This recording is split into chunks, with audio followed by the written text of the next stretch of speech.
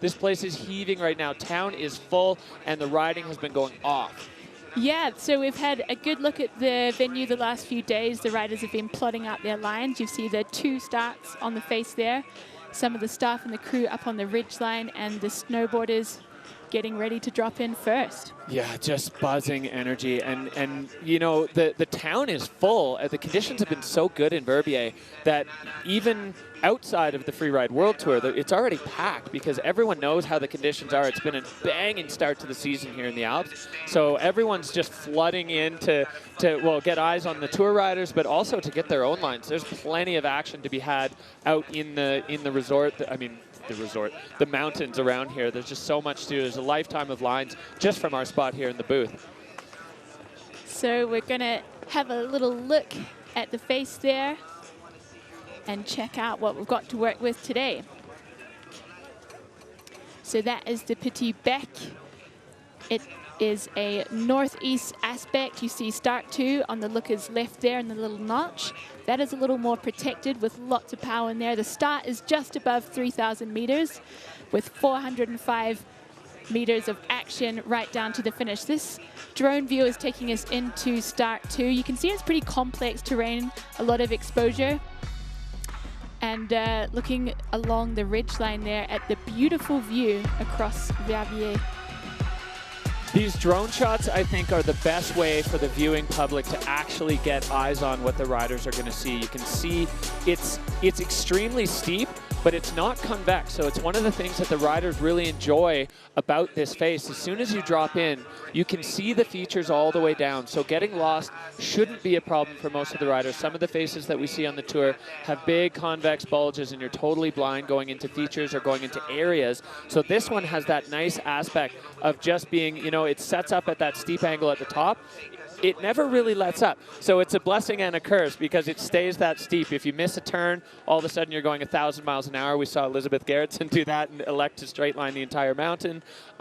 So yeah, sure, you can see all your features, but if you let go a little too early, you're going to be at the bottom on the throttle right away. So have a look at our weather today. A big golden orb in the sky. It's sitting at a perfect -3. Great for the snow conditions. We've got a wind coming out of the northwest at 15 kilometers an hour. Just a gentle breeze, just to keep things fresh. And we've got 4 out of 5 snowflakes. We had a top up last night, Anna. It's wind pack powder at the bottom, 10 centimeters of snow at the top.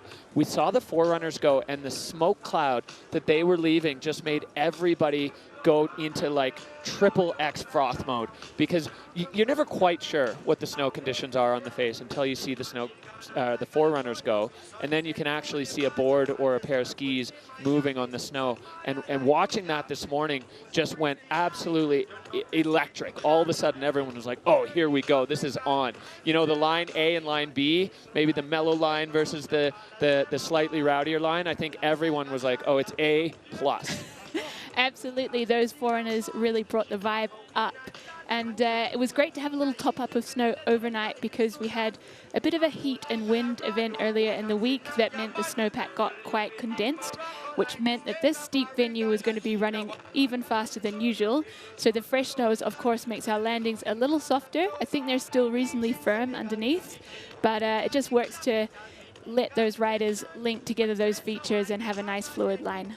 Yeah, and I think, I mean, of course we would all love waist deep powder for every competition, but I think that stiff surface underneath a bit of a fresh top up is going to mean that it's consistent from top to bottom, and it's going to be predictable for the riders, which is critical when you're planning, God knows, whatever they're planning. If you have that predictability and the consistency from top to bottom, you don't have weird breakable crust, you don't have changing snow conditions down the face, then you can really kind of go into your just skiing and not have to worry about those other factors, which I think from a mental standpoint for the riders is probably pretty nice. Definitely. Planning out those 4-point landings, not worrying about punch fronting is a huge bonus. I was talking to some of the riders this morning that were starting from start 1, which was on the lookers right of the venue.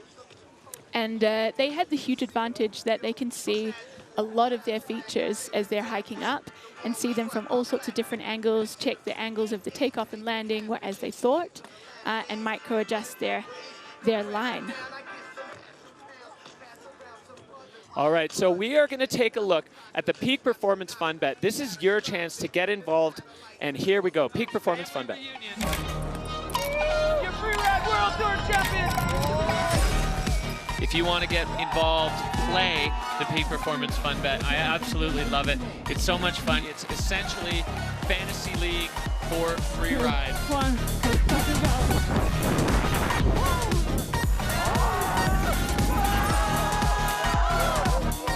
Maybe you bet with your heart, maybe you bet with your head, but it's so tough. I'm back at my seat.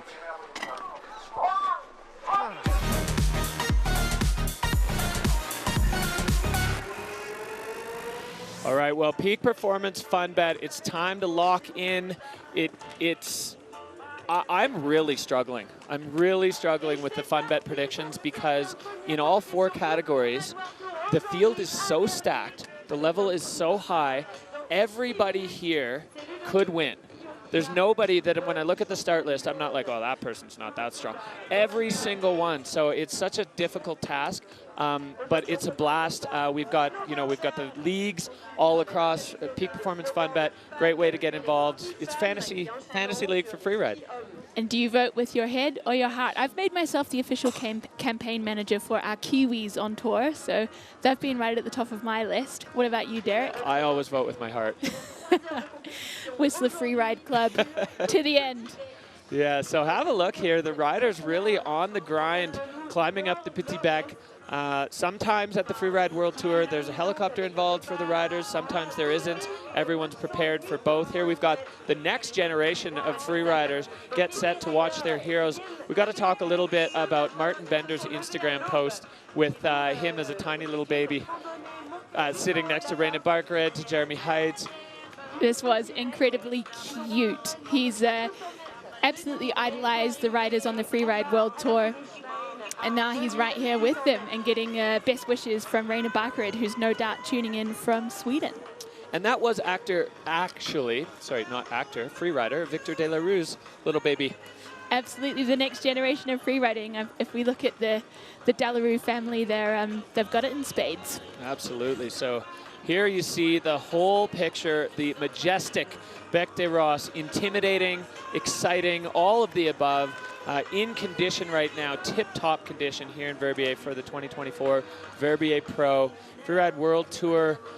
I mean, we're kicking things off with a bang this year. It's been quite a thing to make this happen, and an incredible effort from the Freeride World Tour staff, from everyone behind the scenes to get this going, to the folks here in Verbier and the Cat Valet. It's just, I mean, I think everyone, maybe beyond everything else, is extremely grateful that we're here and able to do this right now, because it was quick and it was a lot of work, but it could have easily gone into the too hard bucket, but nobody made that choice, and this is fantastic. And it's just hard to walk past great conditions in the Alps. And so huge thanks to the organization and also for Verbier for welcoming us so last minute. As we mentioned before, the town is pretty packed. It's been an amazing season, and they've still found room for 53 riders and hordes of staff. All right, so safety is priority number 1 on the Freeride World Tour. We're going to take a little look into what goes into keeping the riders, the judges, and the mountain safe for a competition like this. Since the beginning of the Freeride World Tour, we haven't seen much difference in terms of safety. Always been working with mountain guides to avoid any sort of avalanche dangers and soul chausseuring. But where it really improves, it was with the materials, from back protection, beacon, shovel, probe, and every rider has to wear an avalanche airbag backpack. And we also provide those RECO device, which will help the riders in case of an avalanche being found a lot quicker than without. We also provide all the riders with a mandatory safety workshop. I usually try to design those clinics that fit the personal level that the people that are trained have. The expectation from the public regarding the skills that they have in avalanche safety is fairly high, but there's a lot of young riders and they don't have that experience yet. The young riders who have little experience get their first glimpse of how to train. The riders who are more experienced and more senior get to repeatedly train those skills in hopefully very complex scenarios that I'm trying to design. Everyone involved into the Freeride World Tour is doing the clinic. It's really important that all the crew and the riders could be involved into the research. It's not only safety for the riders, it's also safety for the staff, to make sure when they set up everything that staff are well equipped. So we decide for which zones it's mandatory to have a beacon, shovel, probe, and then following that I make sure the staff that is in the zone where we need a beacon, that they do have one. As a team, we plan where it would be best to position our safety staff throughout the venue. So we have ski patrollers at the top of the venue, we have ski patrollers at the bottom of the venue, and we also have some placed throughout the venue where they're able to respond quickly in the event of an accident.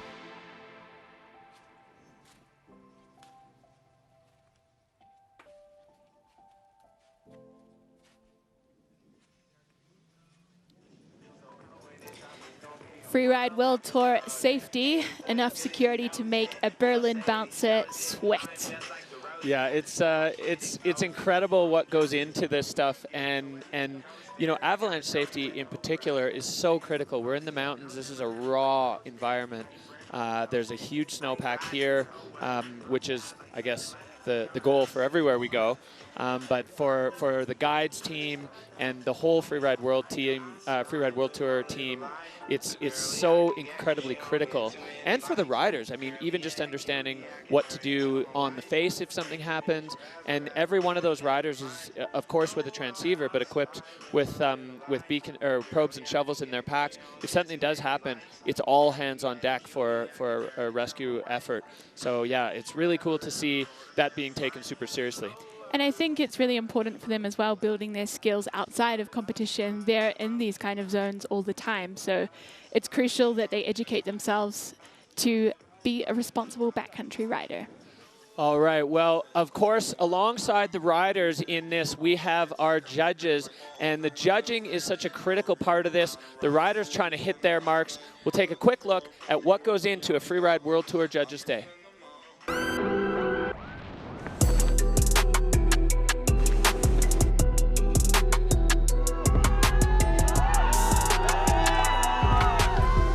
Hi, my name is Verbier Denavo. I'm one of the Freeride World Tour judges. We score riders from 0 to 100.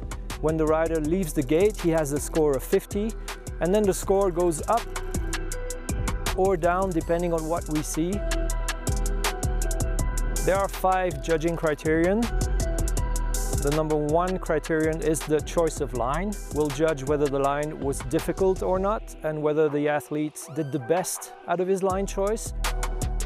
Then there's air and style. How big is the jump? How many are there? Were there tricks in the air? Was the rider in control in the air? How were the landings? The landings are part of the jump.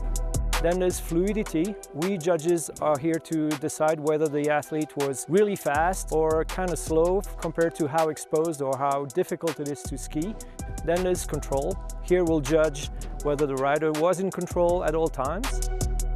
Then there's technique. For pros, we don't really judge their technique, but we might take off some points if they side slip in a place where another rider was taking turns. The score, like a temperature, will go up and down so that we have a score in our heads when the rider crosses the finish line. So there we have our judging criteria for all the backseat judges out there. Tell us what you think.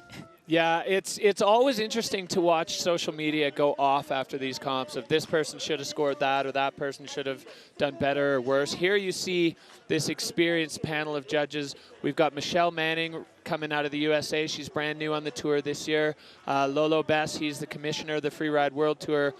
Experience beyond experience. Same with Verbier Denavo. He actually wrote the judging handbook. Laurent Gauthier out of Whistler. He is a podium finisher on the Beck. And then Ben Blackwood, riding from the IFSA, he's going to be our video judge today. So between this group, incredible level of experience.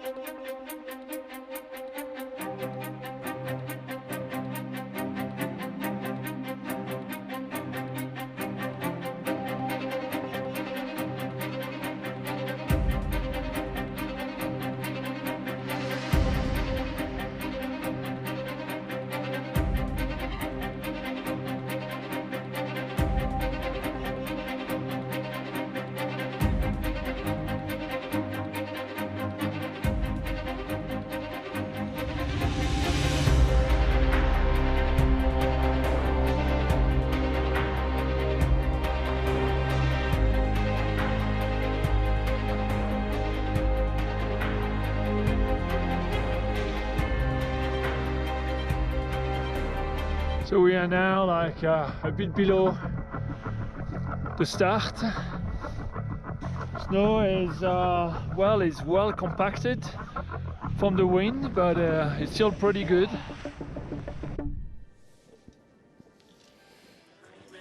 Well, our first category today at the FWT Verbier Pro is going to be snowboard men. We're getting a look there at our returning wild card, and about as wild as a card can get. Victor De La Rue, two-time champion of the Freeride World Tour by Peak Performance and a champion on the Bec des Rosses. I think when that wild card announcement went out, the rest of the snowboard men's field started shaking a little bit. Chills down the spine. He has just come back from a pretty epic trip with his... Here is our start list for the day. We have got our world champ kicking things off. A new rookie for the season, Hugo Serra. And we've got that wild card, as mentioned, in the mid-pack there, and a couple more rookies in the field. What do you know about our North American rookies? Well, we've got some strong riders, both Warren Doyle and Brian Stenerson coming out of Region 2, riding in the IFSA Challenger. Stenerson and Doyle, they're a bit of the brackets, I guess. You know, Brian a little bit older, Doyle pretty young. He's roommates with Michael Mon, which is kind of cool. There's a whole crew of them that are all living together and riding together and doing something right, because they've managed to all together get to the Freeride World Tour. So yeah, pretty excited to see this snowboard men's field. We've got the return of Cody Bramwell from injury last year, which is a huge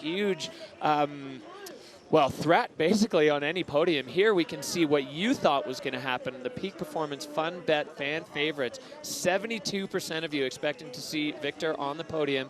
Liam Rivera, last year's rookie sensation, 58%. He does live right here in Verbier, so he's got to be holding it a bit of an advantage. And then Cody Bramwell, you love him, you know him. We certainly know what he's capable of. So 48% of you looking to Cody Bramwell to stand on the box today. It's been amazing to see him come back from injury. He's been riding really strong this season. Great conditions across the Alps, and he has certainly been making the most of it. I think there were a few physical and mental barriers to get over, but he said he's feeling good and certainly looks like he's riding well on the old Instagram. Yeah, he's been having a blast riding up there in Åre, Sweden. They've had incredible early season conditions in Sweden. So he made the move to Innsbruck recently. He's just been down in the I don't know if you call it the southern part of Europe, but it's definitely southern compared to Sweden. And enjoying Pau in the Alps. And Pau in the Alps is what we have today for the FWT Verbier stop number 1 on the 2024 traveling circus that is the Freeride World Tour. You can see the crowd starting to thicken up. It's such a great experience to be in Verbier. I've only been here at the end of the season for the extreme, but midwinter in Verbier is something special. Yeah, we've got amazing snow conditions around Verbier and the Four Valleys. The venue has filled in nicely. We've had a top-up overnight. So I think everyone is pretty stoked to rip into it. Yeah, so we had some discussion whether we were going to be running right from the Bec des Rosses, or it was going to be the Petit Bec, or there's a lot of venue options in this area. I think Mongon in Nanda was discussed briefly, and they landed on the Petit Bec, which I think is a great way to start the season with the conditions the way they are. It's still a big bad freeride venue. It's not quite the full Bec des Rosses, which is, I think, for the first event of the year, probably a wise decision by the FWT organizers. Certainly for the rookies, I think they're a bit happier on the Petit, and additionally the Big Bec was a little more exposed to that wind event that we spoke about earlier, so it was a little bit more hectic, the snowpack up higher. Yeah, we talked before about predictability and consistency, and that was one thing when the first set of guides and Lolo and Nicholas Hale-Wood from Freeride World Tour went up to ski the dogleg. And they said there were at least 4 different kinds of snow, and you never quite knew which kind it was going to be just while you were riding. So on a face that big for the first event of the year with a relatively unseasoned field here, we've got a lot of young riders, a lot of new riders that probably from a safety perspective didn't seem like a great idea. And then the Petit Bec is just in absolute pristine condition, so an easy choice to go Petit Bec and still 100% FWT worthy venue. Absolutely, and we still have all of our fingers and toes crossed for a Big Bec Extreme Verbier in March. Well, you can see all over the valley here, people finding little nooks and crannies and perches to post up on, to spectate here. We've got just, I mean, there's no shortage of places to watch from. This entire col is like an amphitheater to view the mountain, the majesty of the Bec. So people finding themselves in rockwells up on these sort of airy perches. It's very cool just even to look around from our position and see where people are sitting to watch this thing. Yeah, I've seen people setting up their fondues and having big picnics. It's certainly a standout vibe here, the crowd in Verbier. Oh yeah, that's how you do it. All right, here we see Hugo Serra. He's one of our, we're trying to find a good term for it, returning rookies, requalified athletes that have been on the tour before but then didn't make the cut for finals in one year or another, went back to the Challenger, the FWT Challenger Series, or the IFSA Challenger Series, depending on which region they come from, and then managed to battle their way back onto the tour through an incredible field. So the Freeride Pyramid really kind of showing its value, showing how well it works. And if you're unsure, essentially, we've got the juniors at the bottom of the pyramid, then the FWT qualifiers. Those riders from the qualifiers can qualify into a 3-event series in North America or a 4-event series in Europe in Region 1, which is the Challenger Series. And then that brings you to the big show, the FWT Pro Tour. And at the end of the season, Anna, if they don't make the cut, they can get back on in that same season. Yeah, they get a ticket straight into the Challenger Series, which we've seen Sibylle Blangeant do that. Last season, she didn't make the cut to the finals and just dominated the challenges to slide straight back into FWT24. Yeah, and I really like that aspect, that if you are a rider coming out of the qualifiers, you have to still pitch yourself against those riders who were cut off the tour. And maybe if you were on the tour, but the nerves got to you, or the head game was a little off, or you just had some bad luck, maybe a shark took your ski or caught your board, then what you have to do is go back and just show that you're still stronger than those other riders on the Challenger, and boom, you're right back into your spot on the Freeride World Tour, which is what we've seen a number of riders on the current group, in the current group from the Freeride World Tour do, and it's great to see them accessing that pathway and to see it kind of functioning as intended. And the work that they've put into the freeride qualifiers and also the junior tour has really changed the face of freeriding. I remember when I was competing, I think the average age of a freerider was about 32, 33 years old. And now with these kids getting so much experience from, as teenagers, and then spending a hot minute on the FWQ before they finally graduate to the tour, it's now we have a pretty young roster. It really is, and I just came on my way to Verbier. I was just in Kappel for the Freeride Junior World Championships, and I can tell you the level is absolutely off the charts. And looking around at this current crop of FWT riders, so many of them have come through that junior pathway with the stop-off at the Junior World Champs, and it's clearly now just this hotbed breeding ground for freeride talent, and there are so many of them now that are really young. Anna Martinez, you got Martin Bender, Marcus Gogan, that were really recent juniors. Lydia, now, last year a junior, now on the tour. It's incredible. Absolutely wild. We've got Manon and Astrid from La Clusaz, who have also just done a short little moment on the FWQ before they've graced our presence, graced us with their presence on the Freeride World Tour. So you're seeing here, this is start 1. There's also start 2 a little bit to the rider's right or looker's left in that big notch. I think we're going to see, I hope we're going to see relatively equal parts action from the 2 starts. Definitely chatting with riders before, during face check, and even during the forerunners. It seemed fairly evenly balanced, with riders choosing which start they want to use, which for the overall condition of the face is definitely better. If you end up with, offering 2 starts, but only really one of them gets used, or in like the case of Bakira some years, there's one start where only Aymar Navarro would go. It definitely to terrify the whole crowd. Yeah, definitely would see a lot more traffic. So we are closing in on our first rider of the day, of the category, and of the season, Freeride World Tour by Peak Performance 2024. We are under a minute away, just getting word in our ears from Ludo Gio-Diat. He's the reigning champ.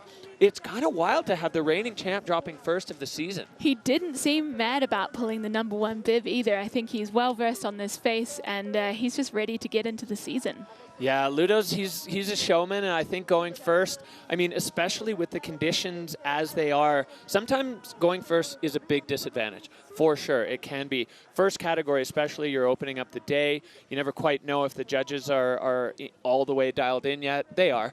But there's certain feelings. But for Ludo, being able to open this up, 38 years old, he's been a battler. We saw him on the tour, then get cut, then he requalified, and then requalified and put himself right onto the top of the throne. He is the reigning Freeride World Tour champion, lives in Villard-des-Lans in France. 3 seasons on the tour. He's got a couple ways. Well, he's got a win in Ordino last year, and he's looking to back that up. You can see he's got that fire bib on. That means current leader. Well, so right now, current champion. And then after this, that's all going to shuffle around, or maybe it won't. Maybe our current champs will just put a big stamp on it, and they'll bring themselves right back up to the top. But Ludo, look at where he's standing. Just try to take a second and put yourself into his snowboard boots as he gets ready to kick off the FWT 2024 season. The first man out of the gate, reigning champ, Ludo Gio-Diat. So he's up there at start 2, and it certainly does look pretty fierce from this angle, but he's well versed in big mountain venues. All right, so we are just under 5 seconds away from kicking off the Freeride World Tour 2024. It is the FWT Verbier Pro, and Ludo is on the face. So he is dropping in from start 2, making his way through that little couloir onto the shoulder, finding his line, taking it quietly in here, feeling the snow, lining up his first hit. You can see the snow moving, gets the grab in there, and continues down towards the Fashna closeout. So mandatory air there over the ice fall. Now Ludo into the middle part of what has come to be known the La Bamba double. And you can see by the depth of the track, snow conditions absolutely fantastic. Ludo going double off that. And rolling out really quick, but shutting it down quite easily. He's obviously got some more action for us in this little zone here. Lining up the nose to double it off the next section over his slough, turning it into a triple. And Ludo now on the throttle out the bottom. You can see the snow cloud just hanging in the air behind him as he is going to pick up another feature low down here on the Petit Bec. Controlling his speed onto that heel side edge. Hands up, Ludo Gio-Diat opening up the season for us in classic Ludo style. Direct charging fall line freeride. Getting some little surfy turns in there. I'm sure he'll be coming in with a smile on his face. Perfect timing, Anna. Ludo absolutely fired up on that. He's got the fire bib, holding that as the current Freeride World Champion. And Ludo unstrapping as we take a look back at his run. So that first air, you can see, goes straight onto the heel side edge and shuts it down. Lines this one up and looks just silky smooth. So Ludo, regular foot rider. Do you think, Anna, on this face, because it is relatively direct, it's pretty fall line, any advantage for goofy versus regular for these riders? I mean, maybe from start 2, regular would be where it's at, just to make your way easily and have good vision finding your way through. Yeah, so you can be on the toe side going across. All right, so we're going to see the score here coming in at a 70 flat for Ludo. Shaking his head at that. Often the first rider is going to get kind of a baseline score, and it's certainly not impossible. In fact, we've seen it a lot on the Freeride World Tour where the first rider out of the gate can easily win. All the other riders, all the other lines, and all of their runs will be judged now against what Ludo just did. So they'll be either ranked above him if the judges determine the points and the scores are go that way, or below, but it's certainly not out of the question that the first rider of the day can take the win. So Ludo, maybe not loving the number, but I think the score reflective of the run, and I'm really interested to see what we're going to see out of the snowboard men's field. That was super direct and a really classic Ludo style, but we have some freestyle players in the mix in the snowboard men's field today, and there are a lot of options up there. There's a lot of different ways you can approach this face. So the next man out of the gate, you see the French flag there, the Frenchman Hugo Serra, but living in Verbier currently. He's running his own little freeride team here. He spent some time in Whistler coaching freestyle and freeride there. This man is giving back to the community in all aspects, but still managing to keep enough for himself to be on the World Tour. Yeah, that's incredible. And his approach to it is not specifically freeride or specifically freestyle. He's like, I just take the kids snowboarding and show them how to be safe and have fun. So Hugo Serra dropping in from start 2. Checking out his entrance here. The snow is kicking up, working his way over the shoulder and into the main action on the face. Yeah, plenty of options here. Hugo charging into that air. We saw Ludo in there. He's going to get another chip off the side of this one before coming into that Fashionat closeout and opting for the big send there. So Hugo Serra now with a stamp on this run. Second rider on the face, and we're seeing the action ramping up. That was an impressive air, and he brings a 3 into it and lines up another feature here. Going back 3 on that one. Oh, catching the toe side edge. And Hugo, unfortunately, unable to hold on. Oh, that was looking really strong for Hugo Serra. Definitely put it all on the table. Nose pressing around. He'll be disappointed in that tumble, but he certainly put together a beautiful line for us. You see the contrast of Verbier right there in all its glory with a method right at the bottom. So the spirit of Hugo Serra, he's going to be disappointed with that, but I think...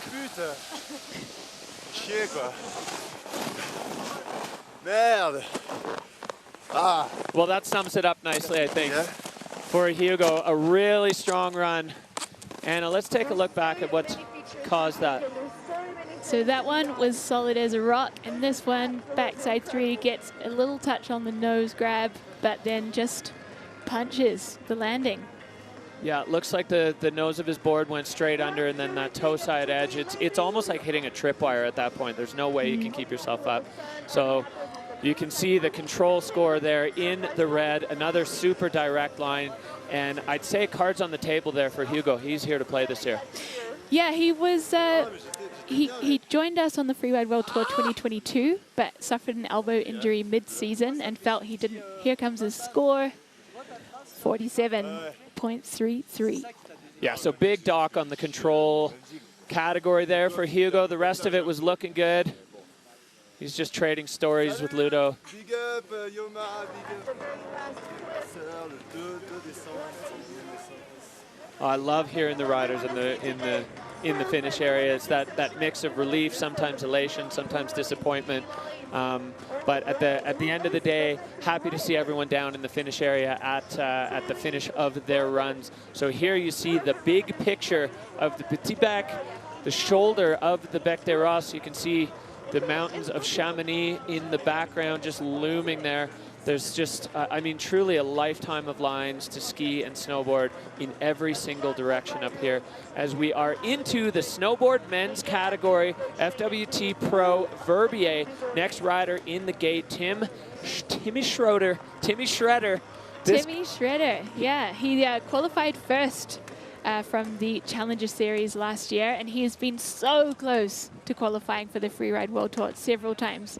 He is a big sender and a big chiller by personality, and we're really stoked to see him ride today. He's one of so many riders on the tour that are just massive overachievers. Yeah, sure, he's a pro rider. He's also a professional filmmaker, you know, producing, editing, filming, all that. The Innsbruck Powder people with my former co-host, and hopefully you're out here watching, Neil Willeman, was a big part of that movie. So Timmy he's a massive part of the Innsbruck freeride scene. Kind of an integral piece of that community. And I'm so stoked to see him on the tour. Like you said, Anna, he's been so close for so long. And, you know, he was just not there in the results, and then he had a huge injury. And to see him now taking the start gate of a Freeride World Tour event is just huge. So Timmy Schroeder on course. Also dropping in from start 2 there, and very visible on the mountain in his yellow outfit. He's taking a bit more speed across here, looking smooth. Yeah, hitting into that feature with just a single turn above. So not afraid of the speed, going over to this same rider's left side that we saw Hugo go to and going big off that, already on the edge and making his way over into this relatively untapped zone with a 360 above exposure. Timmy Schroeder white rooming himself. That was really impressive. He's lining up his big backflip down there. I'm not sure if you guys caught that. He's holding on his heel side edge. That was epic. Wow, well, Tim really making a strong claim here in his first ever FWT run. We've got this wind lip down here coming in, carving off the heel side, 360, absolute bolts. He's on the final stretch here, this bottom apron, and through the arch, Timmy Schroeder living up to the hype. That's how we do it. That is how he does it. Nice one, Timmy. Stoked to see an amazing debut on tour. Well, you can feel the elation just pouring off him. I think equal parts elation and relief. Get that first run out of the way with a couple of huge moves on that one. As we see the drone angle, this first air sets him up into the mandatory. And huge backy, much better view on that one, and just lands at absolute bolts. Yeah, so air and style just pumping up that category. Line score high, fluidity, all of it across the board. Score is going to be, I think, going to be a solid score. That's going to have Ludo shaking in his snowboard boots right now as we see the line tracker. Similar top section to the others, but then moving over a little bit more riders left as we see now Timmy in the finish area. Let's see, I have a bit of hesitation because I sprayed myself before the backy. I was like, I don't know where the cliff is. Yeah, but you will have a high score, for sure. Oh, these moments of the riders catching up with each other after the runs. Here we see the group getting to work. This has got to be the most uncomfortable seat in the Freeride World Tour. Every single rider, you know, everyone's leaning on you, all the fans, but we have the right people for the job. All of these former professional athletes, and every one of them just with a wealth of experience in the judging world. So here we go, score coming in for Timmy Schroeder, 86.67, so sliding comfortably into the hot seat for the German rider. Incredible debut on the FWT there for Tim. He will be pretty happy with that one. Well, that Dynastar hot seat looking comfortable, but you can't be that comfortable in that seat with the list of people that we still have at the top of the mountain. Tim Schroeder doing his part. Now it's up to the other riders to see if they can knock him out. Timmy hesitated, oder? So we heard him say that to Ludo, and then just say it again, that hesitation when he put himself into the white room. Face shots are what every free rider dreams of, you know, but right before a backflip off a cliff, maybe not the best time to completely blind yourself. Rausgefahren aus dem Becky, oder?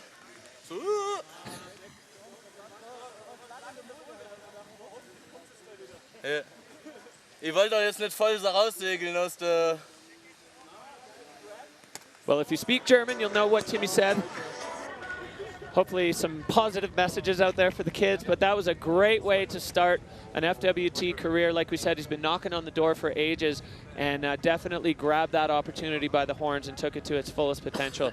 So here we have the situation. Timmy Schroeder sitting on top, Ludo Guillaudiat in second, and Hugo Serra with that fall. I think that's unlikely to hold third as we make our way through the snowboard men. But that is where we sit now, and that's going to be a tough ask to knock Timmy out of the hot seat. Yeah, it's a big job, and I hope we start to see some riders from start one and mix it up a little bit. Yeah, exactly. A lot of the snowboarders I talked to were really kind of feeling that start two vibe. I think maybe it's a bit more open, probably lends itself to the wide sweeping turns that are honestly a lot more fun on a snowboard than the tic-tac-techy stuff. So Timmy Schroeder, all three of them opting for that second start out of the notch. It'll be interesting to see as the day progresses how that entrance evolves, because it's definitely, you know, it was powder at the beginning. We saw 2 forerunners go down that way, and now we've seen 3 of our snowboard men athletes go that way. That traverse is going to get set up a little bit more, and I think as we make our way into the later categories, the skiers at the end of the day, it could be pretty thundered. A little rutted out maybe. There's not a lot of space in there, but did have the most snow on the face, I believe, first thing. And start 1 has an added advantage as well, that as you walk up the face, you can scope out all of your hits and features on that side of the venue. So I think we will see some play on that side of the face as well. Got lots of athletes up on the ridge there. I think the rest of our snowboard men crew and also snowboard women scoping out, seeing what they can see. You mentioned before that you have actually really good visibility from the top of this venue, which is very welcome for the free riders. No, it's so nice. Some of the venues on the tour, I mean, I think of the Viltiloder in Fieberbrunn. I got to go up there with Lolo a couple years ago, and standing right at the top where the start gate is, you look down and you just see nothing. It's just a void. It breaks over so steep. You know the eagle's lurking down there somewhere, but it's hard to know, and there's not a lot of landmarks because it's so alpine. So you can see, yeah, it's really nice for them to be able to look. And I think there was a big advantage today for the riders as well, because the boot pack that they had to take was directly up the side, outside of the rideable boundary, but directly up the side of the face. So riders were able to get eyes on from beside and even from above at a lot of the features that they were planning on hitting, which from a scoping perspective, from a face check perspective, is a huge opportunity, because often you don't get that, especially if you're going up in a helicopter, you're climbing up the back of the ridge, you don't see it until you're on the start gate. So having that eyes on side hill, catch the angles of the landings, looking at the takeoffs, there's a lot to be gained. And we've got quite a few rookies here from North America who have competed to date only with the slip-through inspection. So they ski through the face to choose their line. So moving from that to a visual inspection only is really tough. So I wonder if we'll see some of those rookies choosing start 1 just because they can feel a little bit more at home, seeing a few more angles on the... That would be wise. That would be wise. Here we go. Liam Rivera. He was a rookie on the tour. Swiss rider, lives here in Verbier. Rookie last year, was able to step his way up the results, earning himself a win at Kicking Horse, and now he is on slope at home. Dropping in from start 1, giving the fans a wave. He's got his family here cheering him on, looking super smooth and fluid through this exposure. Yeah, he is charging in this area right off the bulky part of that cliff. Liam Rivera now coming in with a ton of pace into this wind lip. Backside 3, catching his toe edge a little bit and coming unstuck there, which is super disappointing. Yeah, it looked like a sharp transition between the two aspects of the angles on the slope here. So now he's going to try to salvage a little something with the front 3 there, getting himself into this powder. You can see the slough running down a little bit. I think that was a backflip. Just micro-adjusting those camera angles. And coming out with some serious pace there. Yeah, Liam Rivera now just firing his way down this lower apron on the petit bec. So unfortunate for the local rider here. Liam has been on fire lately. If you're lucky enough to follow his Instagram account, he has been sending, absolutely firing. The combination of his incredible talent and the fantastic start to the season here in Verbier, he's just been on one. 2 local boys commiserating each other with a little tumble in their lines. So the locals' advantage, clearly not standing up. Yeah, let's have a look, Anna, here at what caused that. So a big backy, solid landing.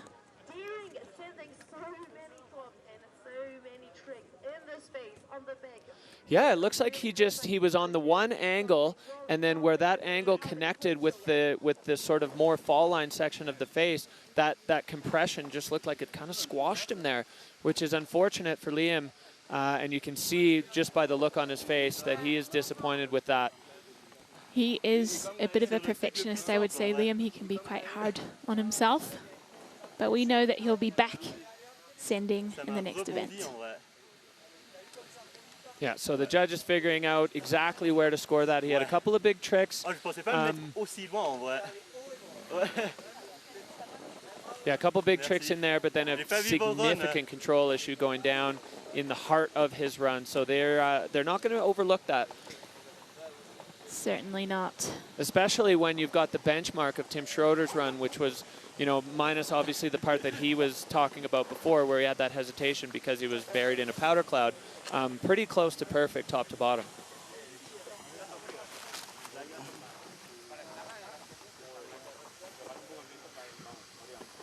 Well, anxious moments here, but I think Timmy can feel pretty comfortable that his hot seat spot is not going to be bothered by the score that we will see from Liam Rivera. But of course, we've still got a stacked field of snowboard men to go, so yeah, it's can't really relax yet. The who's who of pro freeriders here on the Freeride World Tour. As you can see, Liam, he's waiting. And here is the score dropping a 64. So that's I'd say a salvage score for Liam.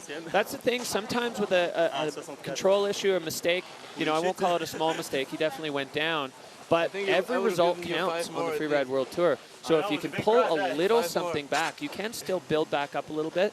And I think Liam was wise to do that.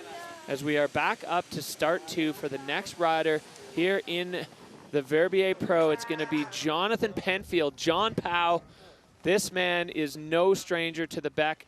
He's got, I mean, he's just got a whole host of wins on the Freeride World Tour. He's always a threat, and this is the terrain that John Powell thrives in. Steep and technical. This is definitely playing into his style of riding. He's moving confidently into that first hit with a bit more pace than we've seen so far. Managing to shut it down enough coming into this closeout zone. Yeah, showing fantastic board control there as he was able to control the speed just enough, still pushing his shifty in the air as we follow John Powell into this extremely technical section. You can see the exposure below him, but no hesitation. 360 across that and right onto his edges. Jonathan Penfield now. He is on a heater and he is flying down the lower section. Looking very fast and fluid. Just cruising through the Powell, coming up to that wind lip.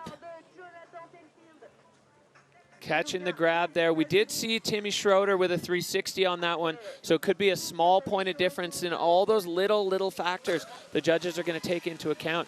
But a really strong run there for Jonathan Penfield here on the Petit Bec and making his claim here in stop number 1 of the Freeride World Tour for 2024.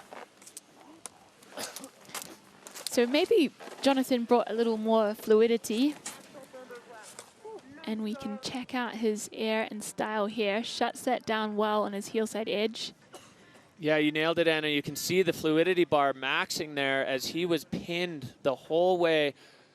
Backside 3, catching the grab. Those little differences, those subtle differences are all going to come into play with the judges. Super direct, fall line, overexposure. A great run from Jonathan Penfield.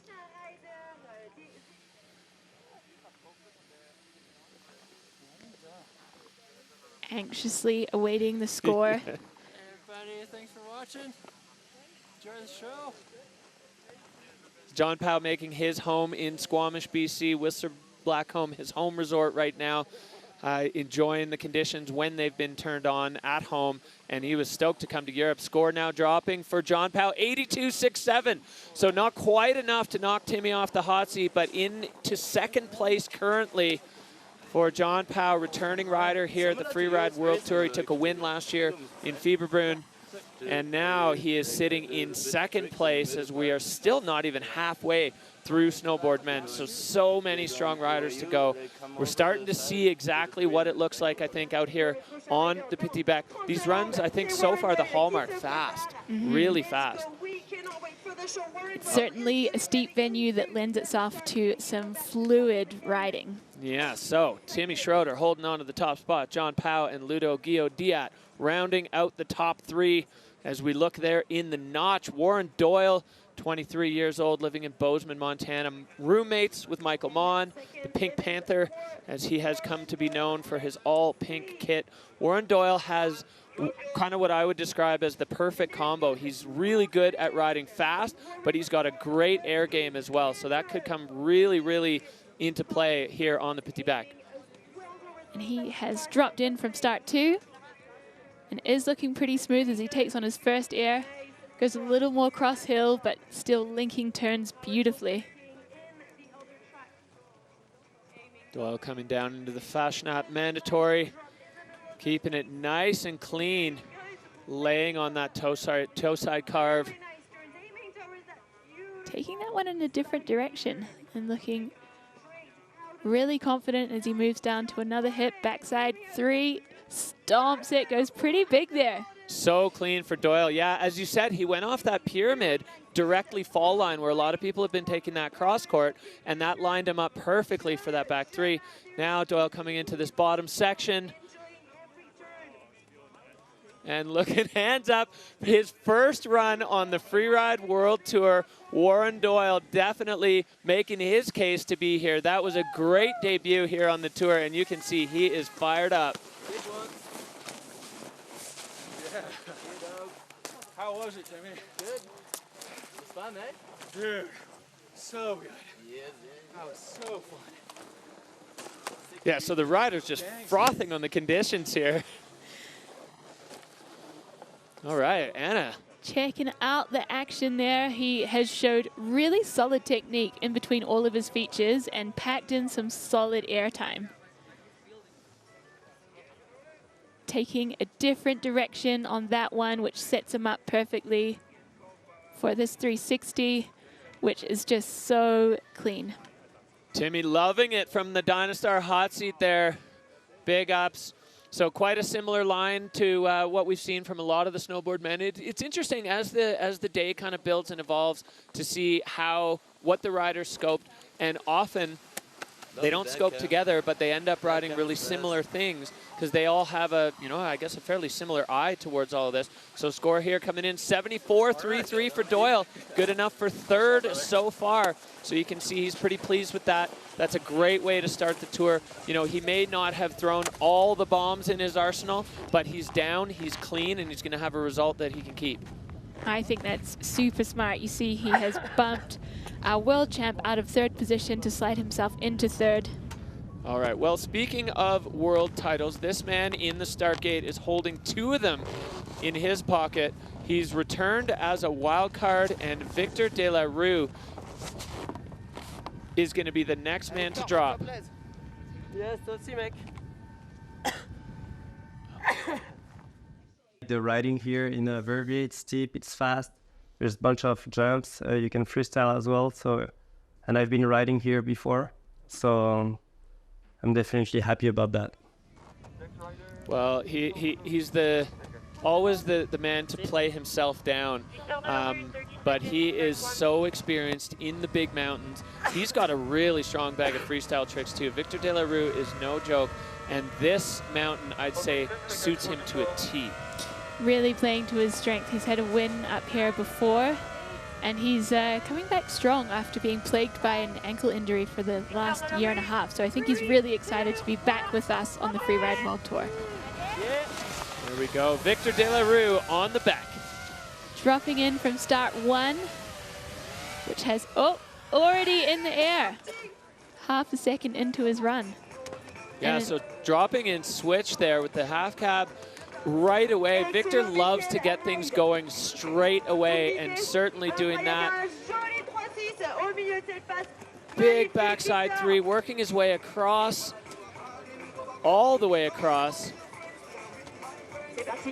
And lining up a big nose here, which he's going to pull into a double or a triple.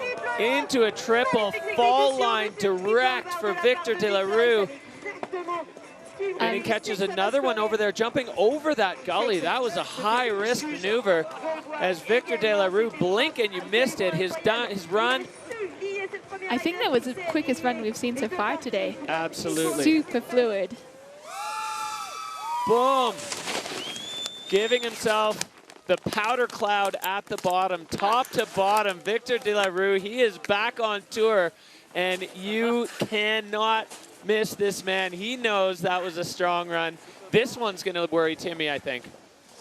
Definitely pretty aggressive in terms of the exposure he moves through and also the fluidity with which he pinned together his features. Well, dropping in switch off the start in that exposure, that just shows such a confidence in your ability to stand over the board. And then this one, never letting go of the fall line there. Direct, and then you can see he's in complete control of his board. Just gapping over that gully. Looking like he's having the best time. Ripping out the bottom with some serious pace. All right, well, things are stepping up here at the Verbier Pro as Victor De La Rue keeping the wristwear sponsors happy there. As the score coming in, a 93.33 for Victor De La Rue. Safe to say De La Rue is back and in charge right where he left off. Taking over the Dynastar hot seat, Victor De La Rue with a strong statement to the snowboard men's field. That's what it's going to take if you want to be on the top of the podium right now. The big return. He is stoked, and he's got the family here supporting him. I'm sure his big bro is out there cheering him on. So it has shaken up our standings there with Victor sliding into first position, Timmy in second, and John Powell in third. All right, well, rolling through the field here as we're going to see the next man in the gate, Holden Samuels, another one out of Bozeman, Montana, part of that crew with Michael Mon and Warren Doyle. And dropping in from start two, second year on tour. Holden was on the podium in his very first event last year. He's going to look to repeat that this year as he airs into this closeout couloir. He's certainly made an impression in his short time on tour so far, taking his first air and heading over to find the next one. A big air through that closeout Fashna air. Yeah, right from the absolute highest point you could get onto on that. Now taking this one off the toe side with the backside three, bringing it around and straight onto that heel side edge. So Holden looking strong here, laying out the backflip. Perfect landing for Holden Samuels. Just looking so smooth through that whole run. That was incredible. Hold on, Holden. He is holding it down. And down through this lower apron, just enjoying. You can see it's the best way I think to describe it is shallow pow on a firm surface. Definitely looks like easy to control, especially in that lower section. Is Holden? Yeah. Oh, he is hyped on that one. A great run there for Samuels. Oh, that's so good. Stoked to see it. So taking some serious air time and managing to hold onto that heel side edge. There we've got the beautiful backside three. And then the mega backflip. So laid out, so smooth, and a really solid landing there. Yeah, never even a hint of control loss. And you could see that reflected in those judges' category bars. Control way up, fluidity, air, and style. That was a fantastic run for Holden. What's up? Little shout out to the folks at home as he looks up to the perfect blue skies above Verbier right now. Yeah, we have got pretty amazing conditions for the riders today, and it's just so amazing. We've had challenging conditions in several World Tour stops recently, and it's just awesome to see the riders so stoked to ride.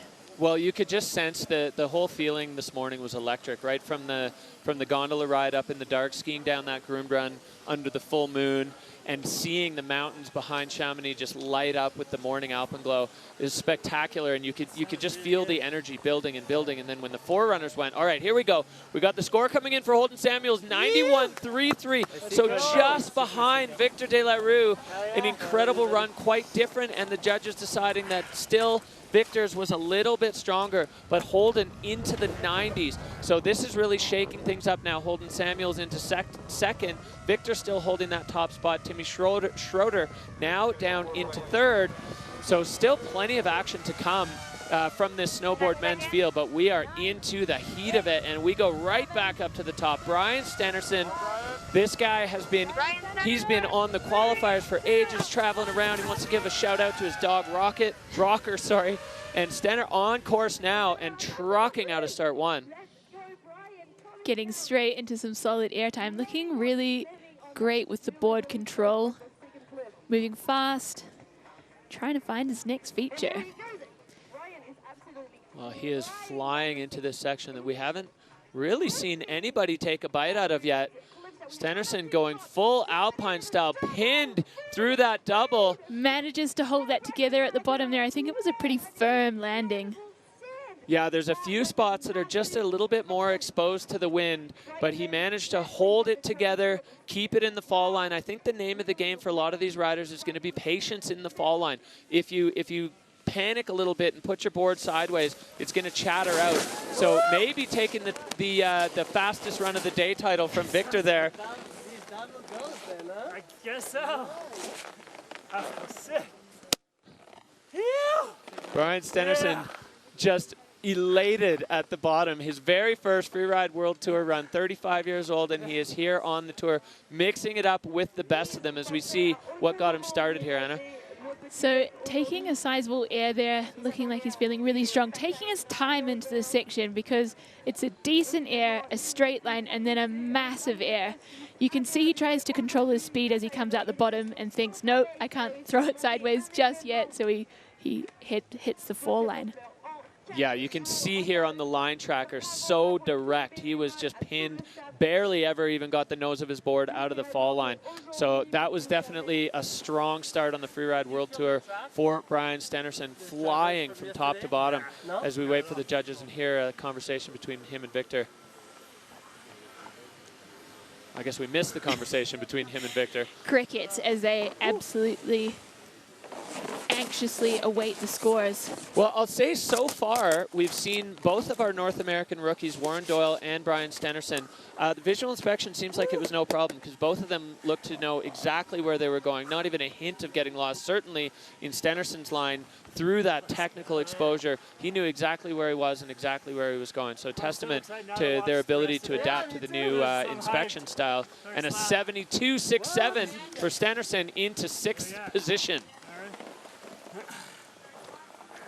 So maybe didn't pack as many features into his line, although it was incredibly fast. And the standout for me was linking together that double in the bottom section. That was amazing. Well, and the standard that Victor set in the exposure, riding switch, and still holding that same level of pace, just so incredible. All right, back up to the top. Gabriel Bleton, a French rider. He qualified for the tour last year, but then absolutely destroyed his lower leg. And he's so psyched to see Gabriel back from injury and on the tour and charging out of the gate. Half man, half middle, and he is charging in. He said he's been taking it a little bit easier since he's had a lot of pins and different surgeries for this big injury he had in Chile. But that looks not to be holding him back. That was a big air he took there. He's looking fast and smooth. Yeah, strong start here for Gab as he is making his way. There's only one way out of here, right off the nose of that, landing perfectly. So going full mountain goat style into this untapped section of the Petit Bec, and he's got another big dog lined up here. And manages, comes a bit unstuck. I think he saw that rock coming at him and had to take evasive action. Yeah, wise move there from Gabriel Bleton. Carving his way through this lower section. looking for that win lip. And this man, no stranger to two planks either. He was telling me he was hoping to try to qualify in both sports, which I just love to hear. He's another of these massive overachievers on the Freeride World Tour, good at everything they do. He's already been competing on skis in the qualifier series this year in Les Arcs. And yeah, solid skill set there. So checking out this replay, he's had a pretty fluid run with lots of good features, but he did have that bobble in the middle, which the judges will have seen. This was sizable air, good landing, great board control. Yeah, the line score pinned, as you exactly said, Anna. He had to just shift the board direction there to avoid plowing into that rock. This section, so impressive. It's so technical in there, and those airs are big. And I did say earlier that you can see everything, but that one for sure was blind because it's got that kind of deck takeoff that hides everything.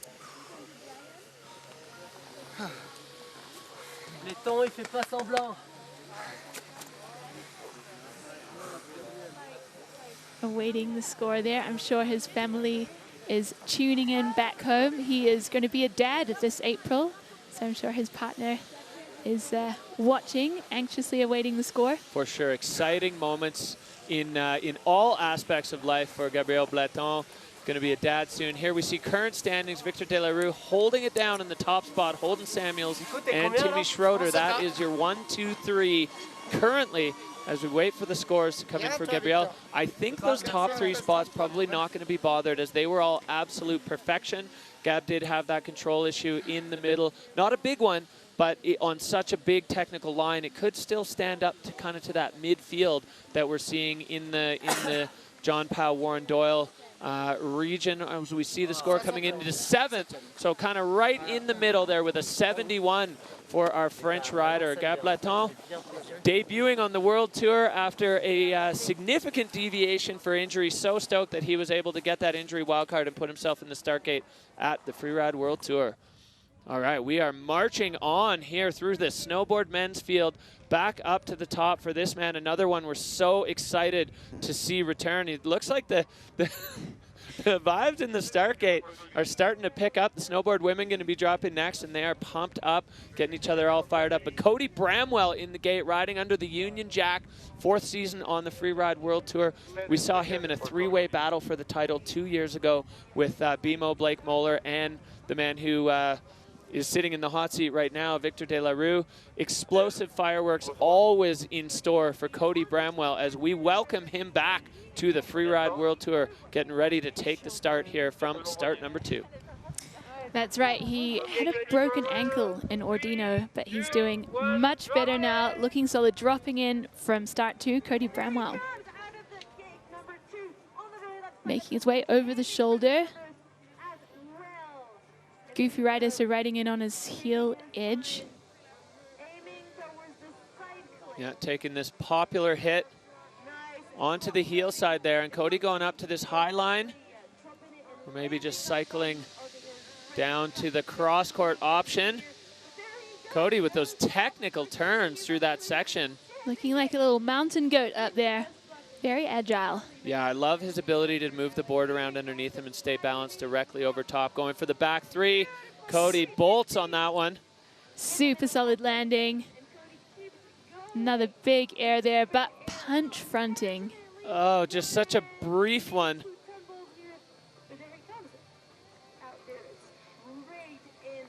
Front punching, I believe is the term. Well, that's too bad for Cody Bramwell, bringing the backflip at the bottom. He doesn't like that to be his trademark. He said it to me a few years ago, he didn't want to become known as the backflip guy, but I think the backflip guy is a pretty good title at the Freeride World Tour when you're doing it on the Petit Bec des Rosses. He looks like he's had a big adjustment to his GoPro angle there. Might have had a face in the snow at some point. Yeah, when he drove his head into the ground, it may have had an effect on that. Yeah. So looking really solid up here. Perhaps it's not as much fluidity as some of the other riders who came through that section. And then beautiful 3 there, looking solid. And this one we just see the tip of his board go under, and so does he. Yeah, it looks like that one feature out of everywhere on the face has maybe developed a little bit of a crust underneath it that the riders, with the impact that they're coming down, are actually punching through the snowpack. It's the only spot so far on the face that I've seen that happen. So Cody Bramwell now down in the finish with a 45. That's going to be an 11th place for Cody so far with only one man to go. So Cody going to toddle himself off to commiserate. And we will go back up to the start of the Petit Bec for our last rider in the snowboard men's field. You see here the big picture, so many line options, and we've seen the venue feel a little bit compressed with a lot of the snowboard men kind of opting for a very similar line choices. Michael Mon now, Big Mike up there in the top. He's got a bit of a habit developing of winning the first event of the season. He's done it 2 times in a row now in Bakir Barrett, getting the leg pat down from the snowboard ladies there that are up there getting ready to take their start. Michael Mon, as I said, he's got a couple wins. In the first events of the season, 24 years old, part of that trio of Bozeman riders that are hanging together, shredding together, and Michael is on course now. Dropping in from start 2, and as you mentioned, it's starting to look a little cut up. He's lost his fluidity coming across there.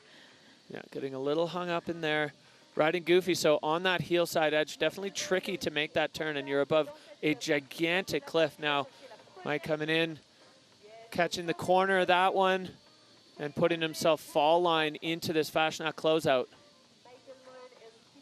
Lining up his takeoff. Solid landing, riding out toe side. Yeah, Michael really takes the athletic approach. He is 100% an athlete in all aspects. You know, takes it seriously, but still a lot of fun to be around. Getting a 360 into the exposure now. Michael Mon bringing the heat in the middle of his run. Looking super smooth, just leaving it 4 line to rip out of there with a lot of speed. Michael's been winning the 2 last venues in Bakar up here the past few years. And Mike now, the lower section, just got to keep it balanced. Little popper there at the bottom, just for fun. And through the arch, so a clean run top to bottom for Michael Mon, as he is down and in the finish, and that has got to feel good for these riders. All the stress, all the changes, the roller coaster of emotions, and now he's at the bottom feeling good. Hey, nice job, bro. Crushed it, huh? So checking out this replay, he's stacked together quite a few features and shown really good board control. Maybe not quite as much fluidity. Let's see what, yeah, he's been docked a little bit on fluidity. Some of the other riders took more speed through these sections, but I think it's the first run of the season. Wise to get it down on your feet. Yeah, and I really like the sort of boldness of that back 3 into that exposure above the other cliff, because you have to back yourself on that. If it doesn't work out, it's not going to be pretty. And these riders definitely they're confident in their skills. They know exactly what they're capable of. So Michael Mon there in the finish now, waiting for the scores. We'll see where that's going to stack up. This field, I mean, 2 riders already into the 90s. Let's go, brother. Fireworks from the snowboard men as we see score dropping for Michael Mon, a 68.67. Right. So that's going to slide him into 9th, and that is going to wrap up snowboard men for the first stop of the Freeride World Tour by Peak Performance here in 2024. Unofficially, Victor De La Rue coming back with a wild card and really showing that he is the wildest card. Victor De La Rue with the win with a 93.33. Another win here on the Beck for him. Holden Samuels, and then the rookie Tim Schroeder rounding out the top 3. The rest of the field, some solid performances too, Anna. Yeah, definitely. I mean, we've seen some amazing runs out there, and it's just epic to have Victor De La Rue coming back so strong and showing us how to put down a crazy line on the Petit Bec. Yeah, Warren Doyle, Brian Stenerson, the 2 North American rookies going 5-6. A strong start on the Freeride World Tour and a great introduction to visual inspection for those riders as we see this happy Victor De La Rue hanging down in the finish area.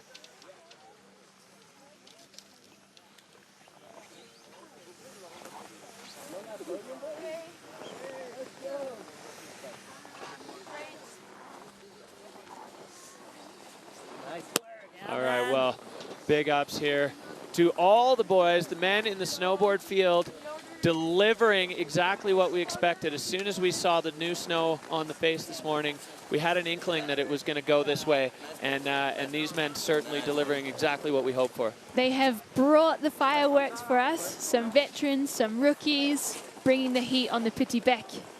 Yeah, it's so exciting to see, and I think the rest of the fields, the snowboard women and both men and women from the ski fields are going to be fired up after watching these boys. There is our podium. Victor Delarue in first position, Holden Samuels in second, and Timmy Schroeder in third. All right, well, incredible riding from these boys, and great to see Holden backing up his podium in his first event last year with a podium in the first event this year. So here we see now our overall rankings. This is for the season. And as you can imagine, that is the same as what we've seen for our event results. However, things will evolve as the season moves on. Yeah, and you can see where that cut line is, that qualification line. You need to be in the top 6 riders by the time we finish the Georgia Pro if you want to be moving on to Fieberbrunn and Verbier for the FWT finals. We're going to head down to the finish area now to catch up with our winner here at the Verbier Pro FWT. We've got Victor Delarue in the finish area. Victor earning the wild card and backing it up with a win on the Bec, another one for you. How are you feeling right now after that day? Yeah, feeling super stoked because last year I couldn't ride. I was watching everybody from the couch. I was really wanted to ride with all my buddies, but no. So this year I'm back and we're starting the season here in Verbier, which is super exciting because the face is super fun and we have amazing snow coverage. And yeah, I stomped my run, so it's a perfect start of the winter. Nice one. And is your ankle feeling solid? Are you fully recovered from that injury? Yeah, feeling super solid, so mega stoked for the winter. Nice. Well, we're looking forward to seeing you on the next stops. Thank you so much and congratulations. Thank you. See you soon. Victor Delarue with the win in the snowboard men at the FWT Verbier Pro, stop number 1 on the Freeride World Tour by Peak Performance here in 2024. Fireworks on the back.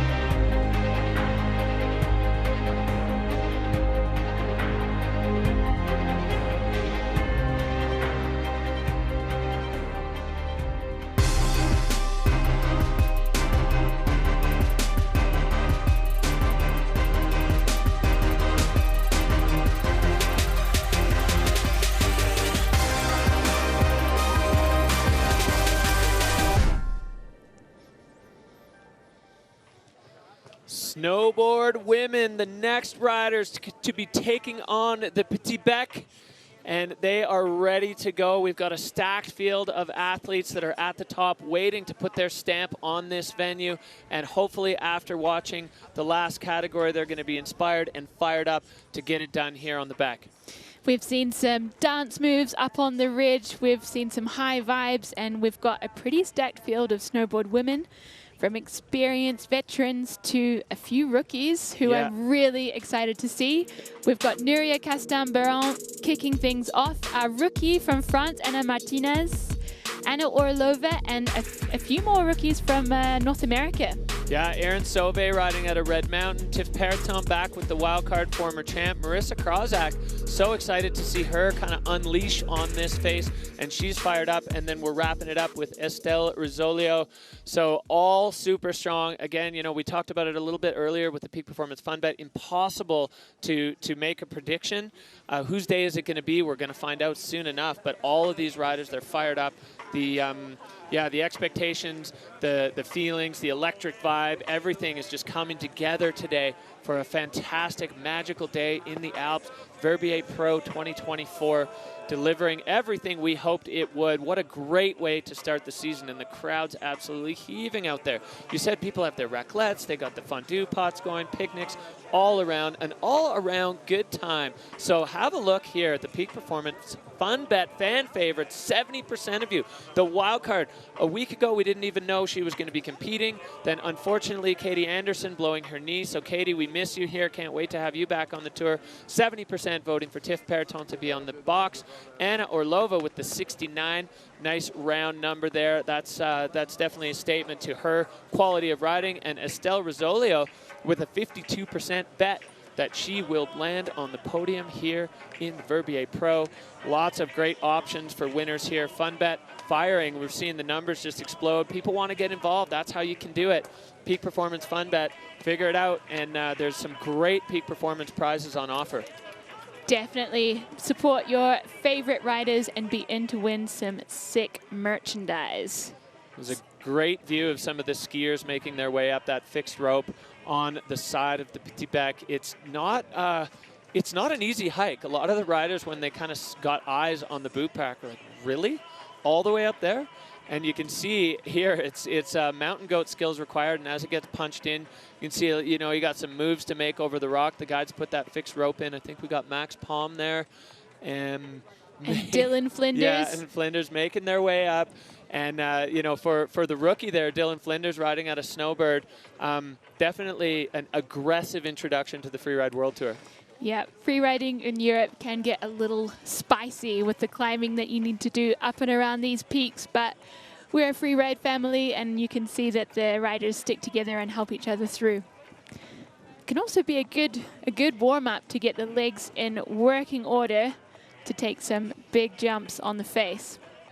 Yeah, warm legs equal fire runs, and that's what we are expecting to see from the snowboard women as we're getting ready for that category to kick things off here. One category down, 3 to go, and we've already seen, I guess, far beyond hopes and dreams. Conditions fantastic. All of the riders coming into the finish just fizzing with excitement on how good the conditions were. And the fans getting an absolute show here in Verbier. It's winter conditions. We've got nice fluffy snow on the face. The weather is perfect, light wind. Good weather for picnicking.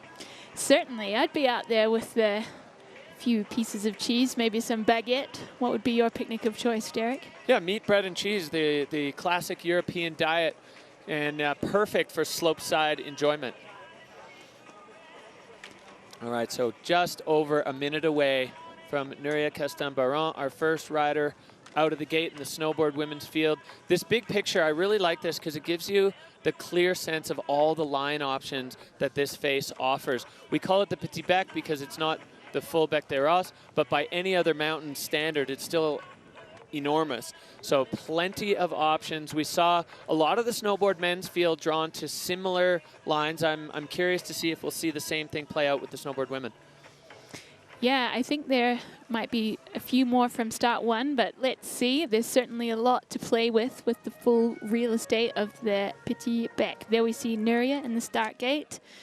She's been doing a lot of mental preparation for this season after having a really unfortunate avalanche accident last season. She was uninjured, but it was a huge mental barrier in the similar zone to here. So she's been working on it with a sports therapist and been very open about that kind of mental journey to get back in the zone. So congrats to her. Yeah, Nuria Castan-Baron, been through the journey. Physically, she said she's stronger than ever. She's riding well. She's been living in Innsbruck, so definitely taking advantage of the powder in the Alps and dropping in behind that big alpine wall. And Nuria coming out of the gate with charge, always a sender. This young Spanish rider getting her way over that notch. A tricky little section there for the riders to navigate before they're into the heart of it. But she is checking out her first feature there. So riding goofy, tricky to start on the heel side edge and catching this one. You see now the tracks from the snowboard men are going to start to come into play, as what was powder earlier on is now starting to be a little bit more ridden, a little bit more kind of bedded in, so it'll be a little bit firmer and definitely running faster. And she's lining up the Fashionat closeout here, finding her takeoff, landing solid onto the heel side, oh, but coming unstuck on the toe side. Yeah, it looks like as she was laying into that toe side edge, her board just dropped about a half a meter and maybe into somebody else's track or a bomb hole from a higher feature that was taken by an earlier rider. But Nuria still moving fluidly down the face here as she gets herself lined up above the tester's nose through this section. Still overexposure. And take some airtime there, riding out with some pace. You can almost sense a visible sense of release when the riders get out from the exposure and onto the powder apron. You can see the shoulders come down a little bit, of like you can release some of the tension because there's no more rocks underneath you, and you could really almost see the body language of Nuria there. So just motoring her way down the shifty at the bottom as she drops below the ridge, and she's going to carve through the finish gate. You can see that's been kind of rippled from some of the other riders throwing the board sideways in the finish. Scream of relief from Nuria. Yeah, she's done amazing to get herself into the start gate and put down a run. Having a big smile. Trying to catch her breath. It's so physical riding down this huge mountain as we take a look back here at Nuria's run. So really speed checking at the top here, catching a little air, looks solid here, and then this one lands well, but this toe side turn just gets hooked up. I think you're right. I think she caught someone else's tracks there. Yeah, and it was just an unexpected step down, and then once you step down into that track, the edge grabs. And your face is on the snow. Yeah, and holding on, I got to give her credit. I think that's probably due to a massive amount of sit-ups and squats that she was able to hold on to that by just being physically strong. You can see the line tracker there. Nuria just catching her breath. Physical work, walking all the way up and then shredding all the way back down. Now waiting for the scores. This is going to set the bar for the snowboard women's field, this first score. So it'll be a bit of a baseline score, and we know there was an issue in Nuria's run. So a 68, you can see, look, come saw on that one. But that's going to be the bar now that the other riders are aiming for, and perfection is going to be the game today for the snowboard women, as for all the categories. If you can lace a perfect run, you're going to be sitting pretty in the results. As we look back up, start two over that huge exposure. And this young lady, a rookie on the tour. She is a former Freeride Junior World Champion, Anna Martinez, riding out of Chamonix, France, 23 years old. First season on the tour. She's so excited to be here. And a true Chamonade. She is a steep and fast rider and has been, had a really strong career on the junior tour before qualifying for the World Tour off the Challenger Series. Yeah, and straight into the guts of it off the top out of start one. Catching a quick feature directly out of the gate, and now just into this extremely technical section. With the camera view, you can see how much exposure, and riding above these rocks, kind of popping out the side of that, and smooth and clean now onto the heel side edge, zooming onto this lower section. That was an impressive work that she did through that technical section, and she's still needs to get some airtime in her run. She's lining something up here, looking solid, controlling her speed because she's got more for us in the bottom here. Yeah, and again, just putting herself above the exposure, not afraid to get amongst it, as she's got Something lined up on the toe side edge, skipping over the first one, off the second one right away, kind of taking it as a sideways then fall line double, but so exposed and technical and not shying away from continuing to stack features. Ana Martinez with a little bit of a butt check there off the heel side, but not much dock and fluidity there. She continues to make her way down the lower apron here on the Petit Bec and now into this glorious powder field. Cruising some powder turns there, looking for the win lip. Quick method there. And cruising down to the finish. Well, I think that was safe to say that was a pretty Chamonix-style run, working her way through some really technical, steep sections, through rocks and exposure, catching some air time. Yeah, and every single part of her line was above the biggest cliffs and the biggest rocks. You know, when you were catching up to her, she had an interesting take on the freestyle. Oh, we'll have a quick look back here before we dig into that. So this is the top section of her run, just working her way with no hesitation through that exposure, catching some air time there. And you can see how steep it is when they're on a toe side turn and the hand is actually brushing the slope. So sliding her way into that and then releasing the edge to the fall line and popping off the second one. Technical moves there for Ana Martinez. And right off the guts of that one. And then unfortunately the board just bounced up a little bit. I think the hips were a bit behind the feet and it popped her down just for a sec. She was able to bump right back up out of it. But yeah, she's interesting take on freestyle riding has Ana. Yeah, I mean, she certainly has some freestyle moves in the park, but her take on free ride is pure free ride. So coming into second place there was 64.67. Yeah, going all in on the free ride, and definitely, I'd say, very close to an extremely high-scoring run. But control matters, and the judges, they miss nothing. They're watching through the highest-powered binoculars you can get out there in the world. So we go back up to Anna Orlova, local in Courmayeur. She's been loving the POW conditions there. She's been on the World Tour for 4 years, second overall last year, dropping in on that heel side hedge, another goofy rider. Looks like people are getting a little more caught up on that shoulder there. I think it's getting kind of rutted out. But she is into the guts of it, lining up her first air on the hillside, switching around. Oh, I like that airplane turn, actually changing direction in the air and almost incorporating the cliff into your turn shape. It feels great to do that, but also allows a little bit more control on the exit. So a little bit of a hang up here for Anna as she points it right down the heart. That looks like it's not an air, but it is actually a nice fall. Anna, unfortunately, unable to hold on to the landing, kind of bouncing her way down through the snow underneath that closeout air. That is not the landing she was looking for, but she continues on, catching some good air time.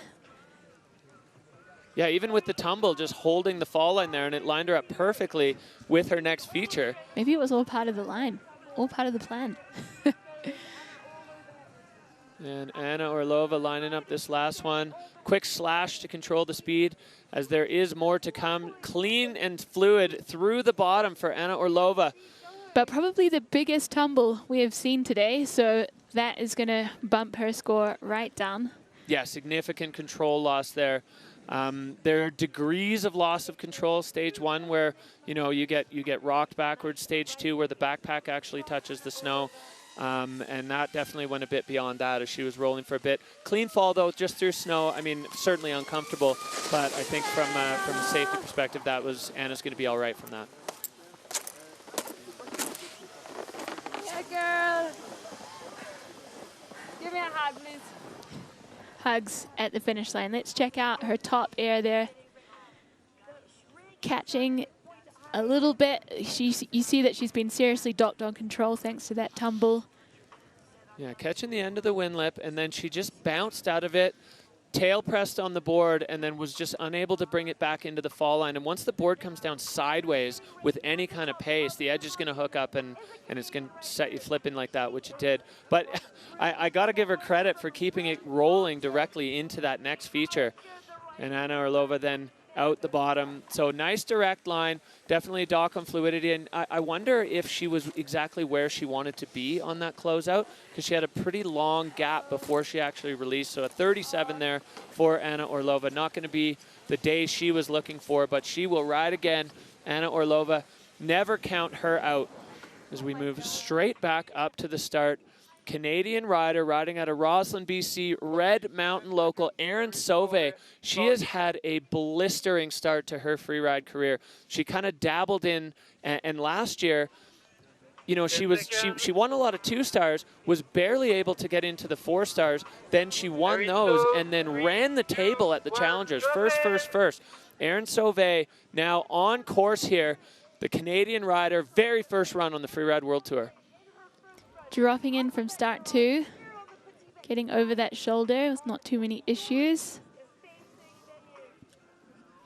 And building some speed into the guts of the face. So once again, start 2 proving popular, and Erin Sauvé opting to skip that upper one, which has been kind of hammered, and get herself a couple powder turns, and now traversing out over the La Bamba double. We didn't see a ton of action out here before, so definitely a wise choice, I think, as she's going out into an area that hasn't seen nearly as much traffic. Yeah, she's going for the powder turns.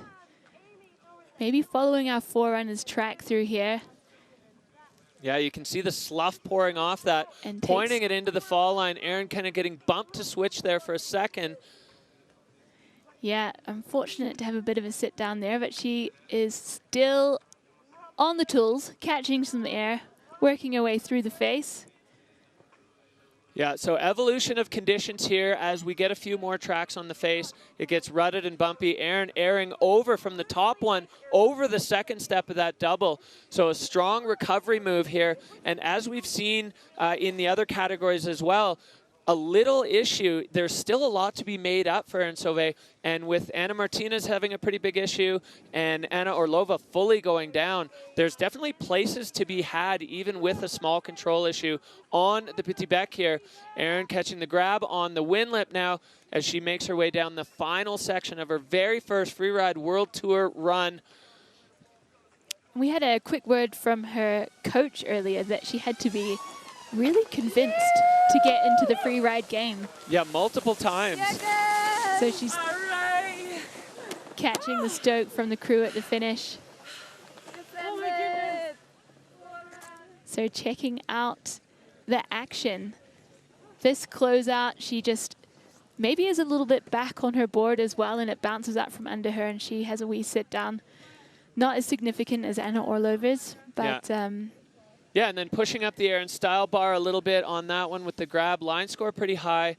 Not a big dock in fluidity, for sure control, and then putting herself into this one, jumping over that second band of rocks. So definitely a salvage run after that issue, but she put herself right into the heart of it. You can see on the line tracker, we've seen very, very little traffic over in that rider's right section. So we're seeing the score drop here. So that's going to 32.33 for Erin Sauvé. So that's going to slide her into 4th so far in the snowboard women's category. Big hugs from the hot seat there. Yeah, so Spanish rider Nuria Castelbaron holding it down in the hot seat. She was the first rider on the face, and she is sitting in first, but she's not going to be sitting comfortably still with the field stacked with talented riders still up in the start area, and this is a big danger to the hot seat. Tiffany Perrotin, she is a freeride world champion.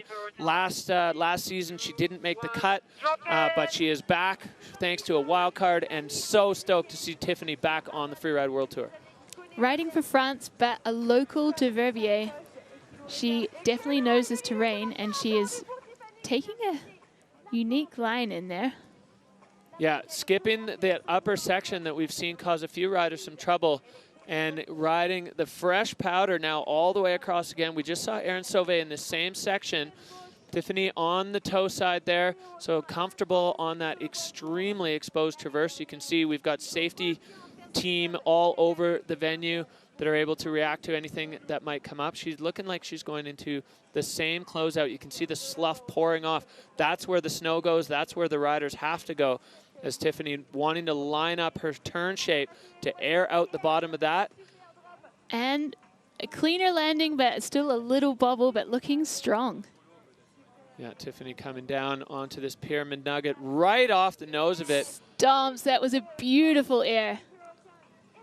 Well, Tiff Perton now putting together a solid run, coming straight off the end of that, bolts again. So this is a great, great run from Tiff Perton. I think this will put a bit of heat on the hot seat, this run. Yeah, 2022 world champ, got her way back here onto the tour, and she's going to make the very most of it coming into the wind lip, tweaking out the method there. And the final stages, I always hold my breath in this part of every rider's run, is you just want to see them clean through that arch. Once they get through the arch, the judging is over. But a fall even 5 meters above the arch is still going to be docked huge in control. So hold your breath as they come on the final bit. All right, well, we re-look here at her in the exposure, Anna. Yeah, and let's see this landing. A bit of a hand down, but definitely looking solid. And Yeah. this was absolute bolts on the landing. Yeah, probably a stage 1 if I was a judge, which I'm not, so don't quote me on that. And then another one straight off the end, really, really solid landing. You can tell she's been doing her training. She was so balanced over top of the board, never even a hint of an issue getting the grab there. So Erin style points, every little bit counts in the Freeride World Tour. And Tiffany Perton definitely making a statement here. We'll see how that stacks up to Nuria's run. She had that slight little hand down, but the rest of the run really strong. That line, She looks stoked. the line I did was so scary up from the top. Yeah, I'm still kind of shaking. Yeah, normal.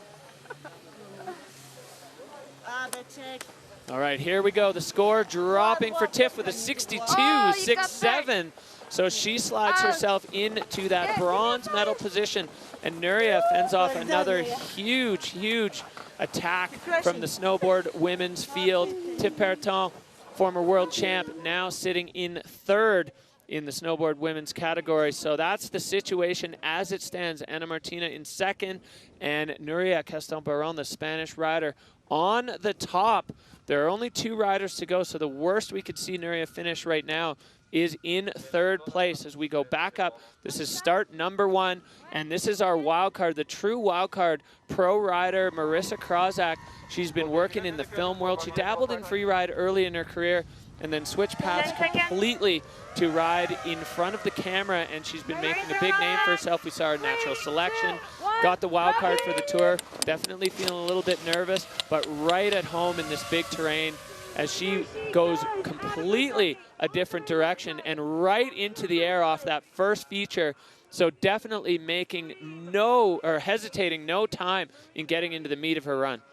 Yeah, dropping in from start 1 and looking super confident, lacing some nice turns through this technical and steep terrain. I've already seen some air time. I'm sure there is plenty more where that came from. Yeah, Marissa looking so solid on the board, and this angle gives you a real perspective on exactly how steep it is.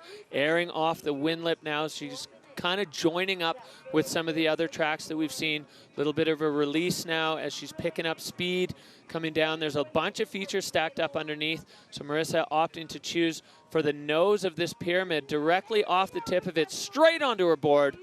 Looking solid and lining up. Oh, cruising around that one, just getting the pow turns. And it's looking dreamy down there. So not so many features stacked in this run, but a lot of fluidity and great board control. Yeah, ridden really well. So line score definitely is a factor in here as Marissa picking up a handful of speed now into this final windlet feature. Yeah, so it's always a balance between fluidity and line score. You know, if you release a little bit on the line score aspect, you can ramp it up on the fluidity, which is, I think, exactly the option that Marissa Krozak took. And really steep exposed riding at the top. So it'll be interesting to see what the judges do with that. Maybe a few more features in Nuria's run, but I think overall a bit more charge from Marissa. Yeah, this is her first air. She got straight into it, catches the grab, and just makes some beautiful turns. Yeah, snow conditions absolutely magical here on the Petit Bec. Right off the nose of this one, you can see there's that set track, so kind of absorbing the takeoff a little bit as we see kind of even Steven all the way down through the judging criteria. Line score a little bit lower, which is as expected. One of the things the judges often don't love in the line score option is when you're riding past features they feel you could have hit. So that'll definitely ding her on the line score side. We'll see how the others stack up to the run of Nuria as we see the score come in at 55.67. So Marissa sliding into 4th position, and that's another big threat fended off from the Spanish rider, Nuria Castan-Baron. Is she going to put herself on the top of the podium today? There's only one more rider that can have a say in that, and she is up at the top. Anxious moments for Nuria. All right, well, that's where it sits right now. Melissa Krozak sliding into 4th, just behind former world champ Tiff Pereton and the rookie Anna Martinez. And this is the last rider in the snowboard women's field. It is Estelle Rizzolio, free ride by day. She's coding and DJing by night and decrypting and destroying systems of oppression. Estelle now on course here on the Bec. She made a really strong impression on her first year on tour with a couple of podiums, ending up 3rd overall. She certainly proved that she can play in the big leagues. Yeah, one of the things that stood out in Estelle's riding to me often last year was it was checkers or wreckers. She would go huge and she was on the podium, or she would go huge and we'd see her tomahawking. I never really saw a medium run from her. So we'll see if she holds up to that as Estelle heel side making her way across this top section. Goofy foot, that means, so trickier to be above that exposure on your heel side edge. It does, but there's lots to play with on this side of the venue, and she is pushed out further than anyone else. So I'm very curious to see what she's got for us. Yeah, in a completely fresh zone, no tracks out here, but what there are plenty of feature options as Estelle lining herself up above many options. Be interesting to see which one she chooses. So catching some air there, catching the grab and riding out really strong. She's still got more action below her. Yeah, and backing herself on that upper air, because as you could see there, if that doesn't go right, you are in a world of hurt. Now Estelle with a jump turn, that tells you how steep it is that you have to toss your board in the air to even get it around. And clean through that section too as Estelle makes her way now through those goalpost rocks. There is a feature here. She's going to slash instead, get that powder glory at the bottom, just trying to stay out of other people's tracks. Estelle Rizzolio now coming down over another chunky rock section. Got some more to play with here. She's lining it up and riding out super strong, straight lining towards the finish. This one will have Nuria worried, I think. That was a really, really strong run from Estelle, and it was packed with features. Really good at the start, and then all the way down. She just had hit after hit after hit. Every single one of them clean. Never even a hint of control loss or hand down or anything. So Estelle Rizzolio, the last rider down, with a really, really strong statement here for women's snowboard. Yes, Estelle. Nice. Hi, Nuria. Big smiles from Estelle. Catching the grab on that one. Just looking rock solid between features as well. Here she had a little bit of hesitation to find her takeoff, but just rides out so strong. Yeah, and I really think the judges, those kinds of hesitations are going to be looked upon kindly, because they allow you to put yourself into the right position on the face. When you're hesitating for, I guess, no reason, that's going to really ding you on fluidity. But things like that, there's definitely going to be a little bit of space for if you're controlling yourself before releasing into a big move. So Estelle down there, all smiles in the finish as the judges tabulating. They're racking up exactly what she did against those 5 criteria. And the score coming in, this is going to be it, 63.33. So Estelle moving her way into 3rd. And you can see from Nuria the look on her face as it hits her that she has just won stop number 1 on the FWT 2024. What an incredible comeback from Nuria. What a battle it's been for her for the last year. So here is our event results. Nuria Castan-Baron with 68 points in 1st position. The rookie Anna Martinez in 2nd position. And Estelle Rizzolio in 3rd place. Yeah, really strong ride there from the rookie to put herself into second, earn herself a silver. See Erin Sauvé there and Anna Orlova rounding out the snowboard women's field. So what a show we had there from the snowboard women. And Nuria, as you said, coming back from that intense experience that she had, the physical, the mental, all of those things coming back to Verbier to do it again. And she is just absolutely overwhelmed right now with emotion, taking the win and a gold medal and a handful of points here on the Freeride World Tour. Great start. We've got smiles and tears on our Freeride World Tour podium with Nuria in first place, Ana Martinez in second, and Estelle Rosolio in third position. Well, just overcome with emotion there. Snowboard women's field wrapping up, so there are only skiers left to come on the Freeride World Tour FWT Verbier Pro. Here we have our overall rankings now. Nuria Castelbaron leading the charge. The exact same rankings as we just saw in the event. Obviously, this is going to change as we roll through the season. And then we've got a trio of French flags there. Ana Martinez, Estelle Rosolio, and Tiff Perrotin going 2, 3, 4. And then we see Anna Orlova and Erin Sauvé. That is 6 and 7. You got to be above, or 4 or above, if you want to move on to Fieberbrunn and Verbier for the FWT finals.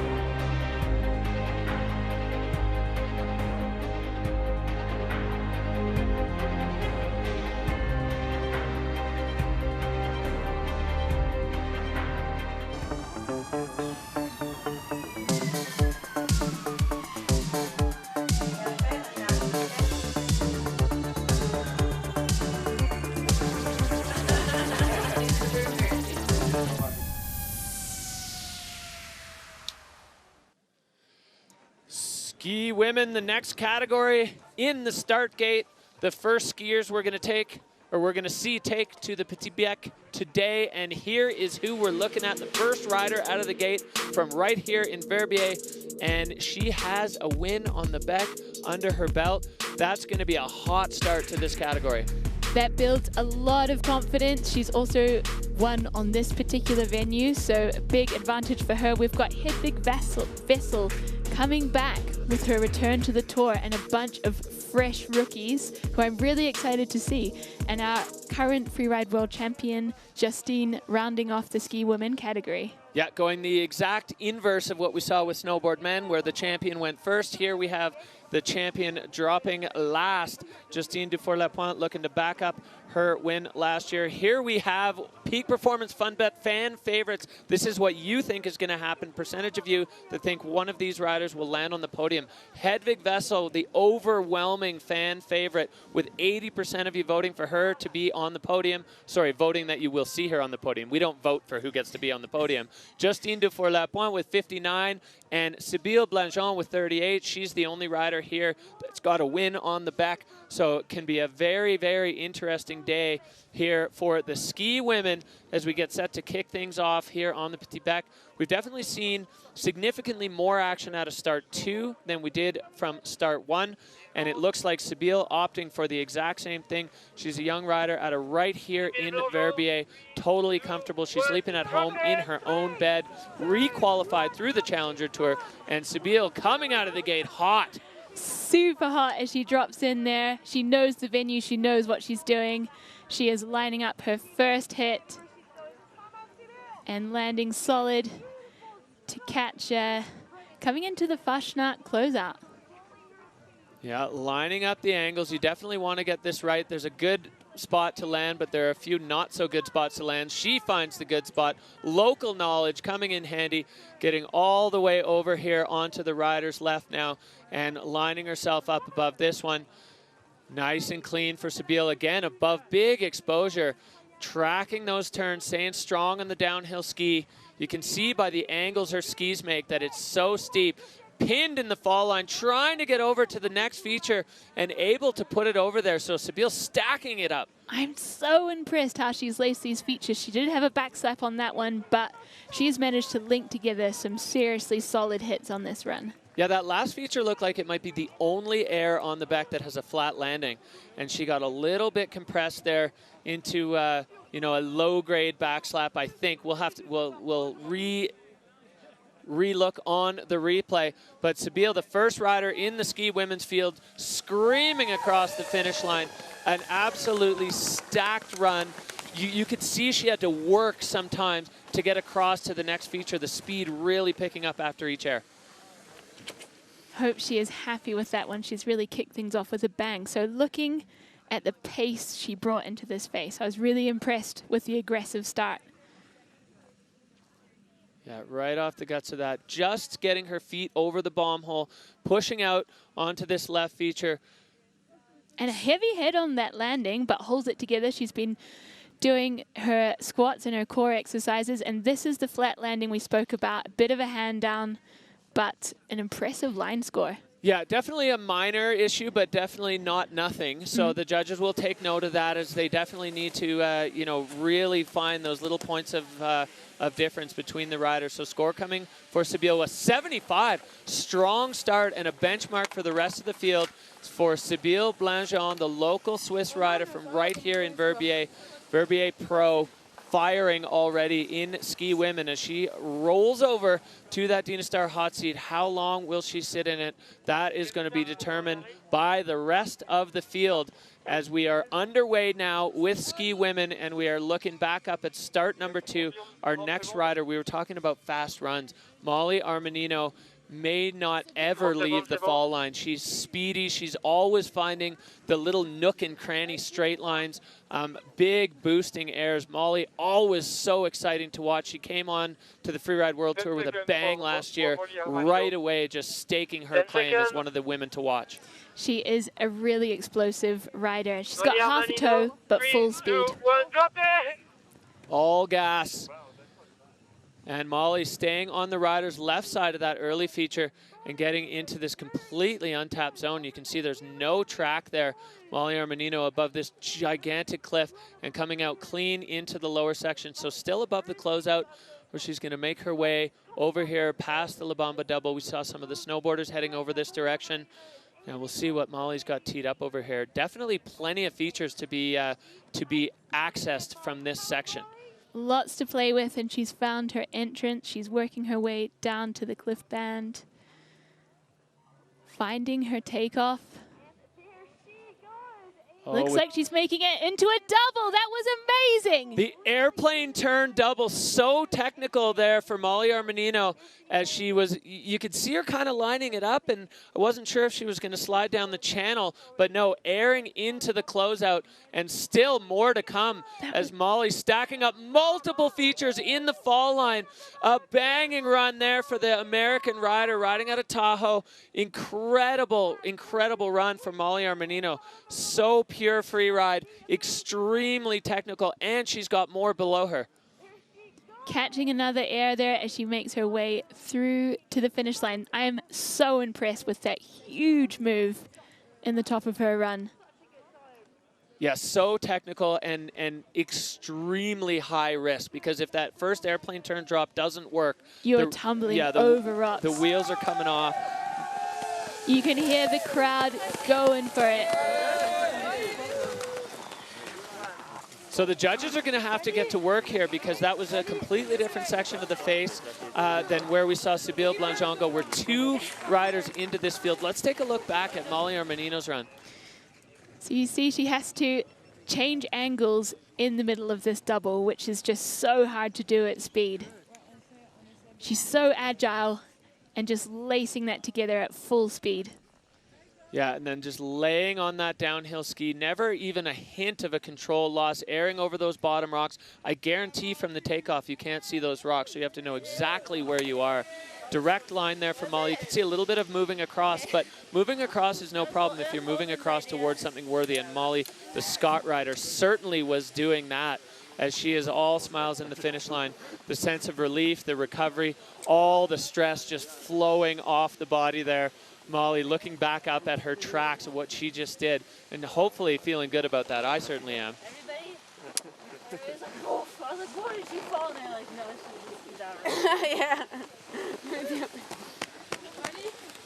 All right, well, the judges have had their say, and Molly, 80.67, and she slides into the hot seat. First rider in the 80s of the ski women. So a huge statement there from Molly Armanino as she puts herself into the Dynastar hot seat with an incredible run here on the Petit Bec. We are 2 riders in, and I am just so fired up for ski women. This is incredible stuff. Well, there's no break in the action here at the Verbier Pro as we go back up to the top, the Chamonix. This is Megan Beton. She is a Dynastar rider. She is in start 2, second year on the tour. She had a rough start last year and then just brought it back with some real tenacity by winning Kicking Horse and put herself into finals. And Megan absolutely flying out of start 2, an aggressive start to her run. Coming into the first feature here, looking solid. Catching some air and just showing great control. Also wanting that traverse, just making it over. Yeah, and I think going lower than the established traverse is probably a much smoother way to get in there. Yeah, it certainly looked pretty creamy. Catching some air as she works her way above the exposure, trying to find her entrance in, electing to ski through the chute and out, super smooth. Yeah, picking up a handful of speed here. Megan Beton coming in above this section that we saw some of the other riders taking, skipping that one, so lining up. And she's got a bunch to work with down here. I think she wants the big one at the bottom, and she is taking it off the nose. Oh! Catching an edge on the landing. Yeah, you were exactly right there, Anna. She was skipping the small potatoes for the big dog at the bottom, and unfortunately just on the run out, catching an edge, and it tossed her sideways. So Megan Beton just trying to dig her ski out of the snow. Looks like she's up and okay. She's moving around. The drone's got a good view of her there as we see the big picture of Megan, Dynastar rider there, going down on a huge move. Yeah, it'd be interesting to see that one on the replay and see if it was just punching through the firmer base or whether she caught a rock. I can see one sitting up there. So picking herself up, dusting herself off. Wow, well, ski women going ham already, and we're only 3 riders in, and we've seen 3 runs with giant, giant moves, big air, highly technical. Again, still airing over the ice fall. I'm almost positive she has her goggles in her hand. She does. The goggle handbag, everyone's doing it in Paris. Fashion, darling. But that was, it's great to see that ski women are not holding back at all. They are biting into this face with all of their teeth.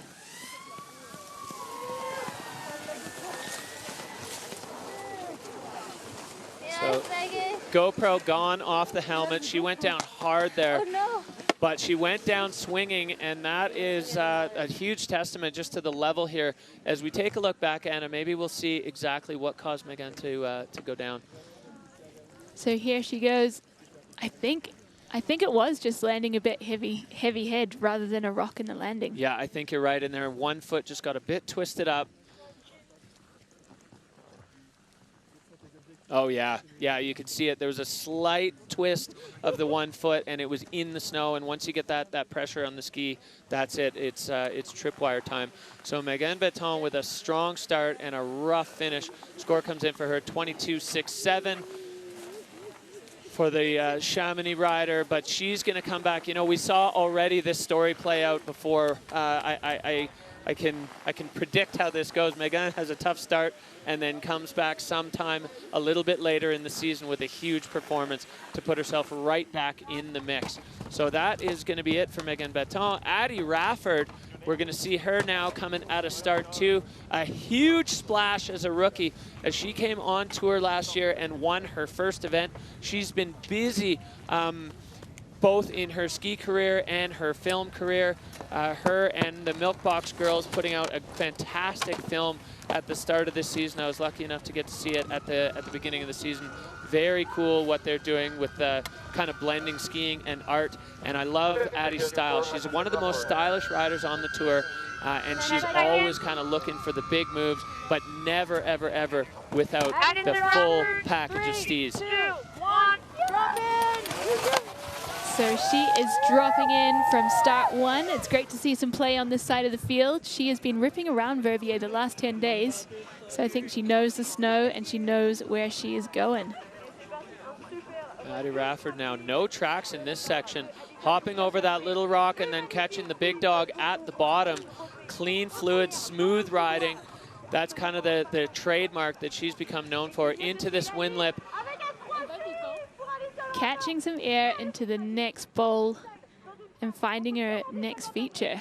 Yeah, now coming down into this lower one, lining it up, spinning. Can she hold it? Oh! Addie Rafford going for the 360. Sick to see it in contest, and I hope she brings it back. I'm sure she has got that one on the next move. Oh, it was close there for Addie. You could see all the body language, everything leading towards that little bit of a wind-up, and such a strong effort there from Addie Rafford. No shortage of lightning and electric moments from this young rider as we see her making her way down the bottom. Another one. If you're going to go down swinging. There's, you know, there's a lot to be said for that. So we see Addie Rafford crossing the line. Not quite the connection on that one that she was hoping for, but big respect for the send. Absolutely. That was so big. You like almost got it. So let's check out the replay. This was such an aesthetic cliff that she aired there, the slough pouring over, catching some air time in the shifty into the next section. And then she was close. She was so close. Just the hip maybe a little bit inside the feet. As you could hear Molly react at the bottom when Addie crossed the line. That was so big. You could see the rotation was right, directly perfect with the angle of the slope. It was so close to having that. Addie Rafford's with a 31.33 there and a big 360. Love to see the freestyle creeping into the women, not creeping, thundering into the women's field here as Addie Rafford throwing down and making a statement of what she's here to do this year on tour. Can't wait to see it. I'm sure the Milkbox girls are going bananas right now. All right, well, we are back up. This is another extremely exciting young woman, Manon Lowski, 21 years old. She qualified for the tour last year, and then she was injured, so not able to take the start. In the meantime, earning herself that Red Bull helmet. She's a peak performance rider. She is another one, similar to Addie, stylish in everything she does. She's got a bunch of big tricks on lock. Will she unleash them on the Beck? We'll see. You know, World Tour debut. There's a lot of balance. Are you gonna come out and just throw all the cards on the table, or are you gonna take it a little bit easy and just get a result under your belt? We're gonna see what Manon elects to do, but whatever it is, I'm excited to see it. I am she's so highly anticipated to come on the tour. She's been in the La Clusaz Freeride Club since she was 14 with the Freeride legend Seb Michaud, and she is oozing talent. She's an explosive rider, and I'm just so stoked to see her finally on tour. Yeah, I was lucky enough to get to watch her ski at the World Juniors in Kappel when she was there, and she had an absolutely fire run there with a big 360 at the bottom that didn't quite go her way, but right then and there, kind of the whole freeride community, at least in the junior world, was like, wow, there are big things to come from this young lady, and we're going to see her unleash on the Freeride World Tour coming up shortly. Oh, you can hear the drone firing up. That's a good sign that we're about to see Manon Losky debut here on the Freeride World Tour. She's been ripping around with Adi and the rest of that crew. It's great to see all of these riders. You know, they don't know each other previously, but they probably followed each other on Instagram, and then they just, boom, fast friends, locked in. And Manon now on course from start 2. Dropping in here with some serious pace, lining up her first feature. Solid landing. You can see her exceptional technique. Yeah, really aggressive start here for Manon as she gets down into this rock band, moving her way into the exposure on the rider's left side of the face. There's nothing small below her, lining up, making sure she's in the right spot as she has put herself into a serious situation here on the back and landing super clean there. Manon getting on that downhill ski as she fires into the lower section. This big open powder face just looks like an absolute joy to ski for these riders. The only track on this section right next to the boot pack. And it looks like she wants to take a chunk out of this big buttress here. Going huge and managing to hold that one together. That was a huge air from Manon. Wow, looking up from the screen and out at the actual face behind or in front of us. And Manon now, big shift, he tweaked out off the wind lip. So going into a completely untested area on the petit bec and firing top to bottom. Manon Losky. Oh! But she is through the judging line. What an entrance. So mega. That bottom section, or that section inside, is really lumpy. And you can see she fully let her guard down. If you're going to do it, that's the time to do it as we look back on Manon's run. Right from the top, she was into the guts of it. Sniper landing there, just riding out with perfect turns. And this was another sizable air. She seems to only go really big. Yeah, so, you know, we've been anticipating Manon Losky coming on tour because of her freestyle game, but she just went all in on freeride there, opting to give the bec its kind of classical painting. And Manon Losky with the pure freeride line pinned top to bottom. The score's going to be big. Is it going to be, oh, 94 points for the French rider. What a great debut on the Freeride World Tour. Peak performance rider sliding her way into the hot seat with a hot run there. Molly Armanino, she's going to slide on out. And that's a big statement from the judges of what they're looking to see today. They want pure freeride. And we've seen absolute fireworks from the ski women's category. I'm so excited for what's to come. Every single run so far has just been blistering right from the gate. Extremely aggressive riding, top to bottom. The conditions totally lending themselves to what we're seeing. Of course, you still have to be mistake-free. Manon certainly was that. So right now, Manon Losky into first with a 94-point run. Molly Armanino in second, and Sybille Blangeon, the Verbier local, in third as we move back up to the top. Talk about anticipated riders. Hedvig Vessel is back on tour. She took a year off to pursue some filming. She put out her own movie, Headspace, which was just kind of an incredible journey, or an incredible look at the journey of what she's gone through from a young athlete in the freestyle world to freeride, and a banging part in Alaska in the MST film. So Hedvig Vessel, she liked the filming, but she loves competing. She's a comp monster, and she is rolling right out of start number 1 and into it immediately, getting the judges' attention. Looking super spicy as she hops in from start 1. And she's taking a different approach this year, just really full on for the experience, trying to drink it all in rather than gunning for titles and results. That said, we know she's going to lay it on the line with a huge air there. And now cross court here into this Winlip. Hedvig picking up a load of speed, popping her way off that one. Now into this section that we've seen see a little bit more action lining up on this pyramid. Shooting off that. Hedvig Vessel now into the lower part of the run. Off of this, loading up right over her skis, now picking up a big ton of steam. Hedvig coming into the lower section with a bunch of speed. Just looking super clean over this ice cliff. A little bit backseat, which is not typical of Hedvig's style. Oh, she went long off that one too. And working her way through to the finish. She going for the Winlip.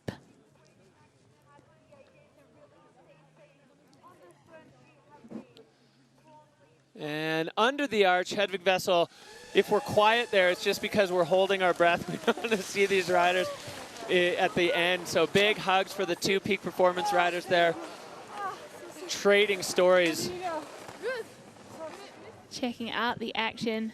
Everything so smooth and technically on point from Hedvig. Yeah, the line score high, fluidity high. All the judging bars. There's Hedvig. You saw her taking on a completely different section of the face than we saw Manon Losky go over there on the rider's right, out in the powder, and long off this ice fall. You can kind of see her, you said, coming off her heels there a little bit, but she was able to get her feet back under her enough to land clean. So there's the line from right to left from the looker's perspective. The score dropping 77-6-7 for Hedvig. So she moves into third. Molly Armanino holding on to second, and Manon Losky fending off a huge challenge from Hedvig Vessel. She's getting her campaign started off here in Verbier. She, as you said, she's come back with just a whole new mindset. Hedvig kind of felt like she was so focused previously on results and winning and everything that she almost felt like she missed it. You know, missed the experience of being on the Freeride World Tour. So now drinking it all in, putting herself into third, currently in a very strong field of lady skiers. As we move back, you can see that tiny little dot in start two. That's going to be the next rider out of the gate. Another rookie from France, Astrid Chelou. She is a freeride junior world champion. She's only 20 years old, as you said. Just a quick stop on the qualifier tour, lighting it up on the challengers, and high speed, I feel like, is kind of the name of the game for Astrid. Yeah, so she's also alumni of the La Clusaz Freeride Club. She's been in there with Seb Michaud since she was 13, and she's riding in super smooth, looking really strong, and heading over to the looker's left of the venue. Yeah, getting high on that traverse and putting herself above a beefy chunk of exposure. Astrid Chelou, no stranger to big terrain, and opting for something similar that we saw Molly do. A little, oh, perfect execution there from Astrid, as now she is down over these low section. That airplane turns so technical for these riders. I'm really impressed with the young talent coming out of La Clusaz right now. And she's hopping her way onto this one. It's going to be an acid drop scenario. And she's got it, makes it into a double, and rides out clean. She was really committed to that one. Yeah, definitely. She had to work to get that feature for Astrid Chelou now, as she is motoring through this lower section, trying to get over to that Winlip in the powder. Astrid with the trademark speed. Looks like the approach to that Winlip's a little bit tough. It doesn't have a clean in-run. It's got a big lump and bump into it. So Astrid now is going to wrap up her debut on the Freeride World Tour for Astrid Chelou,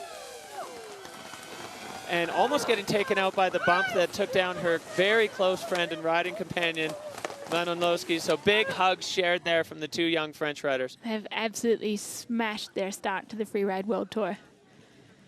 So through technical terrain, she has held her cool and linked together some really impressive airtime. You can see Erin's style and technique are totally jacked. Her line score is high. Yeah, similar line to what we saw Molly Armanino take, so it'll be interesting to see how the judges compare those two. So much stoke. The shared experience from these... Yeah, the shared experience from these riders is everything. They're all going through this together, and while they are competitors, there's so much to be said for the camaraderie that they all hold. They're riding together on the off days. They're all they're having a blast together, just kind of learning, learning each other and their styles and everything, putting it all together.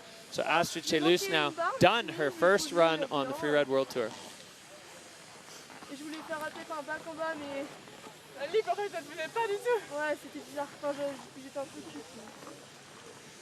And we see coming in 75.67 for Astrid. That's going to be good enough currently for 4th spot.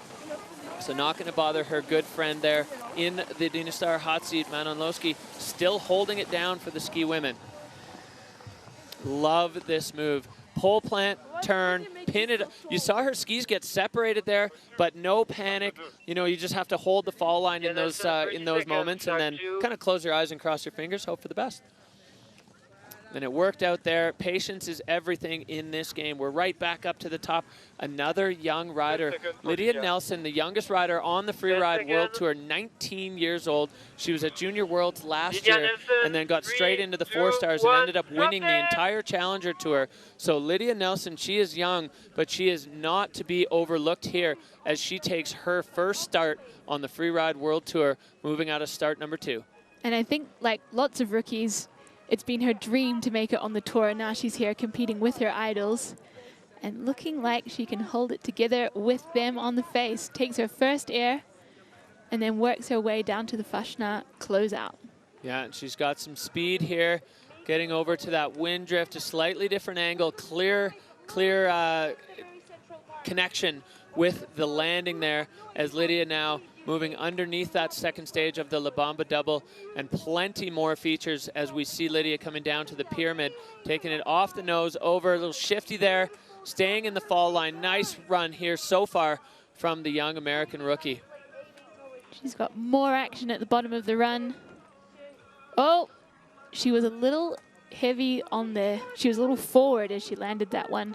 Yeah, and one foot just getting caught up there. You could see clean on 2, and then the single foot getting dragged back as she's got her ski with her. So unfortunately, when the ski comes off, that is going to be a no score for Lydia Nelson, the young American rookie. She's been living in Glacier, Washington, enjoying Mount Baker to start the season off. And it was looking good. We'll have to catch the replay to see exactly what happened there. Lydia Nelson is saying it's been tripping her out just being in the mix here. She's looked at Hedvig, for example, as an idol of hers coming up as a junior, and now being in the same start gate in the same competition. It's a lot to wrap your head around as a 19-year-old. I definitely think it brings a whole different mental game, and just having one competition under her belt is going to help her just move on and make a solid plan for the next one. She is also new to visual inspection, so that's a big change for her. So it's a steep learning curve. Yeah, and the hot take on that is she knew exactly where she was going. It didn't ever look like she was lost. I think just an unfortunate snow snake taking her out, but we will look back now to see what was the cause. So a little forward, skis quite close together, not such a solid base for landing on maybe. Yeah, and that right ski just getting dragged backwards in the hole. You could see the skis kind of split almost into a daffy as she rolled forward. And Lydia Nelson, unfortunately, going down. But I'd say minus the crash, that's a good start and a run to be proud of for the Dynastar rider there. Lydia Nelson with a no score, so she's going to be slid right down to the bottom of the pack on the ski women. Big ups to Manon holding down in the hot seat as Lydia sliding on out. Strong start, but unfortunate result for the young American rookie. Well, we continue on. Ski women delivering all the action here. FWT Verbier Pro as we go back. And this is another rider we've been anxiously awaiting the return of. Basically, the start of the season, right before the first comp last year in Bakir Barrett, blown knee for Lily Bradley, and that was the season ender. Like on comp day, pre-runs, just loosening up, and Lily tearing her knee. She's had surgery. She said 80%. They said 80% is about where it's sitting right now. So let's see if 80% is good enough on the back. So Lily is dropping in from start 2. We're stoked to have her back on tour. She always brings the best vibes. And they are lining up their first drop. All right, so Lily now off that first one, and it's always a good way to get get the fire going as we're coming down now into the Fashionette double. This one has seen a few different directions as Lily getting a touch tangled up, but proving to be worthy for that little tangle up as the angle then on takeoff was bang on. They've told me that Lily's knees feeling a bit stiff on heavy landings, but she seemed to hold that together really well. Yeah, catching the corner of that pyramid. It's got to be unnerving as a rider coming back from injury. And while they've been skiing, it's never a full test until you get into comp run. And a comp run can be a completely different beast as you're putting so much pressure on the limb, so much pressure on the joint. You know, Lily said it's going all right, but there's always this test, and I think that was really the test for Lily of whether that knee was going to hold up to the pressures of a Freeride World Tour run. I think they can be very happy with the run that was put together today on the Petit Bec. You are such a fucking badass, dude! Oh my god! I was freaking out watching you run. That was so sick. So here is Lily making it through the Fashionette closeout. Bit of a stage 1 on that one, clean the rest of the way. You can see fluidity a little bit down for Lily Bradley there. The rest of the run super solid though, and a great return to form I think for Lily Bradley. Very impressed. And sorry, go ahead.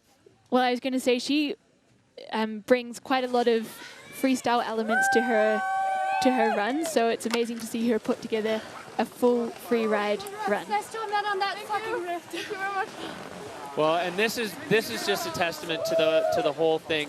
As soon as Lily was across the line, they're just screaming for Manon's run. So stoked on each other's performance, and that I think it just tells the tale of the camaraderie of this Freeride World Tour family. All right, we go back up to the top again. Scott Ryder here, riding out of Poland, a former Polish slopestyle champ, Zuzana, 31 years old. She's back on the Freeride World Tour representing Poland, and she's so fired up. Moved to Switzerland 5 years ago to ignite a freeride career, and I'd say it's been meteoric, her rise up the ranks through this whole thing. Safe to say that freeride career has been pretty lit. She has got a bit of a locals advantage here, dropping in from start 1. Also taking that spicy approach like her big vessel.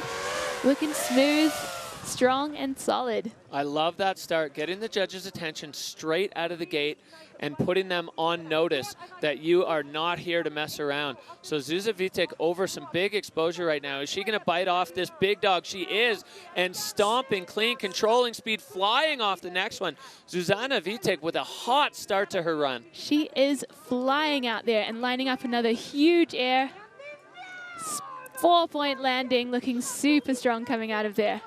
Yeah, taking that one cross court, lining up the angles. It's so important. This isn't one smooth face. There's a lot of different features and a lot of different aspects where things are slightly changed angles. So we're seeing Zuza now come into the same section. We saw Manon, and clearing Manon's bomb hole, roasting off that air. A huge, huge launch from the Polish rider as she's going to catch the bottom section of this windlip.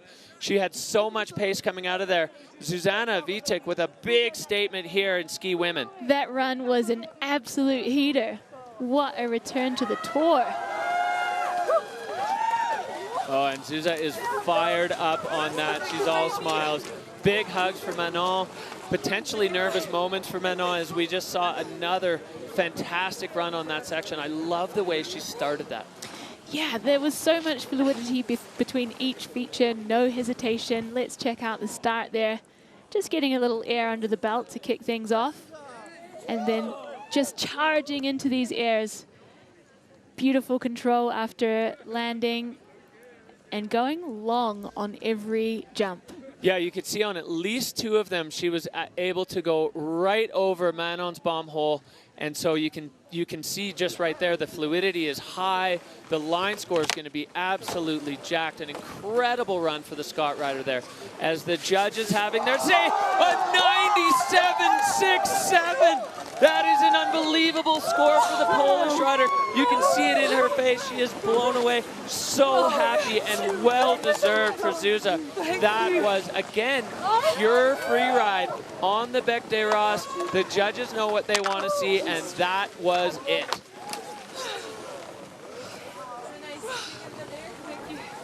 So check out the standings here. We've got Zuzanna Wittig sliding into first position with a really compelling run.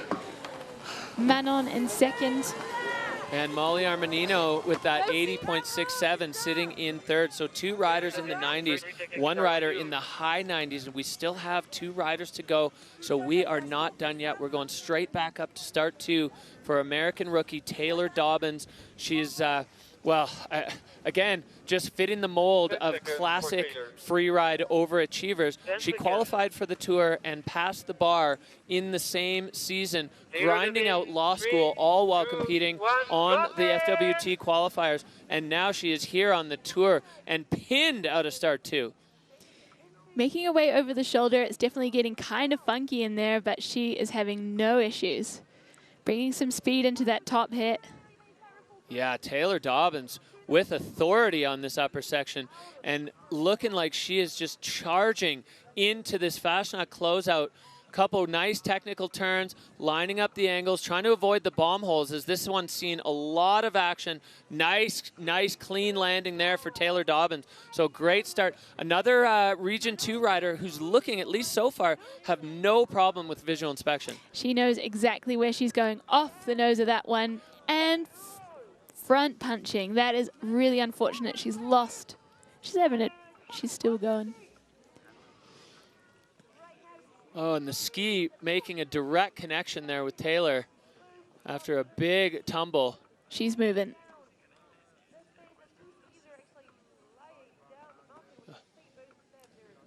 Well, her ski is just off on an adventure of her own. She's waving, she's all good. She did the Region 1 wave and then the Region 2 head tap, so double good there for Taylor Dobbins, as that was all going so well. And then just a little bit of a punch through the crust as we look back. Her top section was so aggressive and so strong. Really impressed with the line she's put together for us, and she was skiing so well. Let's see how she came unstuck. Yeah, she managed to actually push through the surface of the snow, and then the full tomahawk effect. I'm happy that she's okay from that, as that is what tells you how steep this face is, when the tommying just will not stop. So Taylor now completely stripped of all her gear. She's got 1 pole still, trying to make her way off the face with no skis. That's a tricky ask. We got the ski runner there bringing her ski down to her. See the tomahawk track there. That is impressive. It reminds you that ski boots and helmets are very heavy. When they get going, they keep going.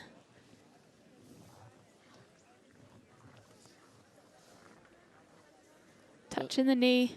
Yeah, hopefully she's all right from that. That was definitely a violent fall, going head over heels. She looks like she's moving well. Yeah, making her way over to catch her pole, and then the ski runner will catch up with her. And it looked like the other ski went all the way to the bottom.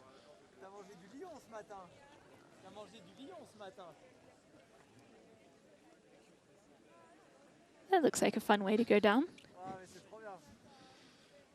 Tough start on the Freeride World Tour for Taylor Dobbins. But I think, again, you know, we saw this with a couple of other riders. We saw it with Megan Baton and with Lydia. Strong statements in the top halves of the run. Really good, strong, aggressive riding. All 3 of those women taken out by the punchy snow conditions. So there are features on the face right now where there's a little bit of inconsistency, especially if you're coming in with impact.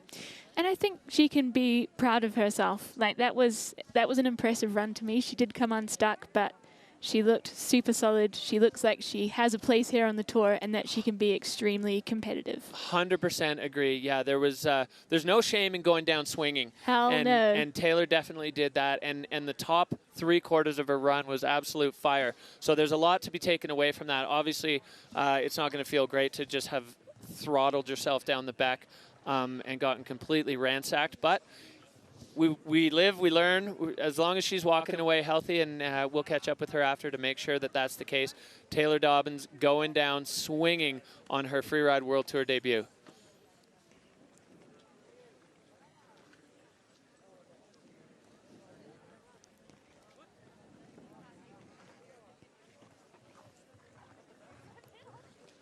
All right, well, we do only have one rider left. That is the current and reigning Freeride World Tour champion.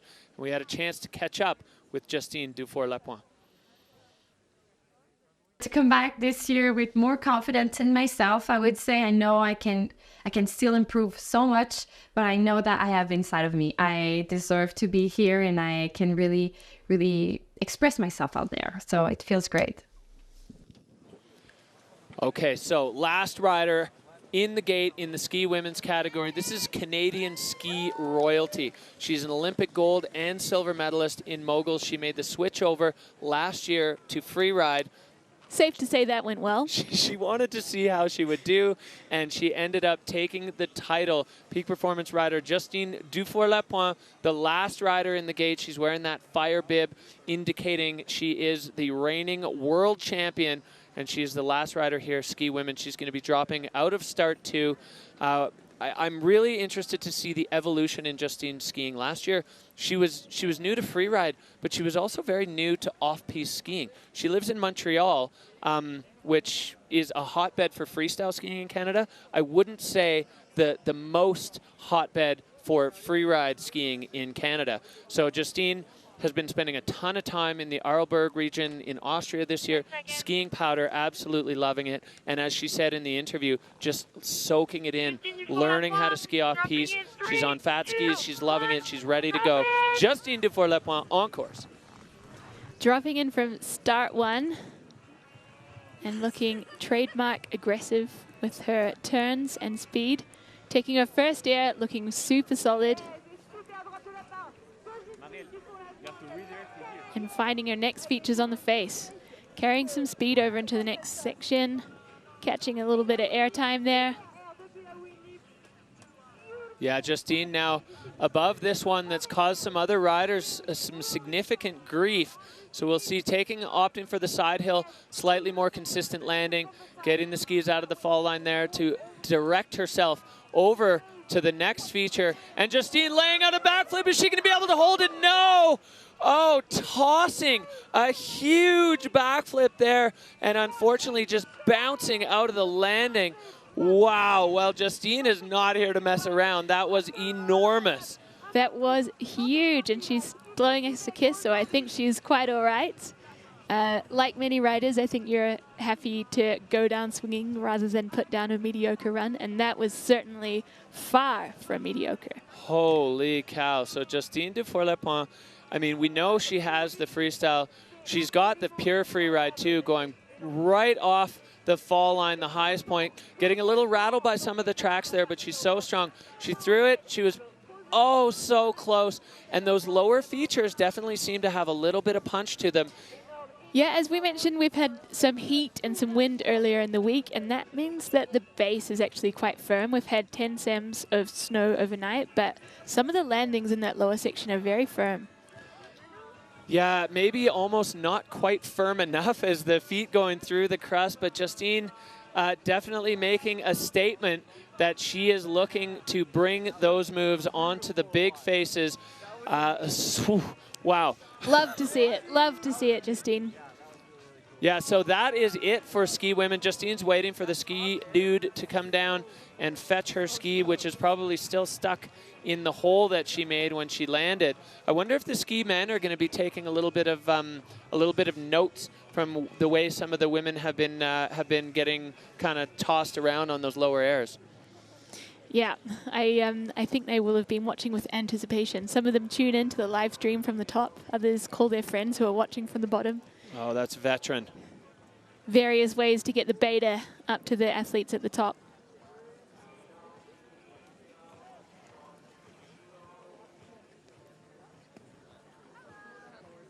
So ski runner making their way down with Justine Ski, and I wonder if the realization has hit Zuzana Vitek, because Justine was the last rider, unofficially, of course, as is everything you hear from us, but that is looking good for a W on the board for the Polish freerider, and a great return to FWT action for her. Yeah, what a journey. So she went back to the Qs last year. She placed 3rd in the Challenger Series, but then got the wild card through. And here she is in 1st position in her first event back on the Freeride World Tour. With a huge score, 97.67. Manon Lowski with a 94, and Molly Armanino rounding out the podium with that 80.67. We see the boss there, Hedvig Vessel, in 4th, Astrid Chelus in 5th, local rider Sibylle Blangeon, Lily Bradley, Addie Rafford, and then we're sort of down to the crash line there from Megan down to Taylor Dobbins, where those riders throwing down hard and not quite having their way with the Beck today. Yeah, a couple of punchy no scores there. Certainly the ski women have brought the heat. I don't think she's realized yet, Susa.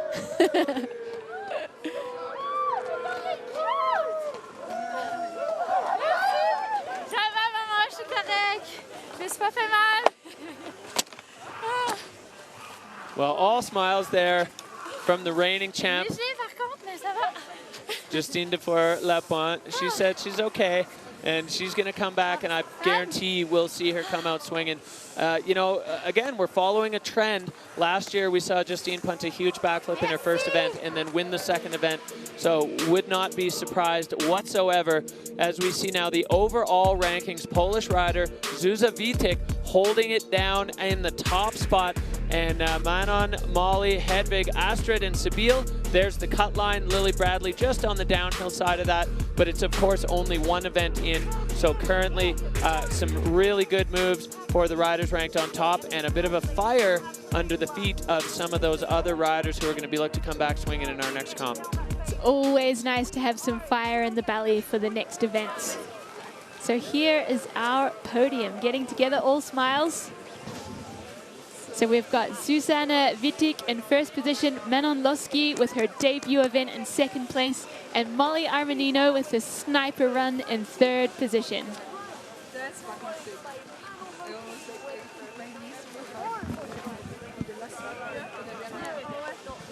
Well, what a great start for the ski women's category. We've had the snowboarders run, and the ski women now just putting on an absolute show for us.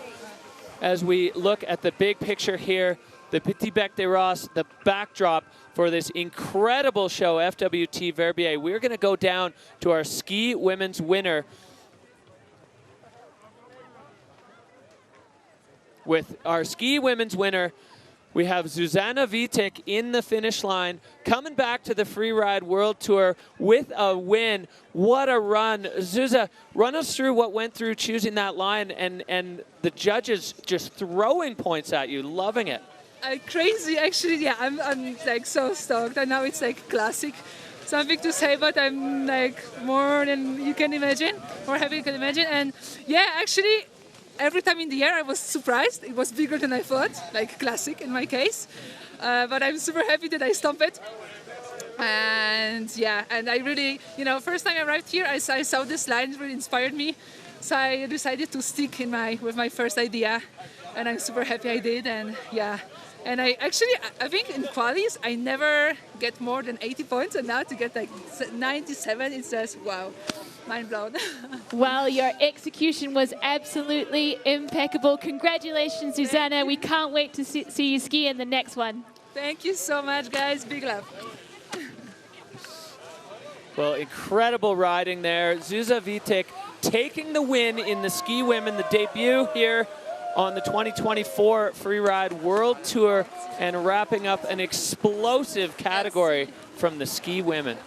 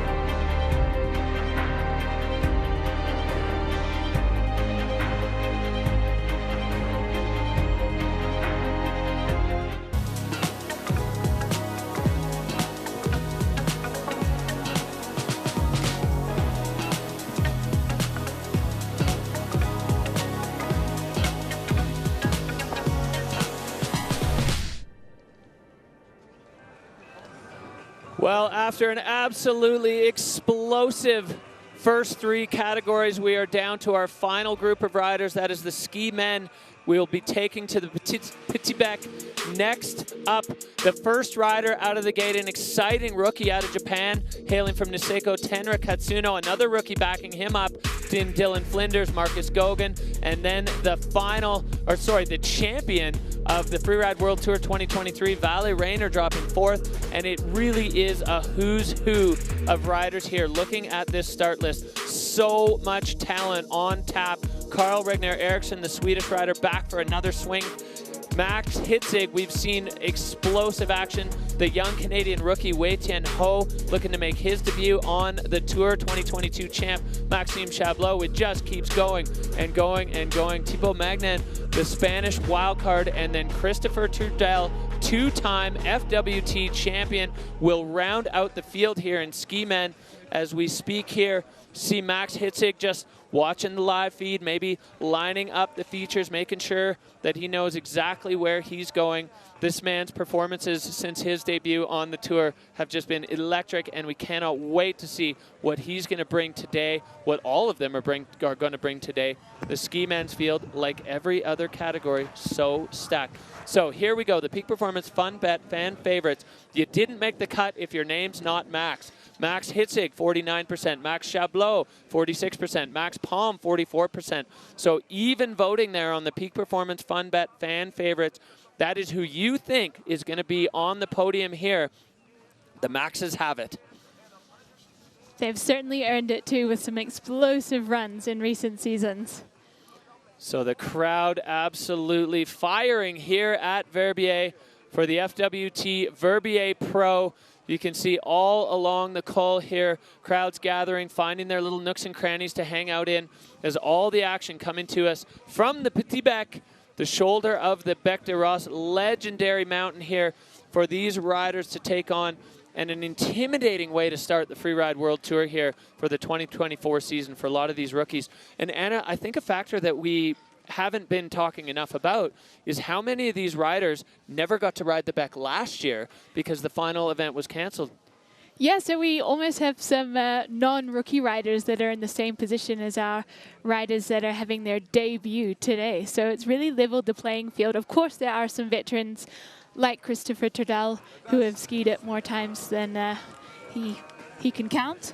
But there's lots of people it's their very first time. So I think there was a lot of chatter in the riders group when the Verbier Bec stop was announced, and there are a lot of riders shaking in their boots. Yeah, big time. Definitely some nerves, some anticipation, some excitement as well. A lot of the riders, I know Marcus Gogan was really pumped up to get a taste of it last year, and was extremely disappointed when it was canceled in the end. So all of them going to get to take a big bite out of the Bec de Ros today on the Petit Bec. And our first rider out of the gate, this man, Japanese rider Tenra Katsuno, hailing out of Niseko. He's just recently arrived in Europe. He's been very busy skiing powder and filming with the Blank Collectives crew over there in Niseko. It's so exciting. I got to meet Tenra years ago at the Junior Worlds, and he is such a talented rider. He's got a deep, deep bag of tricks, but also his actual ski technique is so solid. Honed in powder, but it's working out on the qualifiers for him. I would say it's been perfected in the hard pack of New Zealand as well. He was sent down there as a 16-year-old, speaking almost no English, and this is where he discovered freeride and built up this immense skill set that's about to be unleashed. So Tenra Katsuno dropping in from start 2. Well, Tenra with an aggressive start. This start 2 has seen a ton of action. You can see some rocks already getting exposed there as he makes his way fast and fluid above the exposure and popping into the fall line there for Tenra. Looking silky smooth because this snow is looking quite cut up, taking a feature that no one has yet and linking together, clearing that rock in the landing. That was absolutely huge. Oh yeah, Tenra getting an extra feature and getting himself perfectly lined up. A quick 360, almost looked like it didn't even affect his turn shape. And Tenra with a big backflip now, stomping it clean. What a debut on the tour, and he's not done yet. Now, still some action to come on the lower section of the Petit Bec as he makes his way towards the Windlip. The Windlip hasn't been functioning as much as a big money booter as we have seen in years past. Really hard to hold the speed, but Tenra floating a 360, just popping it around at the end. It kind of looks like some of the riders are expecting a little bit more air off it, and then the in-run just saps the speed. Yeah, I think it needs to be buffed out a little bit before you can carry speed in for some serious airtime there, but he still made good use of it. Well, what a start from the young Japanese rookie. First run on the tour. The snow was awesome. Something you need to know about Tenra is the time he's spent in New Zealand has given him just a little twinge of a Kiwi accent. Which I love, and I love the way he has laid it down on his first run on the tour. That was a beautiful back. He's so relaxed, so laid out. The snow was awesome. The statement from Tenra Katsuno as he makes his way through the finish line and locks in his very first run on the Freeride World Tour. I'd say from the moment we saw him as a junior, it felt like it was destiny for him to be here, and for him to bring that performance to his very first run, absolutely incredible. The judges rewarding him with an 86.67. They are going to run out of numbers with scores like that going down already from the first rider. But I will say, at least in my opinion, extremely well-deserved. I couldn't agree more. Really stoked for this kid to put down such a solid debut. Well, he is hyped on that. And that was only the first rider. We have 22 men in the ski field here today, so expect non-stop action from top to bottom. Every single category has delivered that, and we are straight back up to the top. The Utah native, Dylan Flinders, he was injured last year. He didn't get to take the start after he qualified out of the Challenger Series in 2022, unable to start. Thrown the injury wild card back on tour. Dylan Flinders, Dina-Star rider. He's, again, he falls into the category of wild overachievers on the Freeride World Tour. He's a professional downhill mountain bike racer in his spare time, suffering a big injury actually this summer in Schladming on the downhill bike, but he's all recovered and he is fired up and ready to launch his Freeride World Tour career here in Verbier. Dylan Flinders, 3, 2, 1. Getting the last good vibes from the top, from the crew at the top, and then firing in from start 2. Taking an alternative line here, taking some air into this tiny chute. Oh, I love that. Not so many tracks over there. And Flinders, you know, he's coming from Snowbird, Utah. He likes to ski powder, roasting his way over that high traverse above the La Bamba, and now right into the meat of things. Instead of a double, just taking the whole thing as a single, absolutely pinned for Dylan Flinders. And looking like amazing control in between each feature. Yeah, so strong on the skis as he just billy goats his way down, popping his way, a big air off that lower one, kind of giving me Leif Muma feelings here with that pristine ski technique. Dylan Flinders roasting his way down the Petit Bec for his Freeride World Tour debut. Yeah, he's got some nice turns on him, bringing some speed into the Windlip, floating the 3 around. Yeah, just adding those air and style points.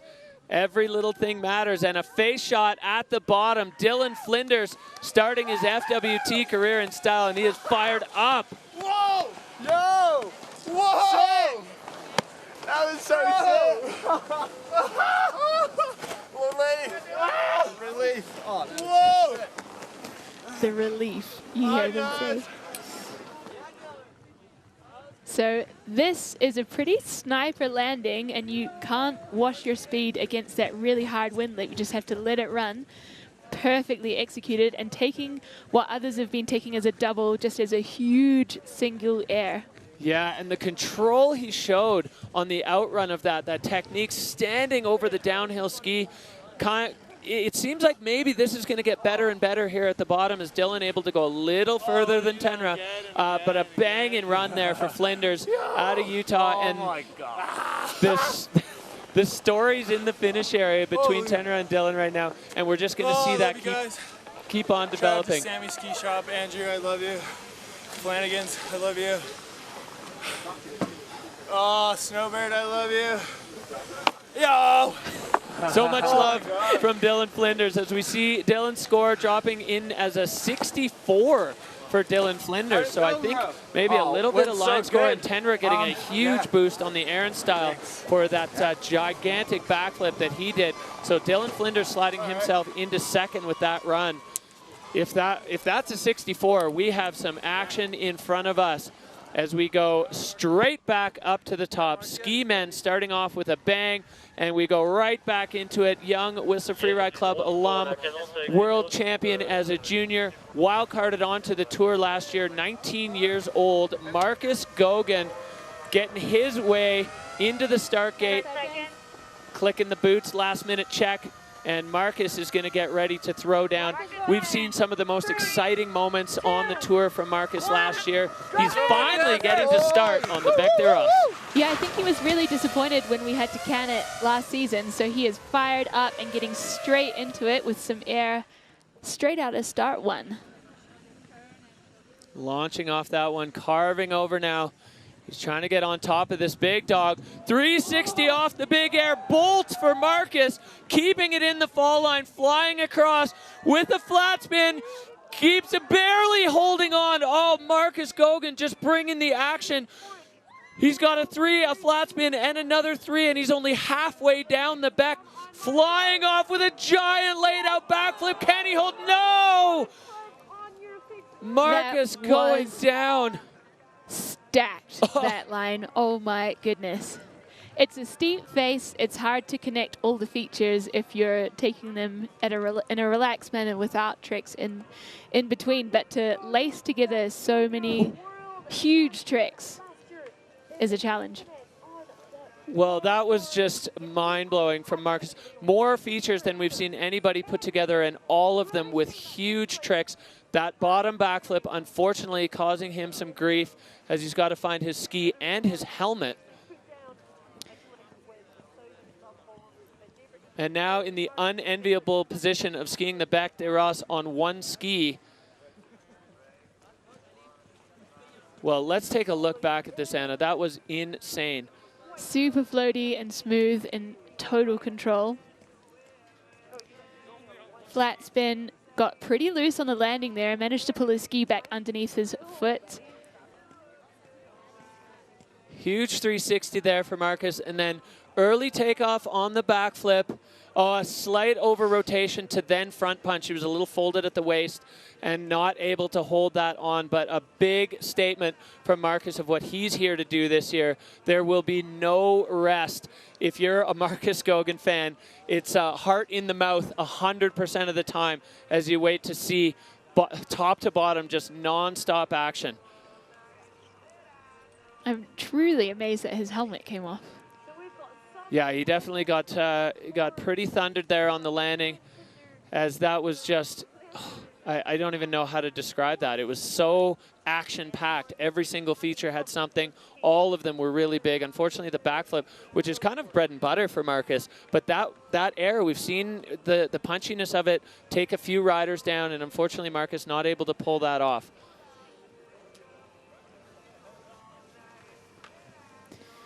Okay, well, 3 riders in, and I didn't know whether to tell you, Derek, that you actually spat across the booth when the tricks just kept coming. Yeah, that can happen. That can happen when you get fired up watching the Freeride World Tour. You see Max Palm there, Tenra Katsuno sitting in the hot seat. Oh, that was an insane one. Where'd my ski go? You dog. That was sick. Marcus still has not found his ski. It's up there somewhere on the back. Where did you helmet? Yeah. My helmet flew off. You forgot. Is that Gogol?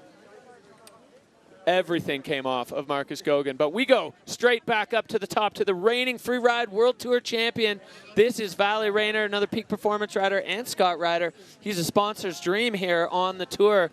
And of course, there's nothing that gets the sponsors fired up more than an FWT title, and Valley holding on to that. He's got that hot bib on with the flames on the bottom. This is your reigning champion. He's going to be looking to back that up this year, no doubt. Mr. Consistent, Vali Rayner, we got a chance to catch up with him and dig into what makes him tick. I think the key to become world champion is just not to have too much thoughts about it and don't plan it too much. It will happen sooner or later. Well, there you go, kids. Don't make a plan. Tell your mom that. Yeah. Words from the champ. That's the key to doing it. We're seeing the rest of the field up there. Jackson Bathgate getting ready for his debut. But right now, it is the time for Valentin Rayner. Vali, absolutely consistent. Last year, he was put in the unenviable position of having to requalify, or sorry, previous to last year, of having to requalify. And he took those lessons that he got out of the Challenger and applied them absolutely perfectly and went from not able to requalify to World Tour champion. So a real sort of testament to some tenacity, some grit, and a real openness to learning of how to get it done. Definitely, and I made a joke about his suggestion not to plan to become world champion, but I really do think it's important to balance the extrinsic and intrinsic motivation from an athlete's perspective. If you focus purely, if you be too calculating and just look at the points you can generate from each feature, you might not be following your heart and really going for how you can express yourself the best. Whereas if you ski what speaks to you, you're going to have fun that's going to be communicated to the judges, to the fans, and usually scores quite well. Yeah, it allows you to keep a little bit of looseness in your skiing, which I think is so critical for these athletes. Not get hung up on the outcome goals, but just focus on the process. Let your skiing do the talking, and the rest of it will take care of itself. And it worked out for Vali Rayner, holding on to that world champion title and the hot bib in the first event of the year. He's another one who's been really enjoying the recent powder conditions in St. Anton. It's been just a banging start to the season in the Alps. He's skied a lot of really, really good runs. And been having an absolute blast doing it. He's been on fire lately, so let's see if he can stack up to that initial run in the ski men's field that we saw from Tenra. He's looming up there in start 2. Looks very impressive from this angle. All right, here we go. Vali Rayner. Vali Rayner. 3, 2, 1, drop it! Dropping in from start 2, our current world champion. Working his way, getting a bit caught up there, but making it work. Taking a lot of speed through here and committing with so much speed. Oh, hectic pace from Vali Rayner. He went out of the gate like a dog in heat, and he has not let his foot off the gas. Coming in here with a floating 360, perfect connection back to the snow. Lining up a big backflip. Oh, can't stick it. Too big, I'd say. Looking like he took that a lot farther than the rotation wanted.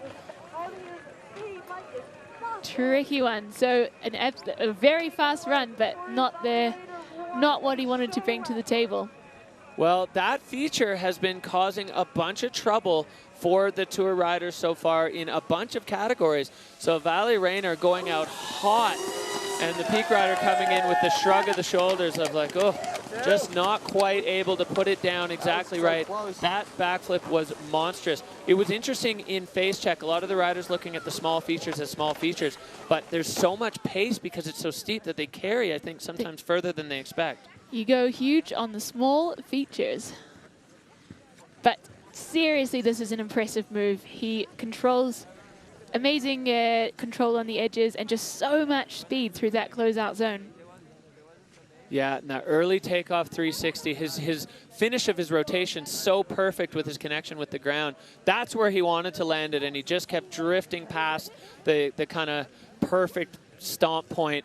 And I mean, there's nothing you could do. He stretched out as much as he could to slow down the rotation, but once you've got it, it's hard to get rid of. Physics.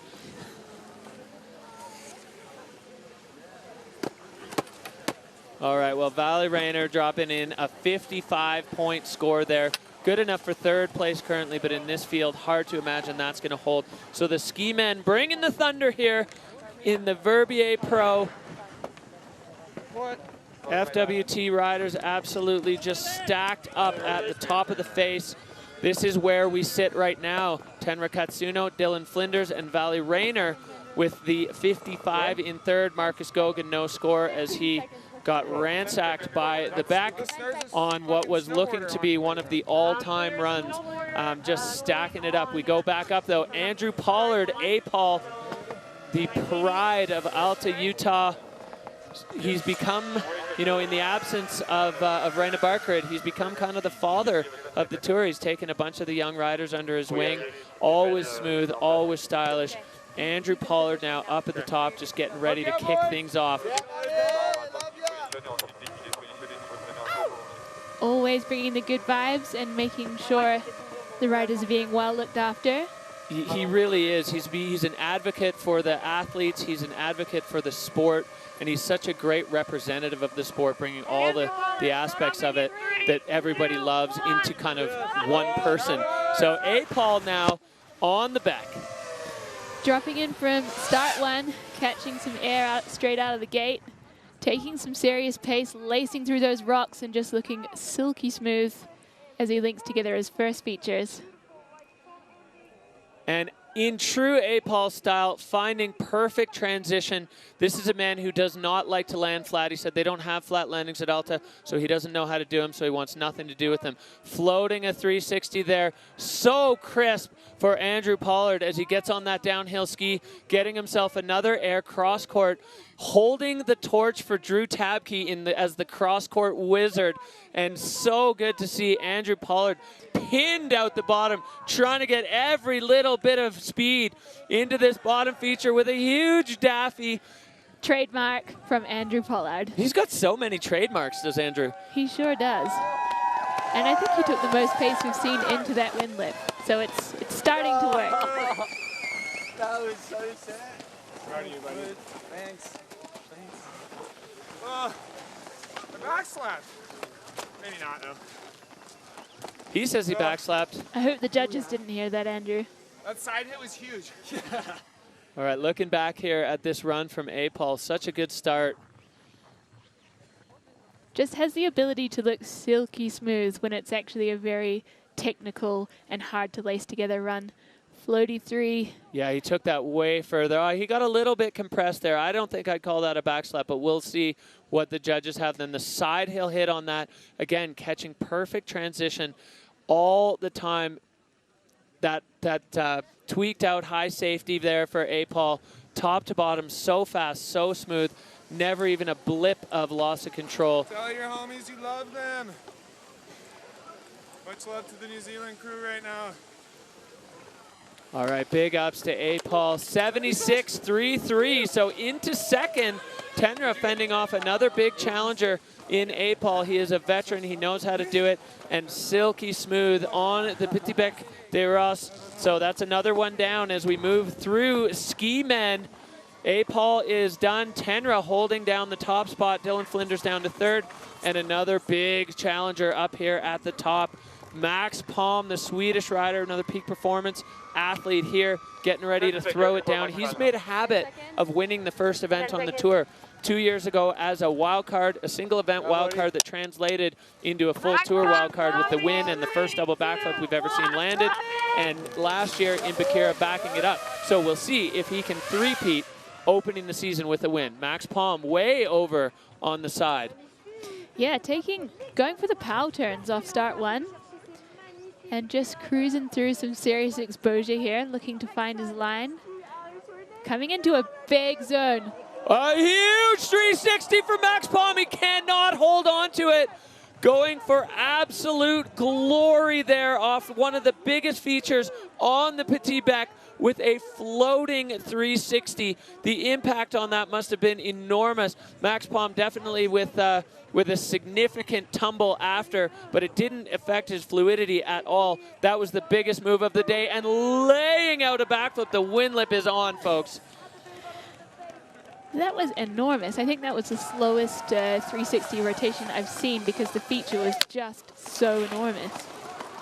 Wow. Well, Max Palm really putting one down. Him and Marcus have been spending a ton of time together, and both of them taking their crazy pills, going for just the monstrous moves here on the back.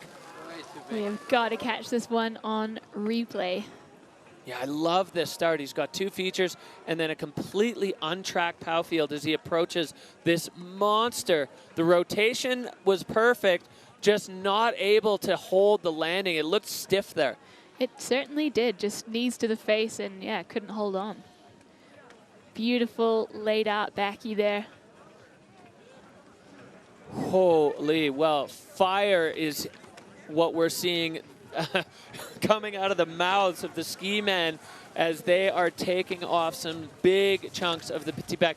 You look at that line there on the line tracker over the biggest rock in this whole area, and Max Palm just tossing a 360. The rotation was perfect, just looked like the landing was a bit too firm for the impact that he brought down. Indeed, and we've got his skis in shot there. Christopher Turdal told me that Max has always been a huge advocate for long skis well into the 190s and was always making fun of people on shorter skis. And this season he is dropping in on 184s. So let's see if he continues with that at the rest of the events. Yeah, I think he's just enjoying the kind of playful aspect of those skis and his ability to throw them around as we see the big picture here of the petit bec. It's only petit on a relative scale to the big bec. It is still a giant, giant chunk of terrain, and these riders making the absolute most of it here. FWT Pro in Verbier, kicking off the season for 2024 on the Freeride World Tour by Peak Performance. It is firing here. We saw snowboard men, snowboard women, both electric. The ski women went off. We saw some really, really stellar runs. And then, of course, we saw some riders going down swinging, and no change in the atmosphere for ski men. We've seen incredible stomped runs, and we have seen some moves not quite go to plan from these riders, but everybody throwing down today. Thrills and spills, and it's interesting to see the different categories use different sections of the face. All right, another young rider out of right here in Verbier, his second year on the tour, 3 times in the top 10. Him and Martin Bender approached me this morning and said it's really important that I mention that they love gorillas. So for all the gorilla homies out there, Simon Paradin is doing it for you. Working his way through from start 2 there. Cruising past that one to take the high traverse over. Yeah, high speed. And taking off a big chunk of this serious exposure makes it, that was huge. Stomping there, the first stage of the La Bamba. Simon Paradin going now into another untracked zone with a big 360 and unable to hold on. Something. Oh, his airbag's deployed. He's got the full yard sail there. And he's waving. He's all good. For Simon Paradin, just releasing all of his gear on an enormous move. And there's the gorilla chest beat. Love it. Something I love about Simon's riding is that he's a tall guy. And it's actually hard to look steezy and smooth and technically on point as a tall guy. And he really makes it work. He is a beautiful skier to watch. Yeah, that was a bold performance there. This air, absolutely massive. Over 2 shelves of rock, stomped perfectly, and then a ton of speed as he floated this 360. See if we can see where it went wrong. I think his skis shoot out as soon as he makes contact with the ground. Just puts him back seat. There goes, he blew a shoe. Yeah, that was a big impact. There's a very few spots on this venue that it's not really, really steep in the landing, and he definitely found one of them, and his ski was not having any of it, where he blew it out. The airbag deployed, poles and skis everywhere. Another rider going down swinging for some big moves here. So Tenra sitting pretty in the hot seat right now, watching a few big threats throw their equipment down the Bec des Rosses as they tried and unfortunately not able to stick, but some incredible moves coming from these riders. We are seeing the level elevate from all the riders, and now he kind of looks like Batman with the cape just floating out the back, or Gorilla Man. Absolute superhero. You can hear the local crowd going off. Yeah, the people's champ here. Oh, God, so. He is all smiles, happy to go down swinging. Oh. There is the gorilla. What an animal. Love to see it. Yeah, you got to respect the send there. The tall man for Verbier throwing it down on his home turf for the home fans. And we are back up to the top. Another member of the Overachievers Club here, Colton Schaff. He was the champion on the Challenger Tour in Region 2 last year. He is also holding on to a master's in civil engineering and actually working as a civil engineer on parallel with his career as a pro skier. So Colton Schaff now looking to get it done. Very first run on the Freeride World Tour, and it's on the back. Nervous, excited, all of the above. Colton stoked with his line and really happy to be here with the crew. Dropping in from start one, taking the same air that a bunch of riders have taken just to get a little bit of air under their feet before they get started in earnest. And it's looking a little bit chopped up in this section at this point, but he is looking solid with his technique, carrying some speed. Going to this cross-hill wind lip, tweaking out the Eau Claire grab, and now coming in with some pace here, Colton. The 360, clean landing, nice connection back into the snow. Now this one's gonna get our hearts in our mouths as we've seen backflips go wrong here, but Colton holds it strong. A great run for the American rookie. So really, really good. That one has definitely had mixed results so far from the field. And Colton now with a head of steam into this low wind lip, popping a big daffy and catching transition. Colton, as long as he can hold on, I'm not even going to say a word. All right, he's through the finish. His travel companion there, Dylan Flinders, along with Kendall Goodman. These three have been road tripping around Europe for the past few weeks, having an absolute blast. And Colton Schaff there putting one down. It's been a while since we've had a stomped run, so great to see Colton light it up. I think that will boost his confidence immensely for the Freeride World Tour stops to come. And he looked really solid, great technique, clean landings, held it together through that chopped up snow. And then coming down to that heartbreak hotel that's really ruined a lot of riders. Yeah, big 360 there, no question of control. Laying out the backflip, stretching it out, and nice connection, absolutely to bolts. And then Colton coming down and just tossing, that was almost like an inverted back scratcher. Love to see it. He must have like goat knees or something that can operate on multiple planes. So Colton Schaff with a great debut on the Freeride World Tour as we wait to see the scores come in for Colton. Going way up in 77, and Colton into second place right behind Tenra Katsuno. Great way to start a career on the Freeride World Tour. You can hear the gorillas going bananas in the crowd there.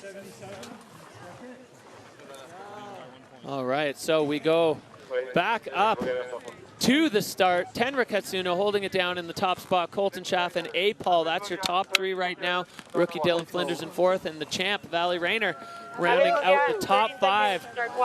Hold on to your seats, buckle up your boots. This is going to be exciting. Abel Moga, the Spanish rider, he didn't make the cut last year, but requalified through the Challenger Series, coming in a tie.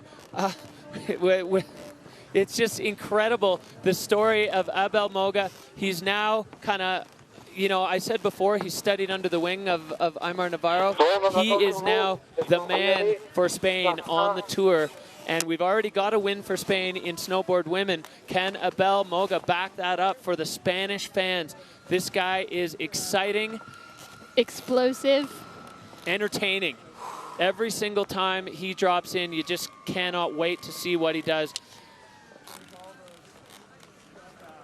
We're getting an okay sign from Tenra. 10 seconds.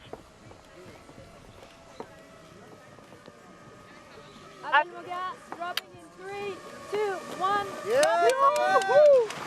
So Abel Moga dropping in from start one, hopping into the face there, finding his line, making some nice turns through this chopped up section, lining up his first hit. Yeah, he's got a big dog underneath him, stomping that and picking up a whole ton of speed as he comes in above this big chunk of rock. Abel Moga now lining up another big one, sliding the speed off so he can find the right angle of takeoff and connecting perfectly with a bunch of speed over everything. Oh, Abel Moga going for the biggest air of the day. The gap in his track from takeoff to landing enormous as he took off the highest point above the big cliff, carrying over that. That was phenomenal. He is moving around looking okay, but he just caught the air time of the day. He's giving us a wave. He has exploded his airbag, but he's looking in good shape. I think the Spanish fans will be on the edge of their seat down there. Well, Abel carrying on tradition for Spanish freeride, going absolutely enormous. This sizable air, and then he carries a lot of speed, takes off here, flies over the next cliff, and just loses a shoe on impact. Not able to hold on to that, getting stretched all the way out. I think it really speaks to how steep this venue is, and when you're trying to lace together features like this, you really need to account for the speed that you're going to pick up on your way down. Well, the ski men going absolutely buck wild today. Some enormous moves being bitten off on the Petit Bec, and definitely a mixed bag of results from the riders so far. We've seen some really good stomped runs, and some riders just going a little too deep into the locker and not able to hold on to it. I think we've got bluebird conditions, good snow, an exciting venue, and everyone's getting a little bit carried away. Yeah.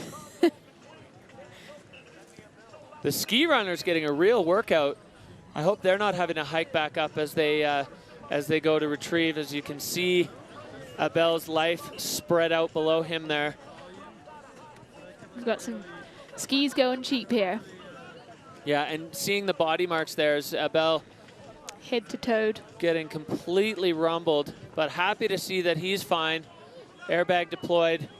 Impacts like that are incredibly tough on the body and the equipment, but happy to see Abel. Seems like he's fine. I mean, this guy is made of muscles.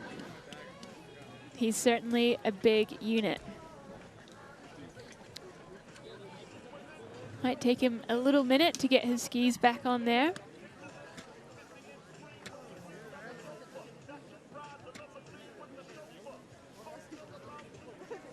Yeah, ski runner giving him a hand there.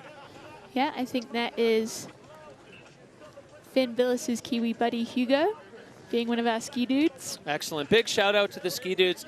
I mean, they're standing up there and then called into action, and definitely seeing a ton of work from the ski dude community today, collecting the gear from some of these riders who are just going absolutely buck wild on the face. Abel Moga now making his way down, cape out, as we saw from Simon Perrodin.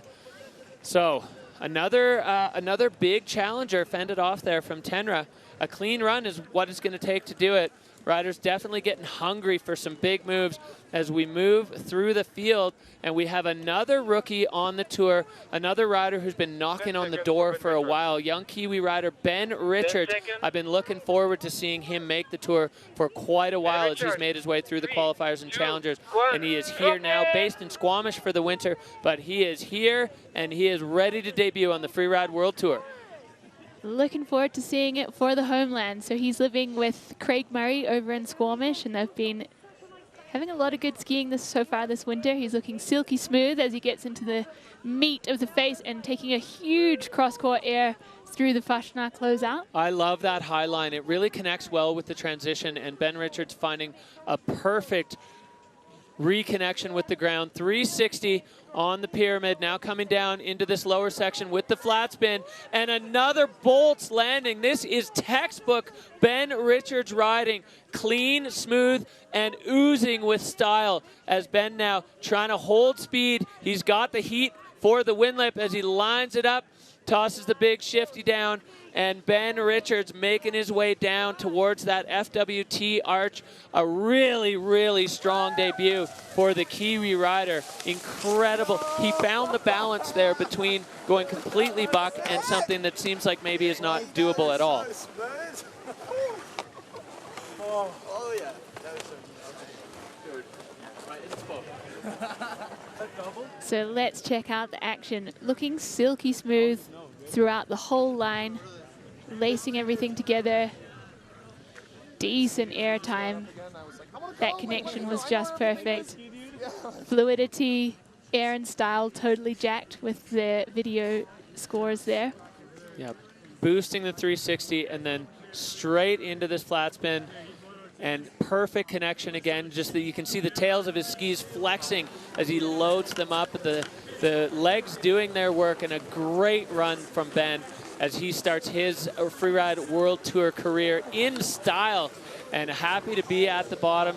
Stoked for all the friends in New Zealand that are watching, and all the Kiwis in Innsbruck that might not have been able to make it out here. That's a big statement for the Kiwi community. After landing in my second hit, the double.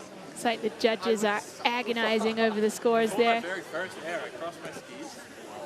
I was like, yeah, that was good. All right, here we are seeing the score come in for Ben, 85.67. So jumping in just behind Tenra there to move himself into second. Great statement from the Kiwi rider, trying to find his way out of the camera shot there at the bottom. That's okay, he wasn't confused on his line, doesn't matter what you do in the finish. All right, well, we go back up to the top of the Petit Bec. We go from rookie to veteran. Peak performance rider Carl Regner Eriksson.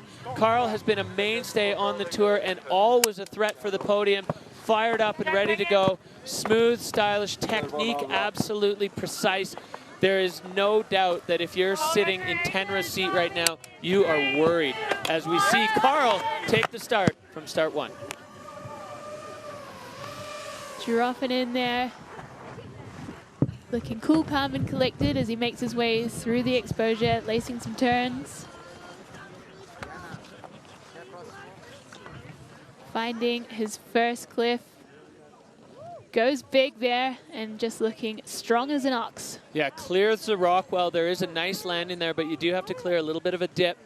Now Carl coming into this low section, this bend. Letting the slough clear as he takes it fall line, huge, and another perfect connection. So Carl Regner Eriksson, blink and you missed it.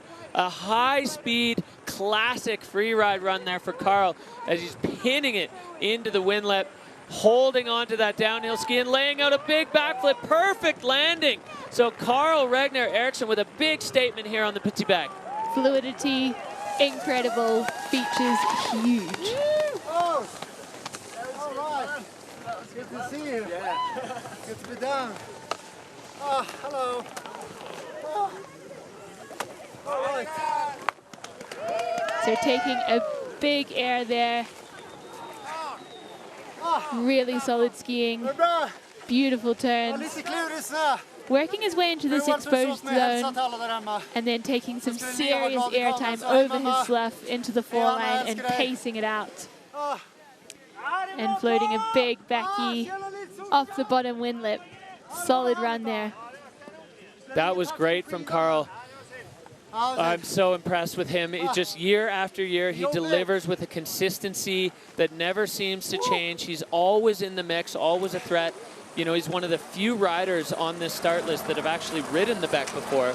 So he's got definitely a bit of a veteran's advantage there as the score racking up, and he's into third with an 81.33. So another big threat fended off from the young Japanese rookie, but a big result there for Carl as we've seen some big dogs go down hard today. Carl's going to have a keeper result from that, although there are still a ton of riders left at the top, and all of them want a piece of that podium. So no guarantees yet as we're just around the halfway mark here at Ski Men. Tenra, Ben Richards, Carl Regner Eriksson. That's your top three. Colton Schaff and Apol into the 4 and 5 position. And we're going to go back up to another one. I mean, I almost feel like I just keep repeating myself that this one is a real danger. But every single rider that we see drop out of that start gate is a huge, huge risk for the man sitting at the hot seat right now. As we look over here, Carl exchanging hugs there with Marcus Goguen, telling stories about how it went for them. They had quite different experiences, I'd say, on the back. I would say so. And Marcus will be really happy to see his compatriot come down in 2 riders' time. But first of all, we've got a big heavy hitter from Austria. Yes, that's right. It is Max Hitzig. Max made an explosive debut as an event wildcard in Fieberbrunn 2 years ago, winning the event and winning it, I'd say, comfortably on that run. And Max now a mainstay riding out of Germany. You've seen here all of the riders up at the top, some of them watching the feed, some of them just trying to figure out what's going on. Max with that freshly minted Red Bull helmet, picked up from F1 superstar Yuki Tsunoda. It was one of the best Red Bull helmet deliveries I've seen. They do always a good job on that. But Max Hitzig, he's so exciting to watch. He always looks really calm and collected in the air. You never really see him put a foot out of place. I wonder, you know, we've seen 2 different approaches today. The completely balls out haywire approach and the slightly more reserved, and I can't really call Tenra's run reserved. But Dialed in. Yeah, dialed in. It was stickable. So let's see what Hitzig does. Usually he kind of finds a balance between those 2 things. It looks haywire for other people, but he never makes it look haywire. I don't think we've ever seen him wind down the windows. No, he's silky smooth in the air, and yeah, has incredible air awareness. And I am very grateful to his family for convincing him to start his freeride career. He was just an enthusiastic freeride skier that did not compete until his mum told him that it could be fun and he could consider it. And then we saw that impressive rise to the Freeride World Tour. Yeah, and every single time he takes the start, there's some highlight reel moment. We saw it in Kicking Horse with one of the biggest backflips we've ever seen on the Freeride World Tour. We saw it in Fieberbrunn with a transfer that we've never seen anyone do before, and then it immediately translated. We saw one of the riders on the Challenger event directly after try it. There's just so many moves that he has done in his very short FWT career that have been truly pioneering on the faces that he's on. So let's see if he's got something in his eyes that we haven't seen yet on this face.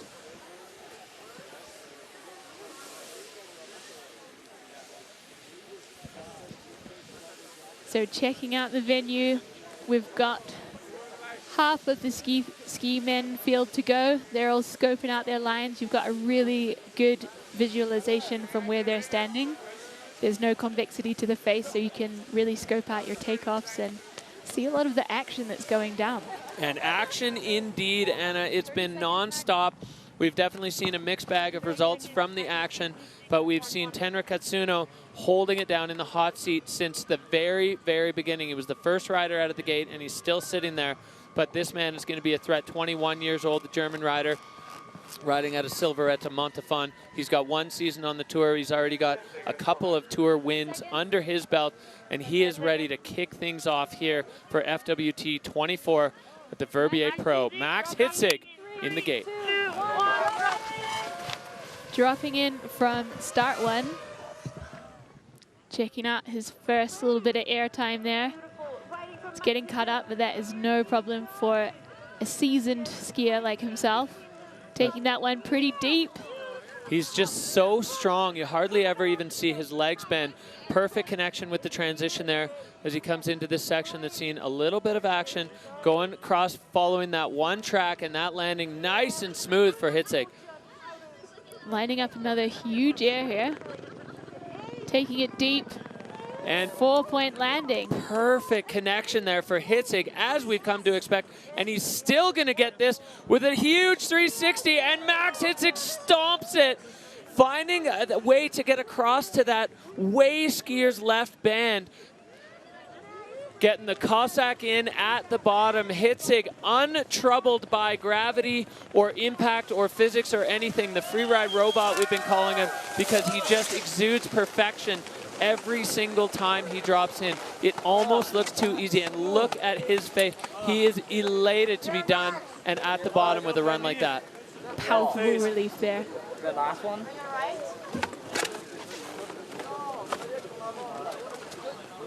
May caught the knees to the face on that one. Let's check it out on replay. So taking that one cross court, going a bit deeper than the previous skiers. And taking this one really deep. Yeah, Max. Yeah, bro.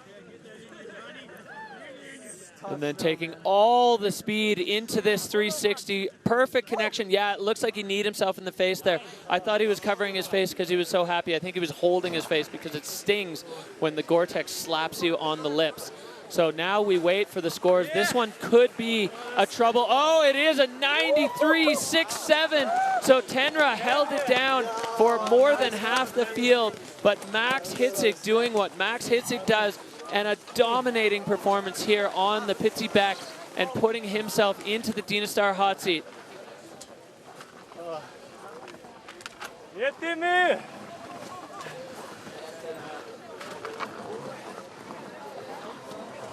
No time for the hot seat. Yeah, he's off for a cuddle with his mates. Find his way. So a little shuffle there, a big shuffle in the podium standing so far as Hitzig taking the lead with that 93.67. Tenra Katsuno now still in podium contention in second, and Ben Richards in that third spot as we go back up to the top. Whistler Freeride Club's own, Whistler's own, Wei Tian Ho, 19 years old. He kind of dabbled last year. He was given a wild card for the Challengers, but he didn't want it. He said he needed to earn it, so went to Crystal for the 4-star and won that, earning his way onto the Challengers and going into a completely untouched zone. Incredible to be able to still find powder here this late in the game for Wei Tian Ho. He's got himself into a spicy zone here. A lot of exposure. Takes some air, makes it a double, laces his way through. Incredible control there. So technical there for Wei Tian on that upper section. Nobody else even looked at that. And Wei Tian now coming cross-hill into this extremely exposed section. Rock ride, double, Wei Tian Ho clean through there, going pure free ride as he now comes down into the lower section with a huge 360. Can he hold it? No! Oh, Wei Tian Ho with one of the moves of the day and the biggest 360. I mean, I don't know where between him and Max Palm. He's tapping the helmet. Looks like he's okay. Wei Tian had a run going there, and unfortunately, at the very end for the peak performance rider with a huge 360, that one just unable to stomp. And also to add, he's battling with a bit of an issue with his foot. He has a gaping hole in his foot that he's had to kind of battle with. Yeah, it's tough. So look at this section coming in, the slough just pouring down, click, clack, and out, getting control there, holding on, getting on the downhill ski, perfection in technique. And then this part, so technical, so exposed, rock ride to huge double. That was a lily pad that he hopped on and off of there. Really incredible control. And then this 360 just going too far, and that landing so stiff. Wei Tian unable to hold on. So close to perfection for the young Whistler rider. Big hugs for Hitzig.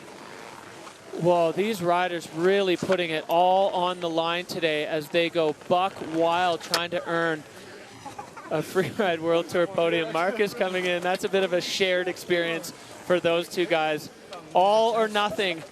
Wei Ho and Gogo, they had a rough time on the face today, but put together an incredible show. Yeah, and definitely a statement from those boys that when it comes together, it's going to come together big time as we go straight back to the top. The action never stops here at the Verbier Pro. This is 2022 World Champ Maxime Chablot, another one who kind of falls into the category of Hitzig. You very, very rarely see him fall. He's always crisp and clean. He's so strong. You know, he's trying to balance being a pro skier and a professional kiteboarder. And so far, the balance seems good. He's a 3-time World Junior Champ on the kite. He's a Freeride World Junior Champ and Freeride World Tour Champ. On skis, he's pretty much awesome at everything he does. And Maxime Chablot is on the back. Multi-talented, dropping in from start one. Catching some air there. And making quick work of this techie section. Yeah, getting himself into a serious piece of terrain, airing over the whole double bottom step. Catching some air into the next section.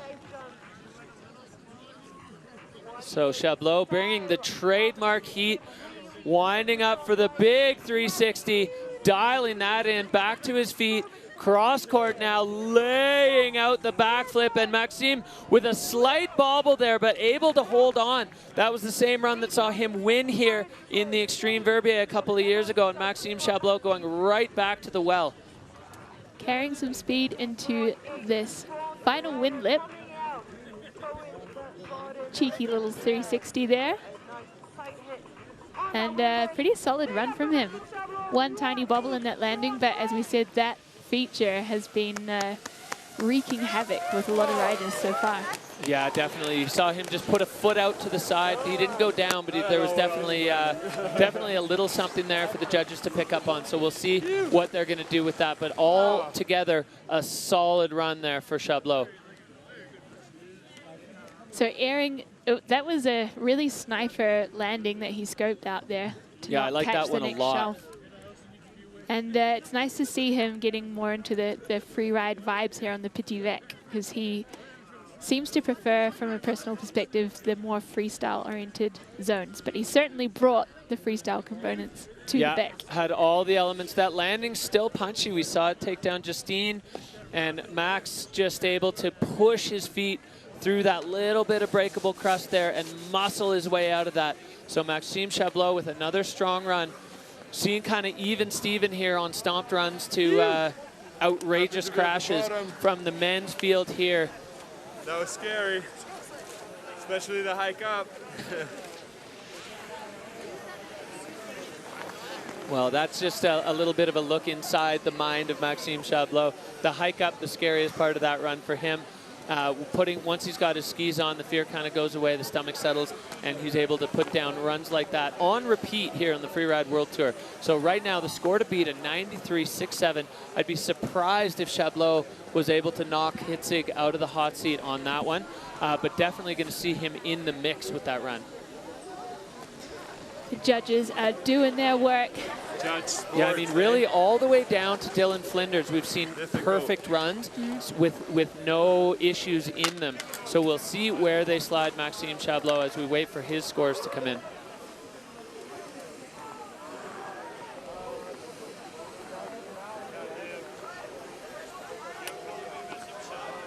This has got to be the most stressful time for any competition rider. You're waiting for that score to drop. You've done your part now, and it's in the judges' hands. That's a judge sport. It takes time, and we can't rush the numbers. That's right. Yeah, the judges putting their time in and putting Maxime Chablot into fourth with an 81.67. So a big score there for Chablot. Not quite in the mix for the podium, but we've seen Maxime often. He's a slow burn rider. He'll start with something that he would describe, or he has described, as slightly mellower, and then ramp it up as we get to the venues that he likes a little bit more, or that he feels fits his style a little bit more. So that will push Carl Regner Eriksson down into fifth position, as we're a bit over 2/3 of the way through the ski men's field now, and we go straight back up to the top for another exciting rider. Blake Marshall, another one making his way off the tour with the cut, and then back to the challengers, and the Kiwi rider Blake Marshall back on tour and back on course right now. Dropping in from start 2, getting a bit hooked up there. I think there's some rocks poking through and a lot of rutted snow. Yeah, hopefully that's not going to rattle Blake's confidence. Looks like it's not, as he goes straight back into the fall line, pinned now down into, oh, he's looking at a high take on the Fashionat mandatory and going a completely new direction. 360 over the rocks. Blake Marshall now stuck in the fall line as he flies off this bottom feature. And he can't hold it. That was spicy. He went so far off that the ground just falls away. It's so steep, even though you're approaching the bottom section. Blake Marshall, he's all good. Another huge move, just not quite able to hold on. This has become a recurring theme here, a lone ski or a bunch of skis just scattered, strewn down the face as Blake Marshall hung up in the fall line and then just not able to get well, any direction, so having to go right off the top ropes. Yeah, we've had a good third of the field have pretty explosive crashes so far. So no one seems to be holding back here on the Petit Bec. I hope Blake is good. That was gnarly. Yeah, well. It was gnarly, but he gave us a wave, so feeling confident that he is okay. Yeah, I'm good. I'm good. Good. Right now, good, but we'll see tomorrow. Well, that really tells you the story. You wanted to break, right? Yeah, but I couldn't. As we look back here, Blake Marshall taking such a cool approach to that mandatory air pioneered by Geraldine Fashnat, and then going huge on this 360 over the low shelf, connecting with it, but not able to really slow down at all, and then flying off that one. Yeah, you know what they say, pickles are good until you're in one, Derek. I love that 360. That takeoff didn't even have a track on it. So Blake Marshall, even this late in the game, much like Wei Tian Ho, finding a different approach and a different option on the face, but not quite able to hold on. Speed control really, well, critical, I'd say, on the Beck today. But how to speed control if you're just hopping from pad to pad? This is the thing on this venue. It's so steep. There's not much space for braking. Yeah, no time to slow down. All gas, no brakes. Blake Marshall getting huge cheers from the homies at the bottom. Big hug from Max Hitzig. The shared experience of all of these riders putting it on the line for glory. Oh, wow. Oh, it sucks. I was like in the air and I was like, come on. If I land this, this is it. Oh, that's just too big. You heard it from the guy. That sums it up. I think that was a better explanation than we could ever give. Just a little too big there for Blake Marshall. Rolling on with Ski Men here at the FWT Verbier Pro. Back to the top. Another exciting rookie out of Region 2. Kendall Goodman riding out of Utah. Another Snowbird local. Kendall, the absolute epitome of style. He got his sponsors to make him this custom kit in, as he said, the custom size that he wanted. Giant pants, giant guy, giant style. This might actually be a pretty good tactic. Maybe if you have really big pants, they'll do a little bit of braking so you don't have to deal with the speed you pick up on the way down the venue. Well, so looking forward to Kendall debuting on the Freeride World Tour, getting straight into it off the top and into a spicy section. There's only one track off that. Kendall making short work of the upper section here on the back.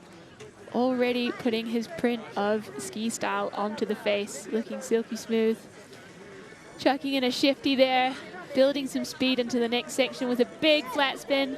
And perfect connection. So Kendall Goodman now on the downhill ski, moving over to this next feature, flying off that right into the pocket. Kendall now with a ton of speed, and he's still got more to come.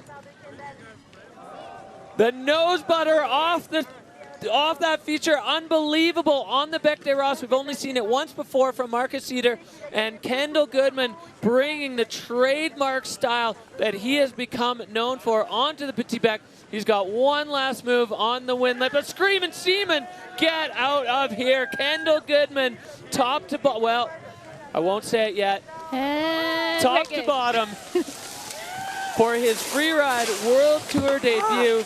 He had a flat spin, he had a nose butter 3, and a Screaming Seaman off the windlet. Absolutely true to form. Big hugs for his homie, Dylan Flinders. These guys have been riding together, touring around together, and great to see Kendall Goodman lighting it up here at the FWT. So on the replay there, putting style into every move he makes. This was so smooth. Perfect landing.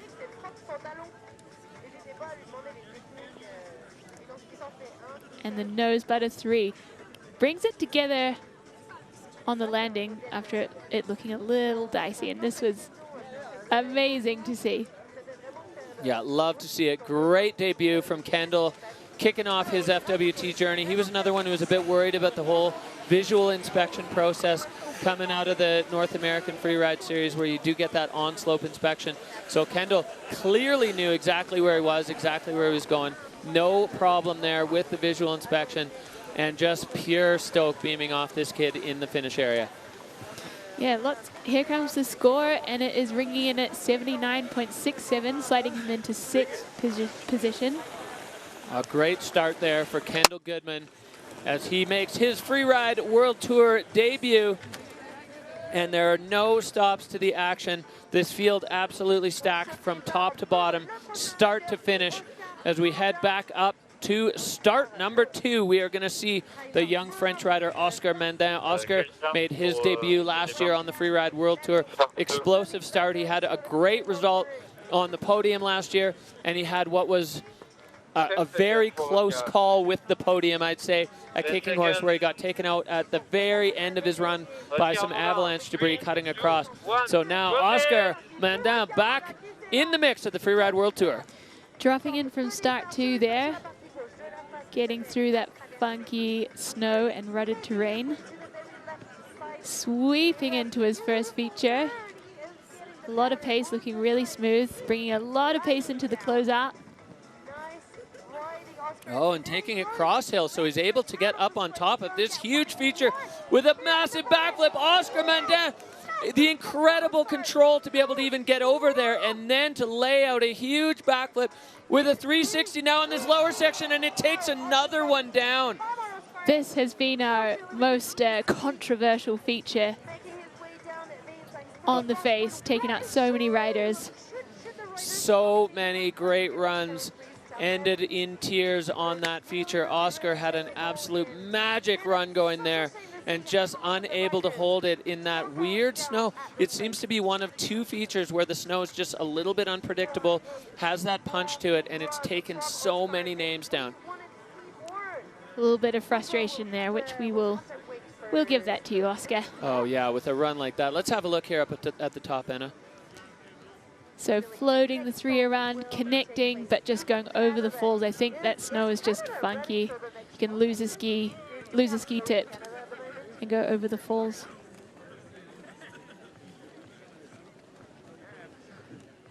Yeah, the same story on repeat on that feature. It's the one that's just been taking names all day long. And unfortunate there for Oscar Mandin as he's hiking up to try to collect his gear. I really have to wonder how many ski runners we have left up there. Those guys have been busy. They surely have.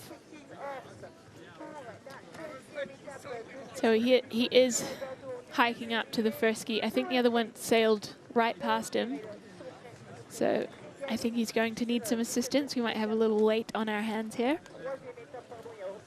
And Oscar actually joined the World Tour last year on a wild card and had a really impressive debut with 2nd place in Becerra Barrett, showing that he really earned his place on the tour. So I'm really excited to see how he progresses through the season.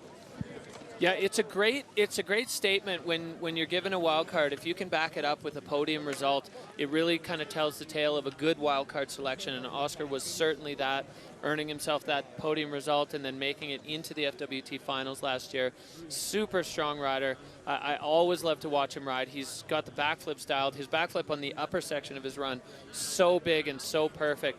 So really, really unfortunate to see it come undone on that lower feature that's taken so many great riders down. Hitzig looking comfortable in the hot seat with a blistering run. Trademark. Well, Oscar and Marcus have now 1 pair of skis between them. I don't know if Marcus's ski ever resurfaced. Oscar going to make his way down. We can't quite see if his ski is in the discovery zone. But another rider in that unenviable position of riding the Beck on 1 ski. He's making it work. Strong legs. So strong, yeah. These riders they're so well conditioned, they're so strong, they're so talented. Ah, there it is. Excellent. Reunion of Oscar Mandin and his left ski. Good to see as we are making our way through the ski men's field, the FWT Pro Verbier, proving to be extremely exciting Perfect, thank you. We go back up to the top. So man. Jackson Bathgate, another Whistler Freeride Club alum, and if you're familiar with the name from the Freeride World Tour, he is the twin brother of Cooper Bathgate. So both twins now taking starts on the Freeride World Tour. Jackson battling through a bunch of years of injuries, some lower back stuff, and now, you know, he was able to kind of get himself healthy last year, put another bid in on the Challengers, and Jackson is on the Freeride World Tour for his debut, the 2016 Junior World Champ, now touring with the big dogs. Dropping in from start 1, and it is getting pretty rutted through here, but he looks like it's no bother for him. Finding his takeoff there, taking it cross court. Looking smooth. Heading down for some fresh pow turns. Yeah, holding a bunch of speed here as he is above a serious chunk of terrain. Lining up, he definitely doesn't want to land on those rocks that have been exposed from some of the earlier riders. Taking it as a double. Nice clean connection with the snow for Jackson Bathgate as he's got another chunky one airing all the way over, and Jackson Bathgate with a clean landing as he's now enjoying the powder at the bottom of the face here, making his way through the apron on the petit bec. Carrying a lot of speed through there. Getting the powder turns in and electing to skip the wind lip. Yeah, it would have been tricky from all the way riders, right, to go all the way across. All right.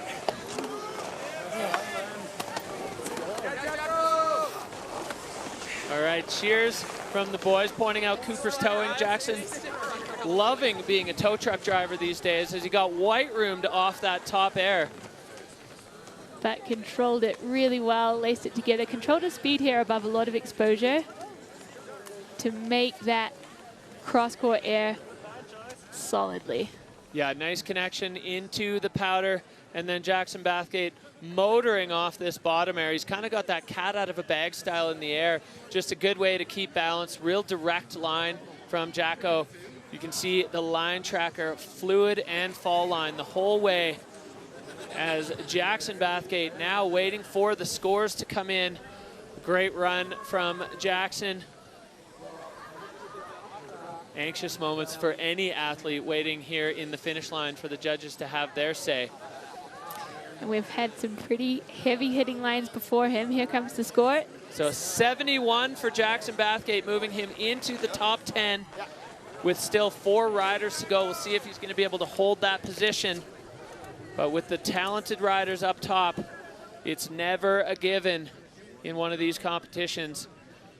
As we see the multiple start options, start 1 there on the looker's right, and start 2, which is where the next rider is opting to take off from.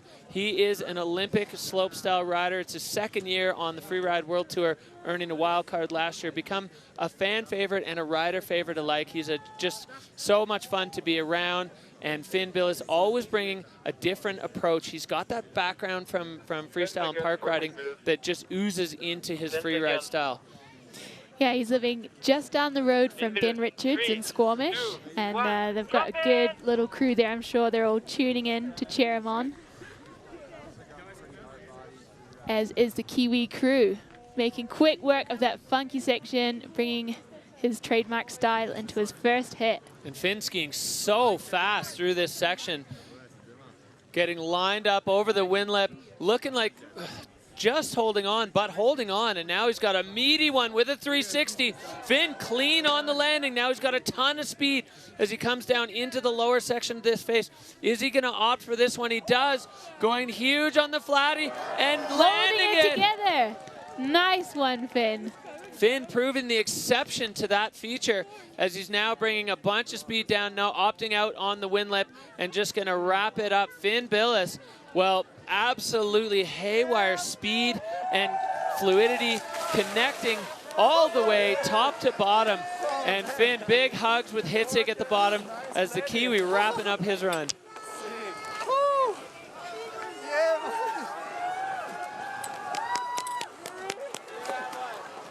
Big cuddle from Ben Richards. Good job, bro. That was so sick.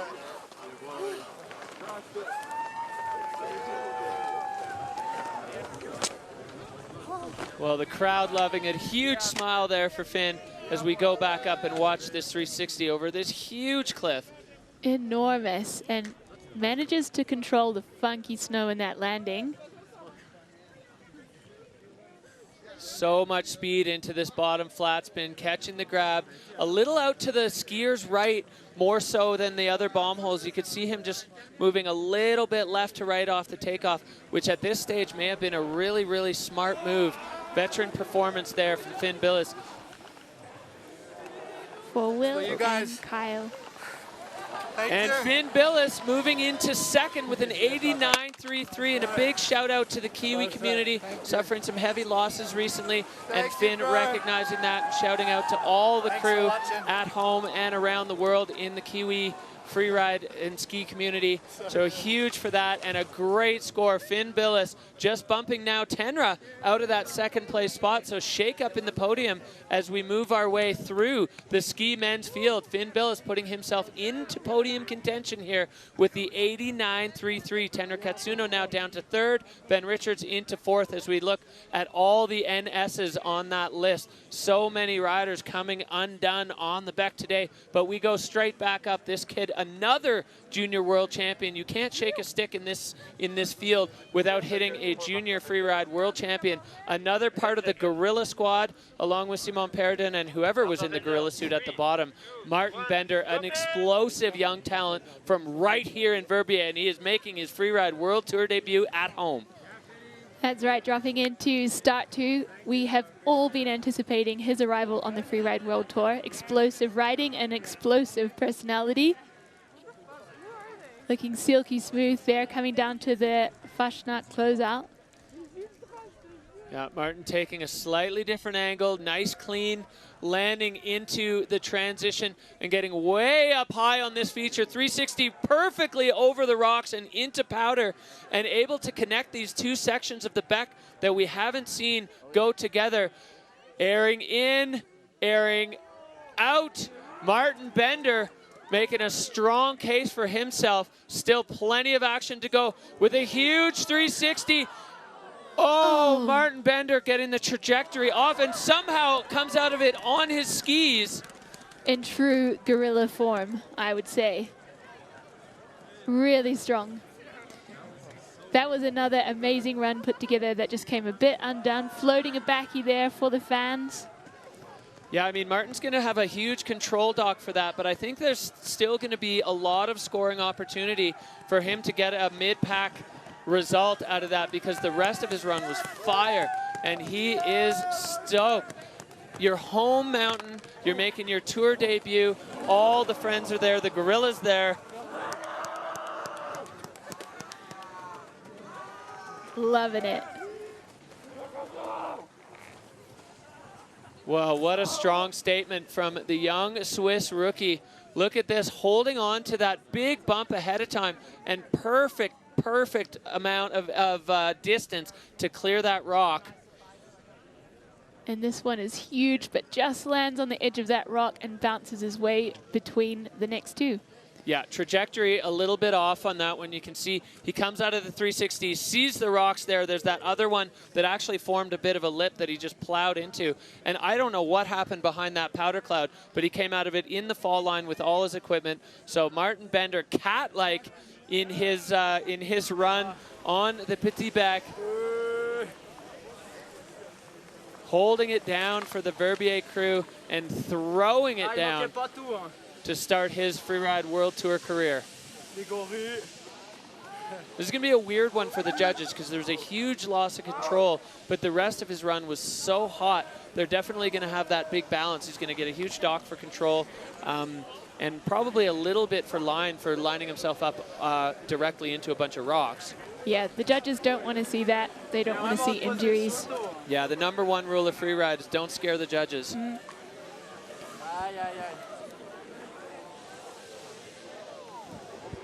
So score dropping for Bender with a 59.33, putting him into 12th right now. So many what could have been today in the ski men's field. So many runs that had so much promise, so much talent in this field, and we're just seeing everybody lay it all on the line. As you said, Anna, blue skies, fresh snow, a great venue. Nobody's holding a single thing back. You might think some of these riders later in the field might be looking and going, okay, I don't have to go buck wild here because half the field is crashed. But nope, every single one of them going absolutely buck. So we go back up to the top, another explosive wild card, Thibaut Magnan, an Olympian. We've got multiple Olympians now in the field across a bunch of disciplines. Thibaut making his debut here as a wild card. That's right, he is a slopestyle and big air specialist, but he had his free ride debut in New Zealand this year, going huge across that closeout and looking really solid in terms of technique. Yeah, so much talent here in Thibaut, laying out the backflip, nice, perfect transition back, and now into Heartbreak Hotel. Thibaut, oh. Another one bites the dust. Hate to see it, but an impressive run from Thibaut in his second ever free ride run. Yeah, he started his free ride career. Once he kind of knew he was going to be getting the wild card, he went down to New Zealand, competed in the 4-star, came second down there to Finn Billis. So definitely he's certainly able to do it, and the proof is in the pudding there, minus, of course, that last thing. Yeah, he certainly has the elements, and Andrew Pollard was actually judging that competition and gave him some feedback that he should do 2 turns instead of 4. He's clearly taken that on board. Absolutely, yeah. He was skiing so fast at the top, and you can see the technique, super precise. I love this approach into that feature. A little bit cross-court, and it sets him up nicely for this top rope side hill takeoff into the Fashionat closeout. You land on the good side of the slough cone there, so it's just such a nice transition.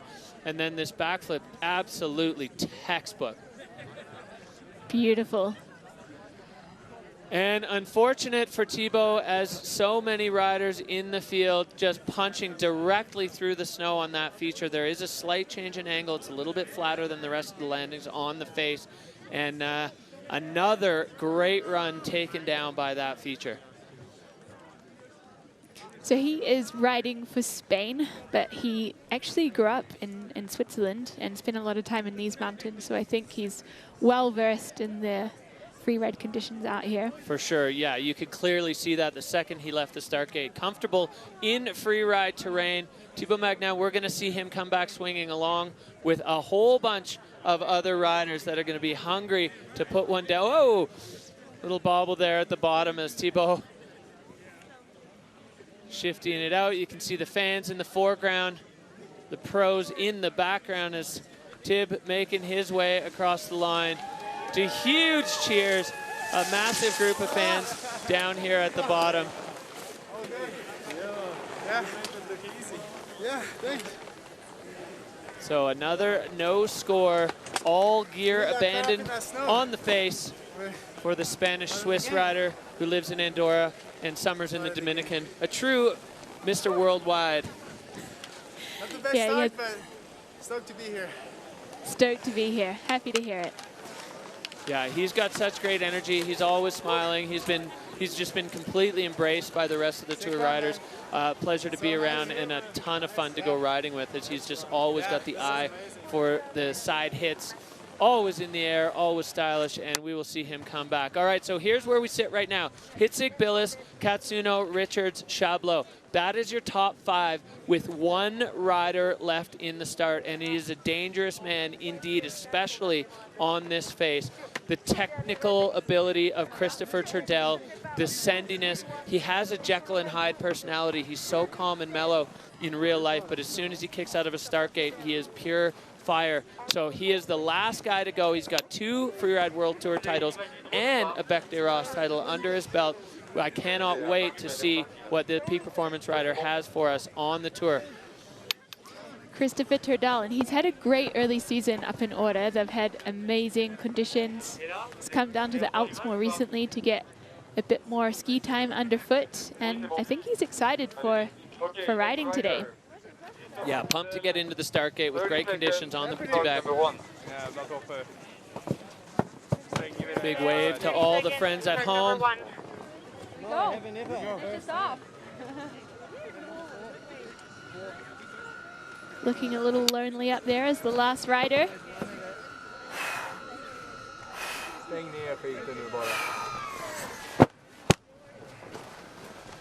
Well, great view of the rider's mental and physical preparation. 10 seconds. 10 seconds. The sun hanging above the beck. Perfect north-facing slope as we get ready for Turdell. 3, 2, 1, drop it! Turdell dropping in from start 1, hooking over to the skier's left. With a bunch of speed and a 360 right off the bat and a trademark Turdell turn to control the speed. Turdell absolutely flying now as he comes into the exposure. There's no easy way out of here. Right off the heart of it, Christopher Turdell now into the open section, coming into the lower part of the Petit Bec. There's not much below him that's not huge. Turdell lining up a big dog here, getting transition. And sticking it. Perfect trajectory there, riding out fast and strong. And you could see next to where he landed the bomb holes from the other riders that have had their hearts broken on that feature. Turdell finding the exact right speed and laying out a backflip, bringing it around. Christopher Turdell, well, he got a wild card back onto the tour, and he has proven once again why he is such a big threat on this face. An enormous run for Turdell. Could be a little bit of a flutter of the heart for Hitzig. We'll see what the judges do with that, but that was textbook Turdell.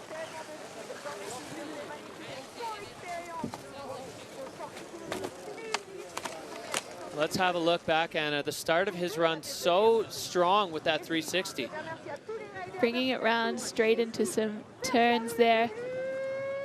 And then a big, huge air is a better word for it. And just looking so smooth. Yeah, not bothered.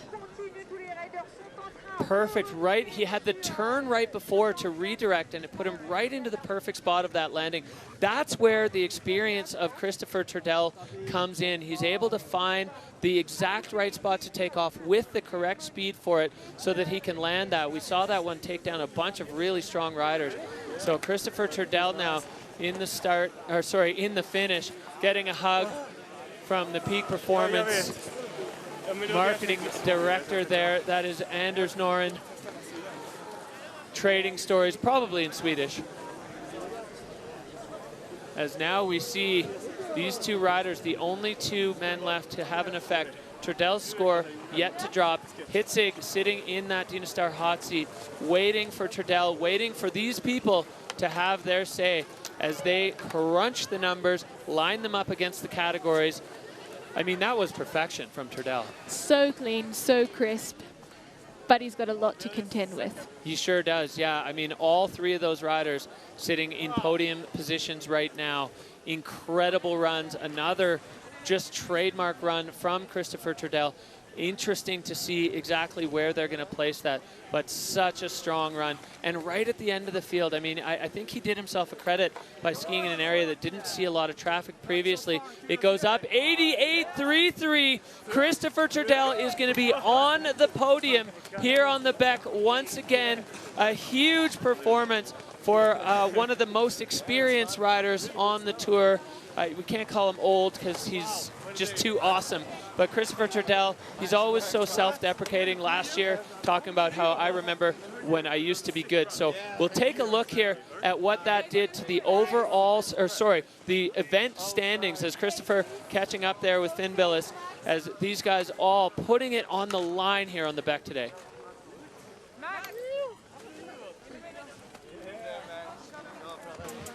So here we've got Max Hitzig in first place with Finn Billis from New Zealand in second and Christopher Turdell, the veteran, in third. Yeah, incredible riding there from those three. Tender Katsuno and Ben Richards debuting on the tour in fourth and fifth. Incredible action from them. Chablot, Carl, Kendall Goodman there with the rookies. Jackson Bathgate just getting bumped out of the top 10 ahead of Dylan Flinders. And then we've got a bunch of riders who were not quite able to put it all together. You can see the no score list pretty much goes on and on. So many riders coming completely undone on the Petit Bec today. But Max Hitzig stamping his authority on the beginning of this 2024 season with a huge win in the first event. Incredible form from him. I really think this venue plays to his style of skiing. Here is our podium. Max in first position, Finn in second, and Christopher Turdell in third. Well, incredible riding from all three of these men. The ski men's field delivering fireworks as expected. As we take a look at what this has done to the overall, it's going to look pretty familiar as Max Hitzig now the overall leader of the Freeride World Tour. Finn Billis in the second position, Turdell, Katsuno, and Richards rounding out the top 5. All of this is what it is right now, but we still have a bunch of events to go. There's your cut line. Jackson Bathgate sitting on the uphill side. Dylan Flinders right now on the outside looking in, but we have multiple events before the cut still, and a lot of very hungry and very strong riders on the other side of that who are going to be looking to really climb up that ladder coming into our next events. So we are going to check in with our winner of the Ski Men event, Max Hitzig. Congratulations on an absolutely incredible run, Max. How did you enjoy the venue? Is this the type of venue that plays to your talents? Yeah, thank you so much. No, normally I prefer flatter venues. It's pretty steep, but it was a nice challenge and I really enjoyed it, and the snow was pretty good. Well, incredible start to the Freeride World Tour season. Max, when you were putting that line together, were you factoring in snow conditions and your skiing style and all that to build that line that took you the win today? Yeah, I tried to do a technical line and that worked pretty well. The big free at the end was a little too big. I hit my knee to the face. Now it hurts a bit, but it was fun and I really enjoyed it. Thank you. Congratulations, Max Hitzig taking the first event here on the Freeride World Tour by Peak Performance 2024. An incredible performance with a big and I'd say pretty dominant win here on the Petit Bec. Huge congratulations to Max Hitzig. Thank you.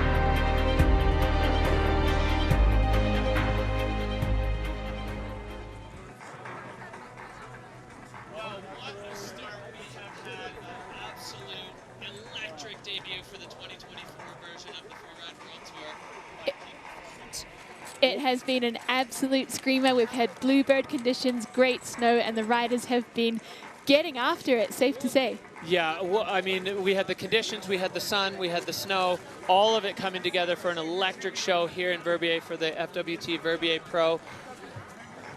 Running through the day, Nuria Caston taking her victory. We got Victor De La Rue with a big win on the Bec. Another one, Zuza Vitek. I mean, what a show from the ski women. And then Max Hitzig absolutely dominant. And so many amazing moments from riders who also crashed. So now the crowd has a big job to do to vote for the rider of the day. Get onto freerideworldtour.com to vote for your favorite rider of the day. They don't have to be a winner. They can be whoever you want. That's right. The moments that inspired you, whatever got your heart fluttering here in the event, it is the rider of the day, and it's voted by you.